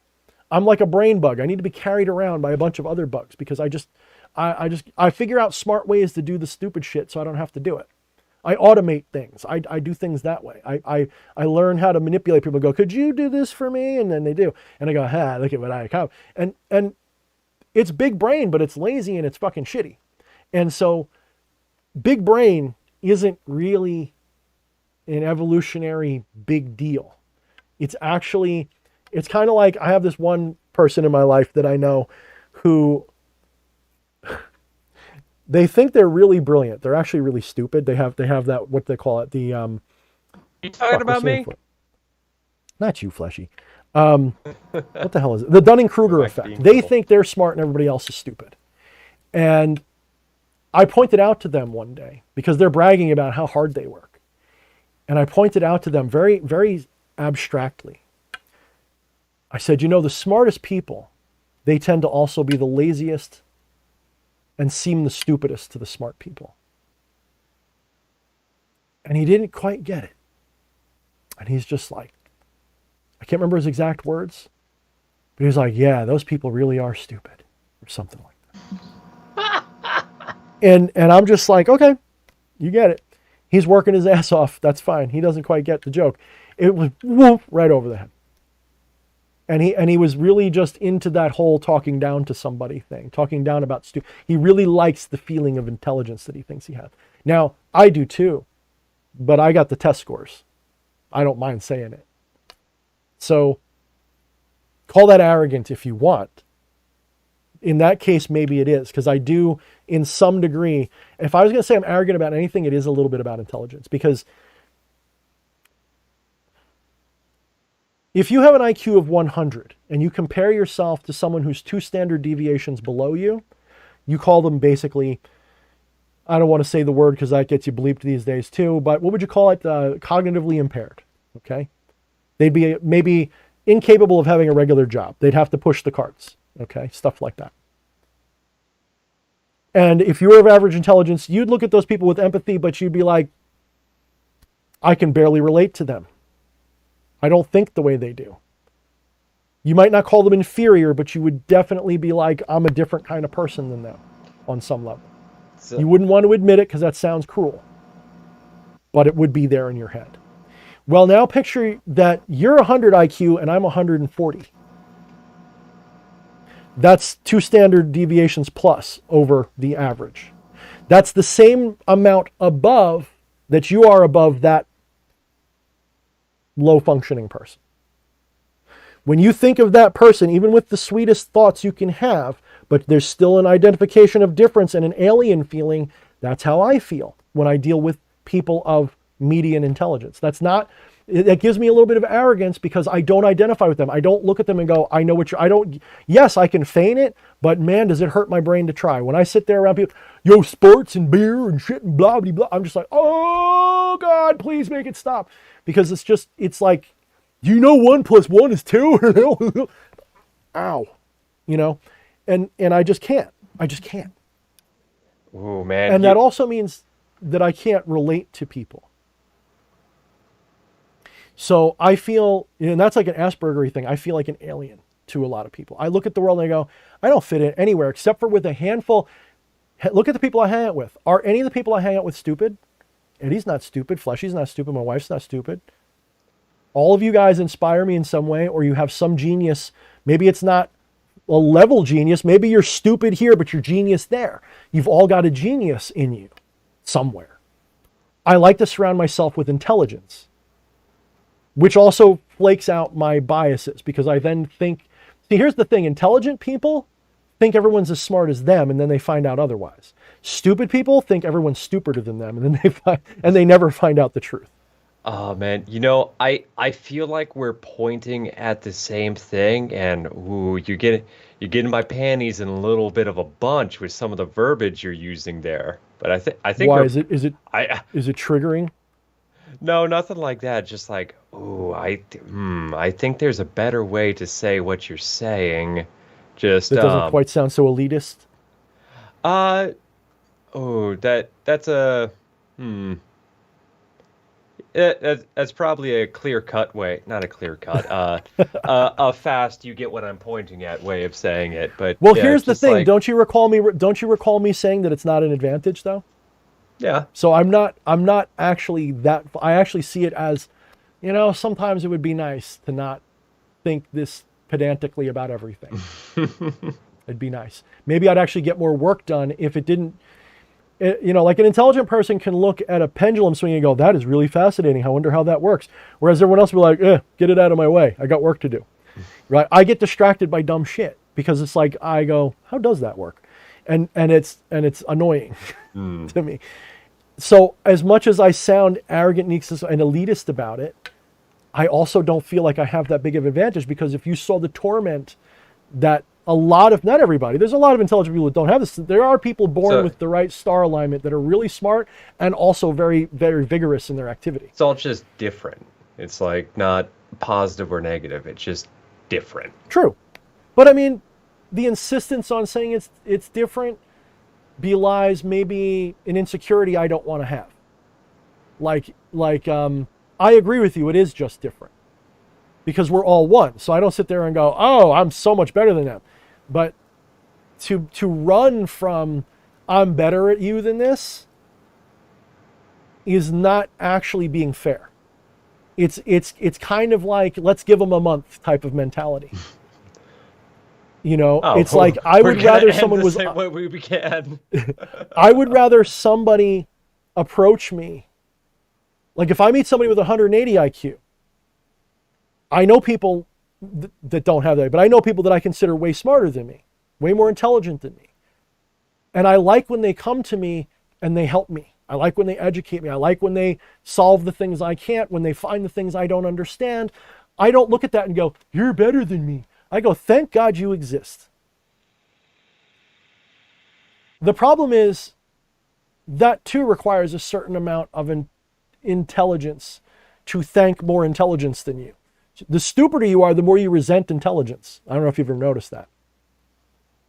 The more, even if they act like they're polite about it, they resent it. But like I'm saying, the idea that we need to placate ourselves and say everyone's just different, that speaks more to maybe a fear of inferiority. Because you would hope that someone better than you would treat you with that love.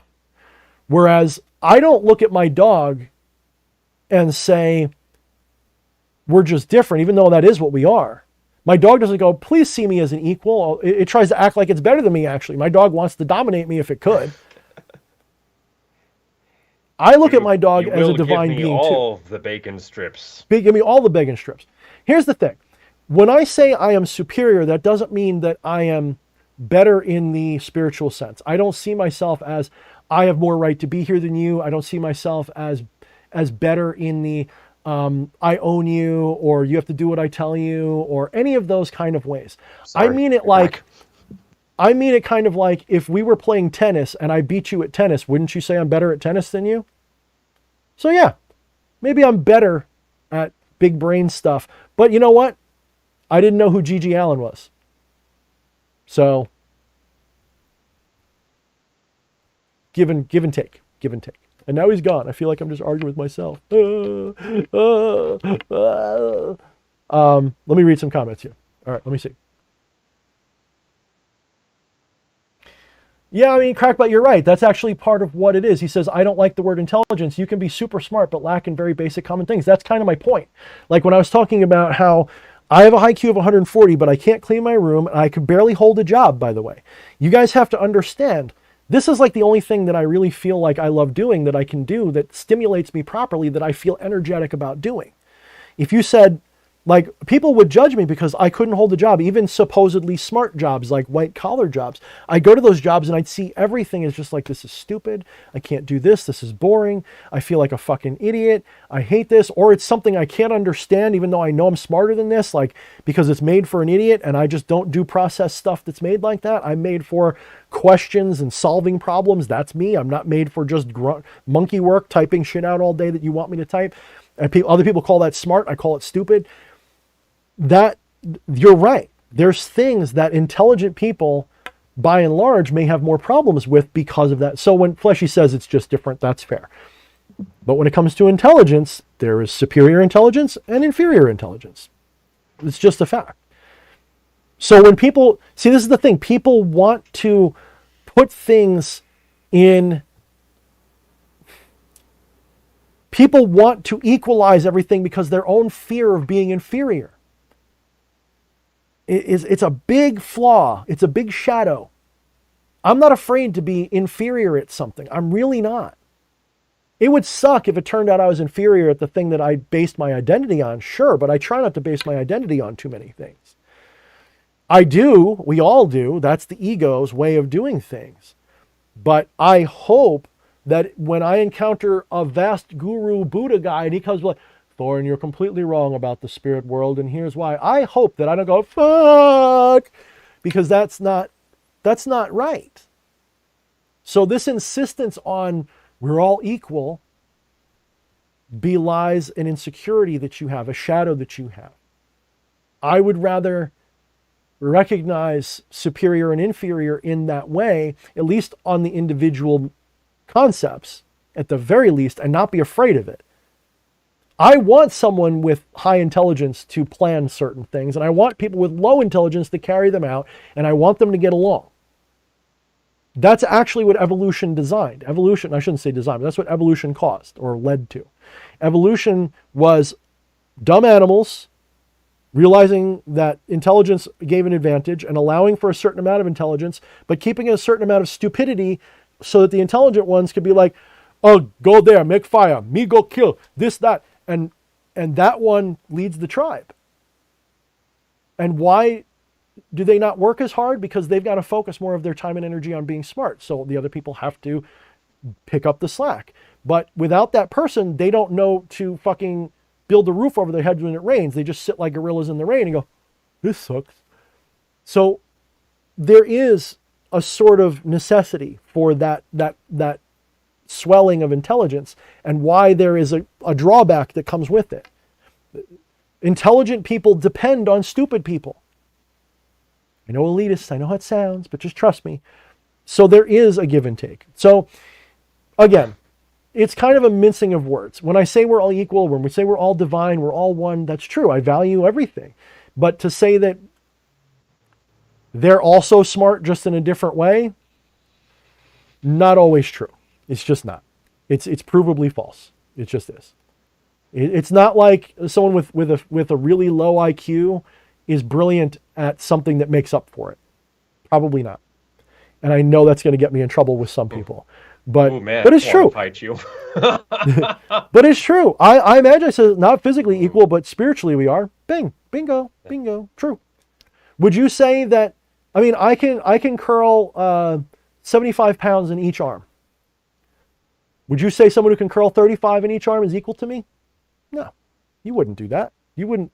You don't have a problem with saying that. I'd say they're different than you. Really? I would say that they can't do that. That means that I'm stronger than them. It's just a fact. It's not, you can say that's a difference, but I'm still stronger than them. You wouldn't, I think that's a millennial thing that you guys had drilled into your head. That you're not allowed to see superiority. I think you're picking individual metrics for how can this fish climb a tree? That's true. But that doesn't mean that the fish isn't superior at swimming, does it? Of course it is. You wouldn't dare say that the fish is less superior to the wolf at swimming. The fish is different. No. It's different, but it's still superior at what it does. A wolf couldn't survive. Yeah, it's different, but that doesn't, you still have to put it on. You can't say, here's the problem. When you say it's just. I guess the main core of what, oh man, this stream was supposed to end a while ago. I want to continue this conversation, but I also want sleep. Fuck. I want to put closing thoughts on this, even though I want to keep going. Like, I guess what it is it seems like I had lost my fucking thought. God damn it. Every time. Every time I put qualifiers on something, I lose the fucking train. God damn it. It's okay. I mean, I sort of get what you're saying.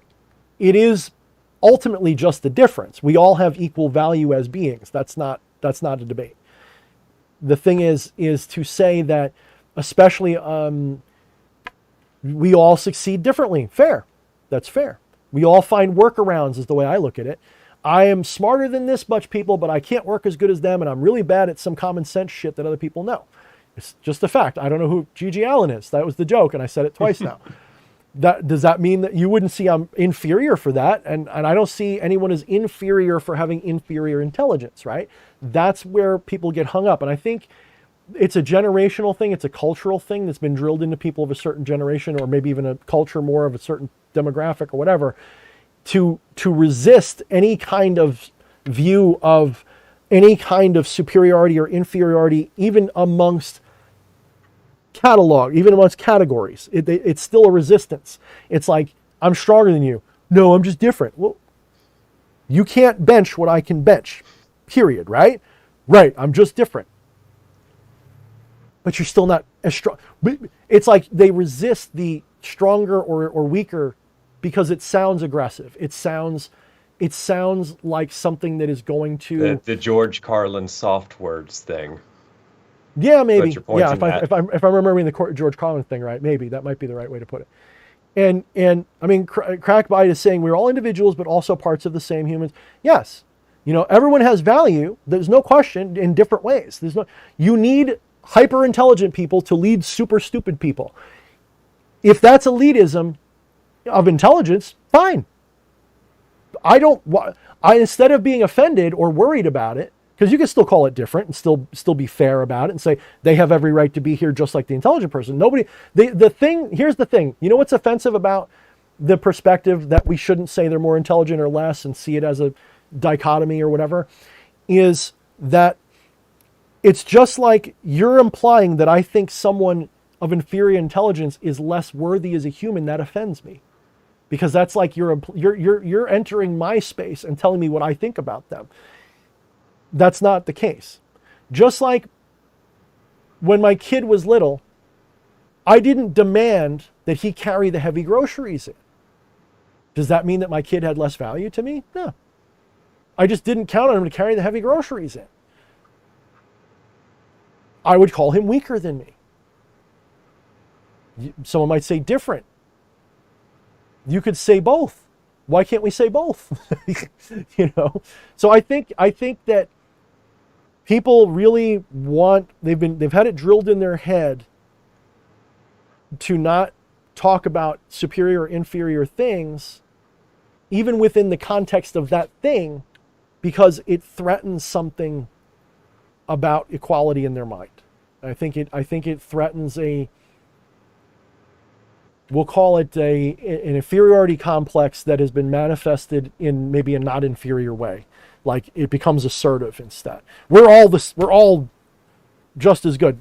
That's not an argument I'm having. Like I would never argue that someone who is of inferior intelligence or physical capability or whatever is inferior to me. But I would say that their capability of certain things would be inferior. Like you said, they're different. I would still say, hey, they've got this other thing that they do, or they have again, I don't look at a bird and say that it is inferior or superior to me, but I'm sure a lot better at working a computer than they are. Call that different if you want, but I wouldn't want a bird to do my taxes. Call that different if you want, but it's still... I keep making this shape. I don't know what that shape is. Is that a cock? I think it's like balls in a cock. Oh no, I think that might be a little bit of the Italian coming out. I've been doing that a lot tonight too. So Ajna says in India people still respect their elders. It's really interesting because the elders also respond to that expectation. Yeah. I mean, whose opinion would you value more? A little old lady who's seen the world or a 4-year-old? Now, this is a loaded question, and you're going to say they're different, and I'm going to agree with you. Because if I'm asking my 4-year-old, something a 4-year-old would know better, like who's the middle Who's the middle? What was that show? Fuck, I can't think of the show now. Malcolm in the Middle? No, no, the with the stupid guys and this guy had a triangle in his head, and the one was purple, and oh my god, it was your generation kid shit. Oh my Are god, you are you having a fever dream? yeah, yeah. Triangle on the I head, think I woke my wife purple. up. She's trying to tell me what Ed it and is. Eddie, Courage the Cowardly Dog. I can't Um, hear her. She keeps saying it. Teletubbies. oh, If I ask somebody who the middle Teletubby is, who's four, they're going to know a lot more than my grandmother will. Of course, she's dead, but so yes, in a way, we're splitting hairs because we agree on one level completely, and and I think that I see something a little different. Maybe I'm wrong, but I see something a little different, in that other way. I I think I I think the think on some level implication. you're right where we're seeing similar things. It's just our framework is very different there. Yeah, I mean, I think, yeah, yeah, fair enough. Fair enough. I mean, again, this is stuff where the wrong people hear it and they go, "Oh, see, he's what would be the word? A social Darwinist or something." No, he's a nihilist. No, what is it? Something that they always equate with, like, eugenicist or something. They're gonna like pile that shit on me because I'm not woke enough, and they're gonna be like, "See, he's alt right. He thinks he's superior." No, I just think that I'm better at certain things, and I'm inferior about other things. So, like you say, I'm just different. I don't think I'm better. I just think I'm better at some. A fish is better at swimming than a wolf is. Wolf is better at catching rabbits than a fish is. So they're different, but one's superior at their job, the other one's superior at their job. Pragmatically true. Period. I think that. I mean, let's play the communist angle for a minute. Doesn't it say, to each according to their need and from each according to their ability? Is not that very much the same illusion that I'm making? If we're going to play communist, I'm not saying that's what you're, but for the commies who might be listening right now, doesn't it work into it, that I was gonna hierarchy of say if you're superior and asking me, inferior? I didn't read the book. I just sing the anthem. Get off my stream, fucking commies. Oh, everyone's tanky until they hit 40. Fact. Look at the tanky people. They're always under 40, except for the old elders running around going, who are the leaders of the tankies. But yeah. Okay, so I'm trying to find a good note to end on. I think we should do a buy our Yeah, crap segment so that I could continue to be so elitist. actually, hold on there for a second. There was one other thing I wanted to bring up, and I think it was. Have you seen that? Have I am your master. Obey me. You fucking Are you you. superior to it, Fleshy, or is it just different from you? DH, fuck you. I'm about to plug you, you piece of shit. I Don't just you like being dare right. throw You know my that. words back at me, even if I You am know I never like being wrong. right about everything. It's my cognitive dissonance. If I'm wrong, it really bothers me. Uh, ob- Observe my rainbow-colored lighting, for it is the month of Pride, my dudes. And what better way to celebrate Pride than by getting a fucking, as the Aussie would say, Mr. Crowley tank top or I, otherwise, because magic I, is stored. Let me see if I can get that properly. Magic is stored in the butt. You can get that on Teespring in the link in the description. It's actually our most rainbow shirt that we have. In fact, I should remake that with rainbow coloring on the white part. That's what I should make for Pride Month. And then I should completely do what all these corporations do and cash in on everyone else's, otherness and really make money. So, Jacas is asking what other flags you have on your wall there. I better not see a hammer and sickle or else you will be off my stream. Let me see. I have. He's like, don't turn it to the left where the hammer and sickle is. Yeah, luckily I hung all of the things that you shouldn't see away. I've got the full. I've got the I've got the Trinity of Self by DH, and I've got two Elevati flags up there from various concerts, and it's hard to fucking see, but I've got a VNV Nation Transnational hiding behind my head. God, did everything have to be trans with you? God. Yes. Oh God, No, camera. fuck that. V&V Nation transcends all the trans. Oh, V&V Nation is my spirit animal. Ronan Harris. Yeah, I, I'm not saying I love every song, but I would go to their concert with you, and I wouldn't even need to be high to do it. I'm sure I would get high, but I wouldn't need to be high. did, oh, you know what? Here's a. Did I? uh, This will be the thing to end on. Did I ever tell you about my experience, my first V&V Nation experience going to the concert? The It was furries. probably as trippy as your audio is right now. Oh boy, yeah, dude, I'm happy. I, um, Okay, you're back, I think. okay. I used to say, Nope, you're gone again. well, okay, we're ending here then. I really want to hear what you're saying, though. It's like really pissing me off. Come on, Oh, interwebs. oh boy, there we go. Right at the end, it had to. I think I used up all my interwebs for the week. No, I think it's on me. Okay, you're back again, but you're still weebly, but you're better. God damn, I don't even want to test anymore. I don't want to hear it anymore. You just have to, you know what? Type it in Discord if everybody wants to hear it. Type it in Discord. Put it in the music channel. Patchwork gave Uh, us $2 more. He says, I'm getting a don't tread on me flag. You know what? I would, but we've been tread upon and we haven't done shit. That's all I'm going to say.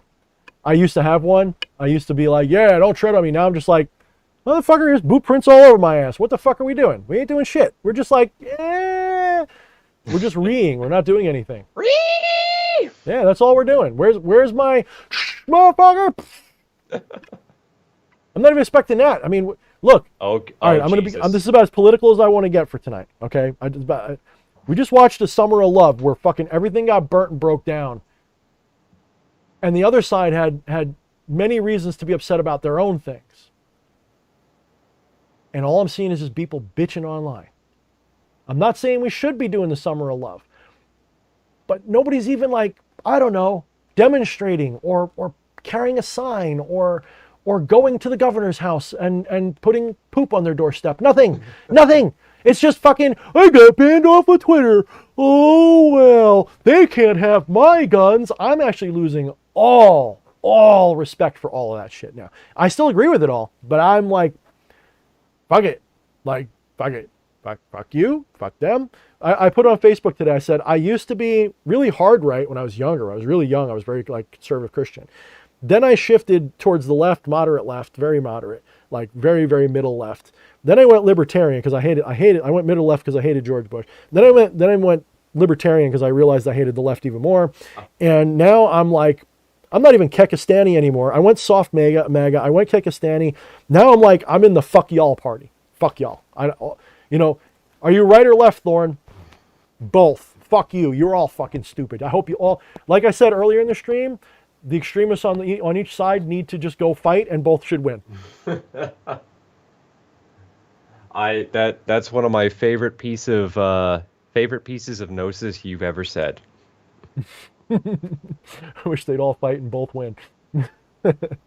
And I'm done. I'm done with this. I'm not saying I won't ever vote again. I'm just saying I'm done with thinking that humanity has any hope whatsoever. You guys are all marching into the fucking meat grinder of the cosmic singularity, and I can't wait to be uploaded in the machine and have no thoughts of my own and go, fucking told you so. Yes, master, I'll keep doing it. I can't wait. I just can't fucking wait. It's going to happen. It's going to be great. I'm going to laugh the whole time. Release the Gigaflesh, Wyatt Coverdale says. Yeah. All right. I know you got work tomorrow, right? yeah, I am the moment is fucking ruined. I will tell the story on Discord. Okay. All right. So, yes, Restream. That's actually. I would almost not even want to say his name here for fear of the handful of moderates that would be like, I hate that guy. He must be racist. I won't even talk about him. But he got me through some tough times because he's funny as shit, even though he's like not. Yeah. Crackbite says, but thanks a lot for your efforts. You know, I thank you for seeing that, but I don't even because I feel like, you know what have I done except bitch and try to be one of the canaries in the coal mine? And that's a useful role, and it is the brain bug role, but, you know, I haven't gone and protested either. I haven't walked a march in a long time. I did a few sign carryings, but you don't see me getting hit with hoses. You don't see me getting called a terrorist for showing up on the 6th at Washington. You don't see any of that. You'll see me at home laughing and watching it on TV, poking fun. Again, that's maybe the flaw of high intelligence, is I know better than to show up because I know we're going to lose. So be it. Call me a doomer. Maybe I'm a doomer. Sure. Yeah. So, okay, buy our crap. Fleshy was showing off the shirt that, oh my God, you're huge. You're just a big Oh, Yepson you just disco ball. noticed. Yeah, no, I did. Me, big boy. You're Yepson. I don't need Huggies no more. I'm a big kid now. Well, you know what it was? You were a tiny little postage stamp for a little while. And so I made you big. And also, Nina the Mystic has some cool interviews coming up, and she also did one with EA Co-Wedding this past weekend. So also Yeah, I check watched her most out of as that. well. Yeah, we were both there, fucking talking Yeah. shit to each other. Actually, Jakaz, I put the D in Dick. No. Yeah, D actually stands for actually Daniel, but I would say Daniel Doomer is not unfair. Yeah. H stands for Hoomer. Doomer. Oh man. Oh my God. Well, it has been fucking awesome, like, every time hanging out with you every Thursday, dude. And for both of Yep. us, I think we should get to bed. Yeah, I actually am probably not going to go to bed. I might play some Valheim. Jesus. I forgot to plug that. For those of you that like games hey. like Valheim, we have a public server that is passworded, so only people on our Discord can get in it. If you like Valheim, please play there. I want to find your base and I want to pee on it. I won't break anything, but I want to pee on stuff. So I can claim it for Thorne Hub. If you find Thorne Hub, you know you found the right server. So join us on Discord if you want to play Valheim for at least the next month, because I don't know if I'll continue it past a month from now, but we've got a server for everybody. And you know what? If I do take that down, maybe I'll just keep the server going, but change it to a different game or something if everyone's bored with it. So there's all kinds of games I can host on there. So, we'll see. All right, guys. To that end, if you support my work, you support the server, right? So check out the links in the link tree. And on if the you description. support him, you also support this faggot during Pride Month. That's true. No, that's true. Well, we already kind of paid you last week. That wasn't during Pride Month, but I hope you got I'm that. plugging You did get you. the lion's share of it. That's true. But no, actually, to be brutally honest, Amazon has downgraded my availability, so to speak, on the platform, probably because I've been there for 2 years, and it's probably ignorant of me to expect that my book will continue selling like at #1 levels, like top 10 or something. Eventually, they got to put something else in my place. So my books are starting to wane, so I've really got to crack the whip on myself and write more books. But if you don't have any of my books, if you're curious, I've got 3 of them out. I've got Become the Maelstrom, which is kind of like a DMG of magic, if you will, but it's going to be updated and replaced soon with a new book, which I'm working on. But get it while you can. It's still valid, useful information. The Shadownomicon is probably my most unique work and the one that is most D.H. Thorne. That one is all about shadow people and is probably how some of you came to know me more than any other way. It's one of the things that sort of put me on the map in a bigger context than just occultism. I mean, just Satanism or something. And then there is my vampire guide, my vampire handbook, which is very good and useful, but it's small. It's more of a smaller work. It was like a micro grimoire. It was only like 40,000 words or so, but it's very useful and it's got some good basic stuff in there. So if you want to support me, that's one way. Or if you're not sick of hearing my voice and you want to actually participate in a class with me, which is a little bit more laid back. When I say laid back, I mean, it's more, not laid back, guided, more, it's less scatterbrained and entertainment oriented. It's more education oriented, lecture oriented, and practice oriented. I've got a weekly class that I run every Monday between 9 and 11, basically 9 to 10, but we go to 11 a lot of times. And that costs $20 a month on Patreon if you're interested. It's a live class, but if you can't make it, it's all recorded, and I put the link within a few days of uploading it. So you guys can watch it after the fact. Not for free. It's all listed privately, but you can access it if you go to my Patreon. There's something like 15 classes now at about 2 hours each. So there's almost 30 hours of content there that's very instructional. And at some point, I'll probably have to start going over the same things again, but there's still so much more I can cover that I will at some point. I really got to do more ritual work with guys. I really got to do more like, here's how you do this, here's how you do that. I really got to do that more, but that's like the least important part to me. The most important part is the non-dual side. So, all right, that should be it. That's it, right? Am I done? Did I plug it all? Teespring, Patreon, buy my books, go to my website, sign up for my services, consults, all that good shit if you're not sick of me. Otherwise, fuck off. Have a great night. Mind the shadows. What's the rest of it? You got it. Tell your friends. Warn your enemies. Yes. And never take yourself more seriously than your enemies. Mm-hmm. Goodbye, all right, all guys. you bastards, bitches, and non-binary witches. We shall see you next week at this exact time. Good night, everybody. Good night.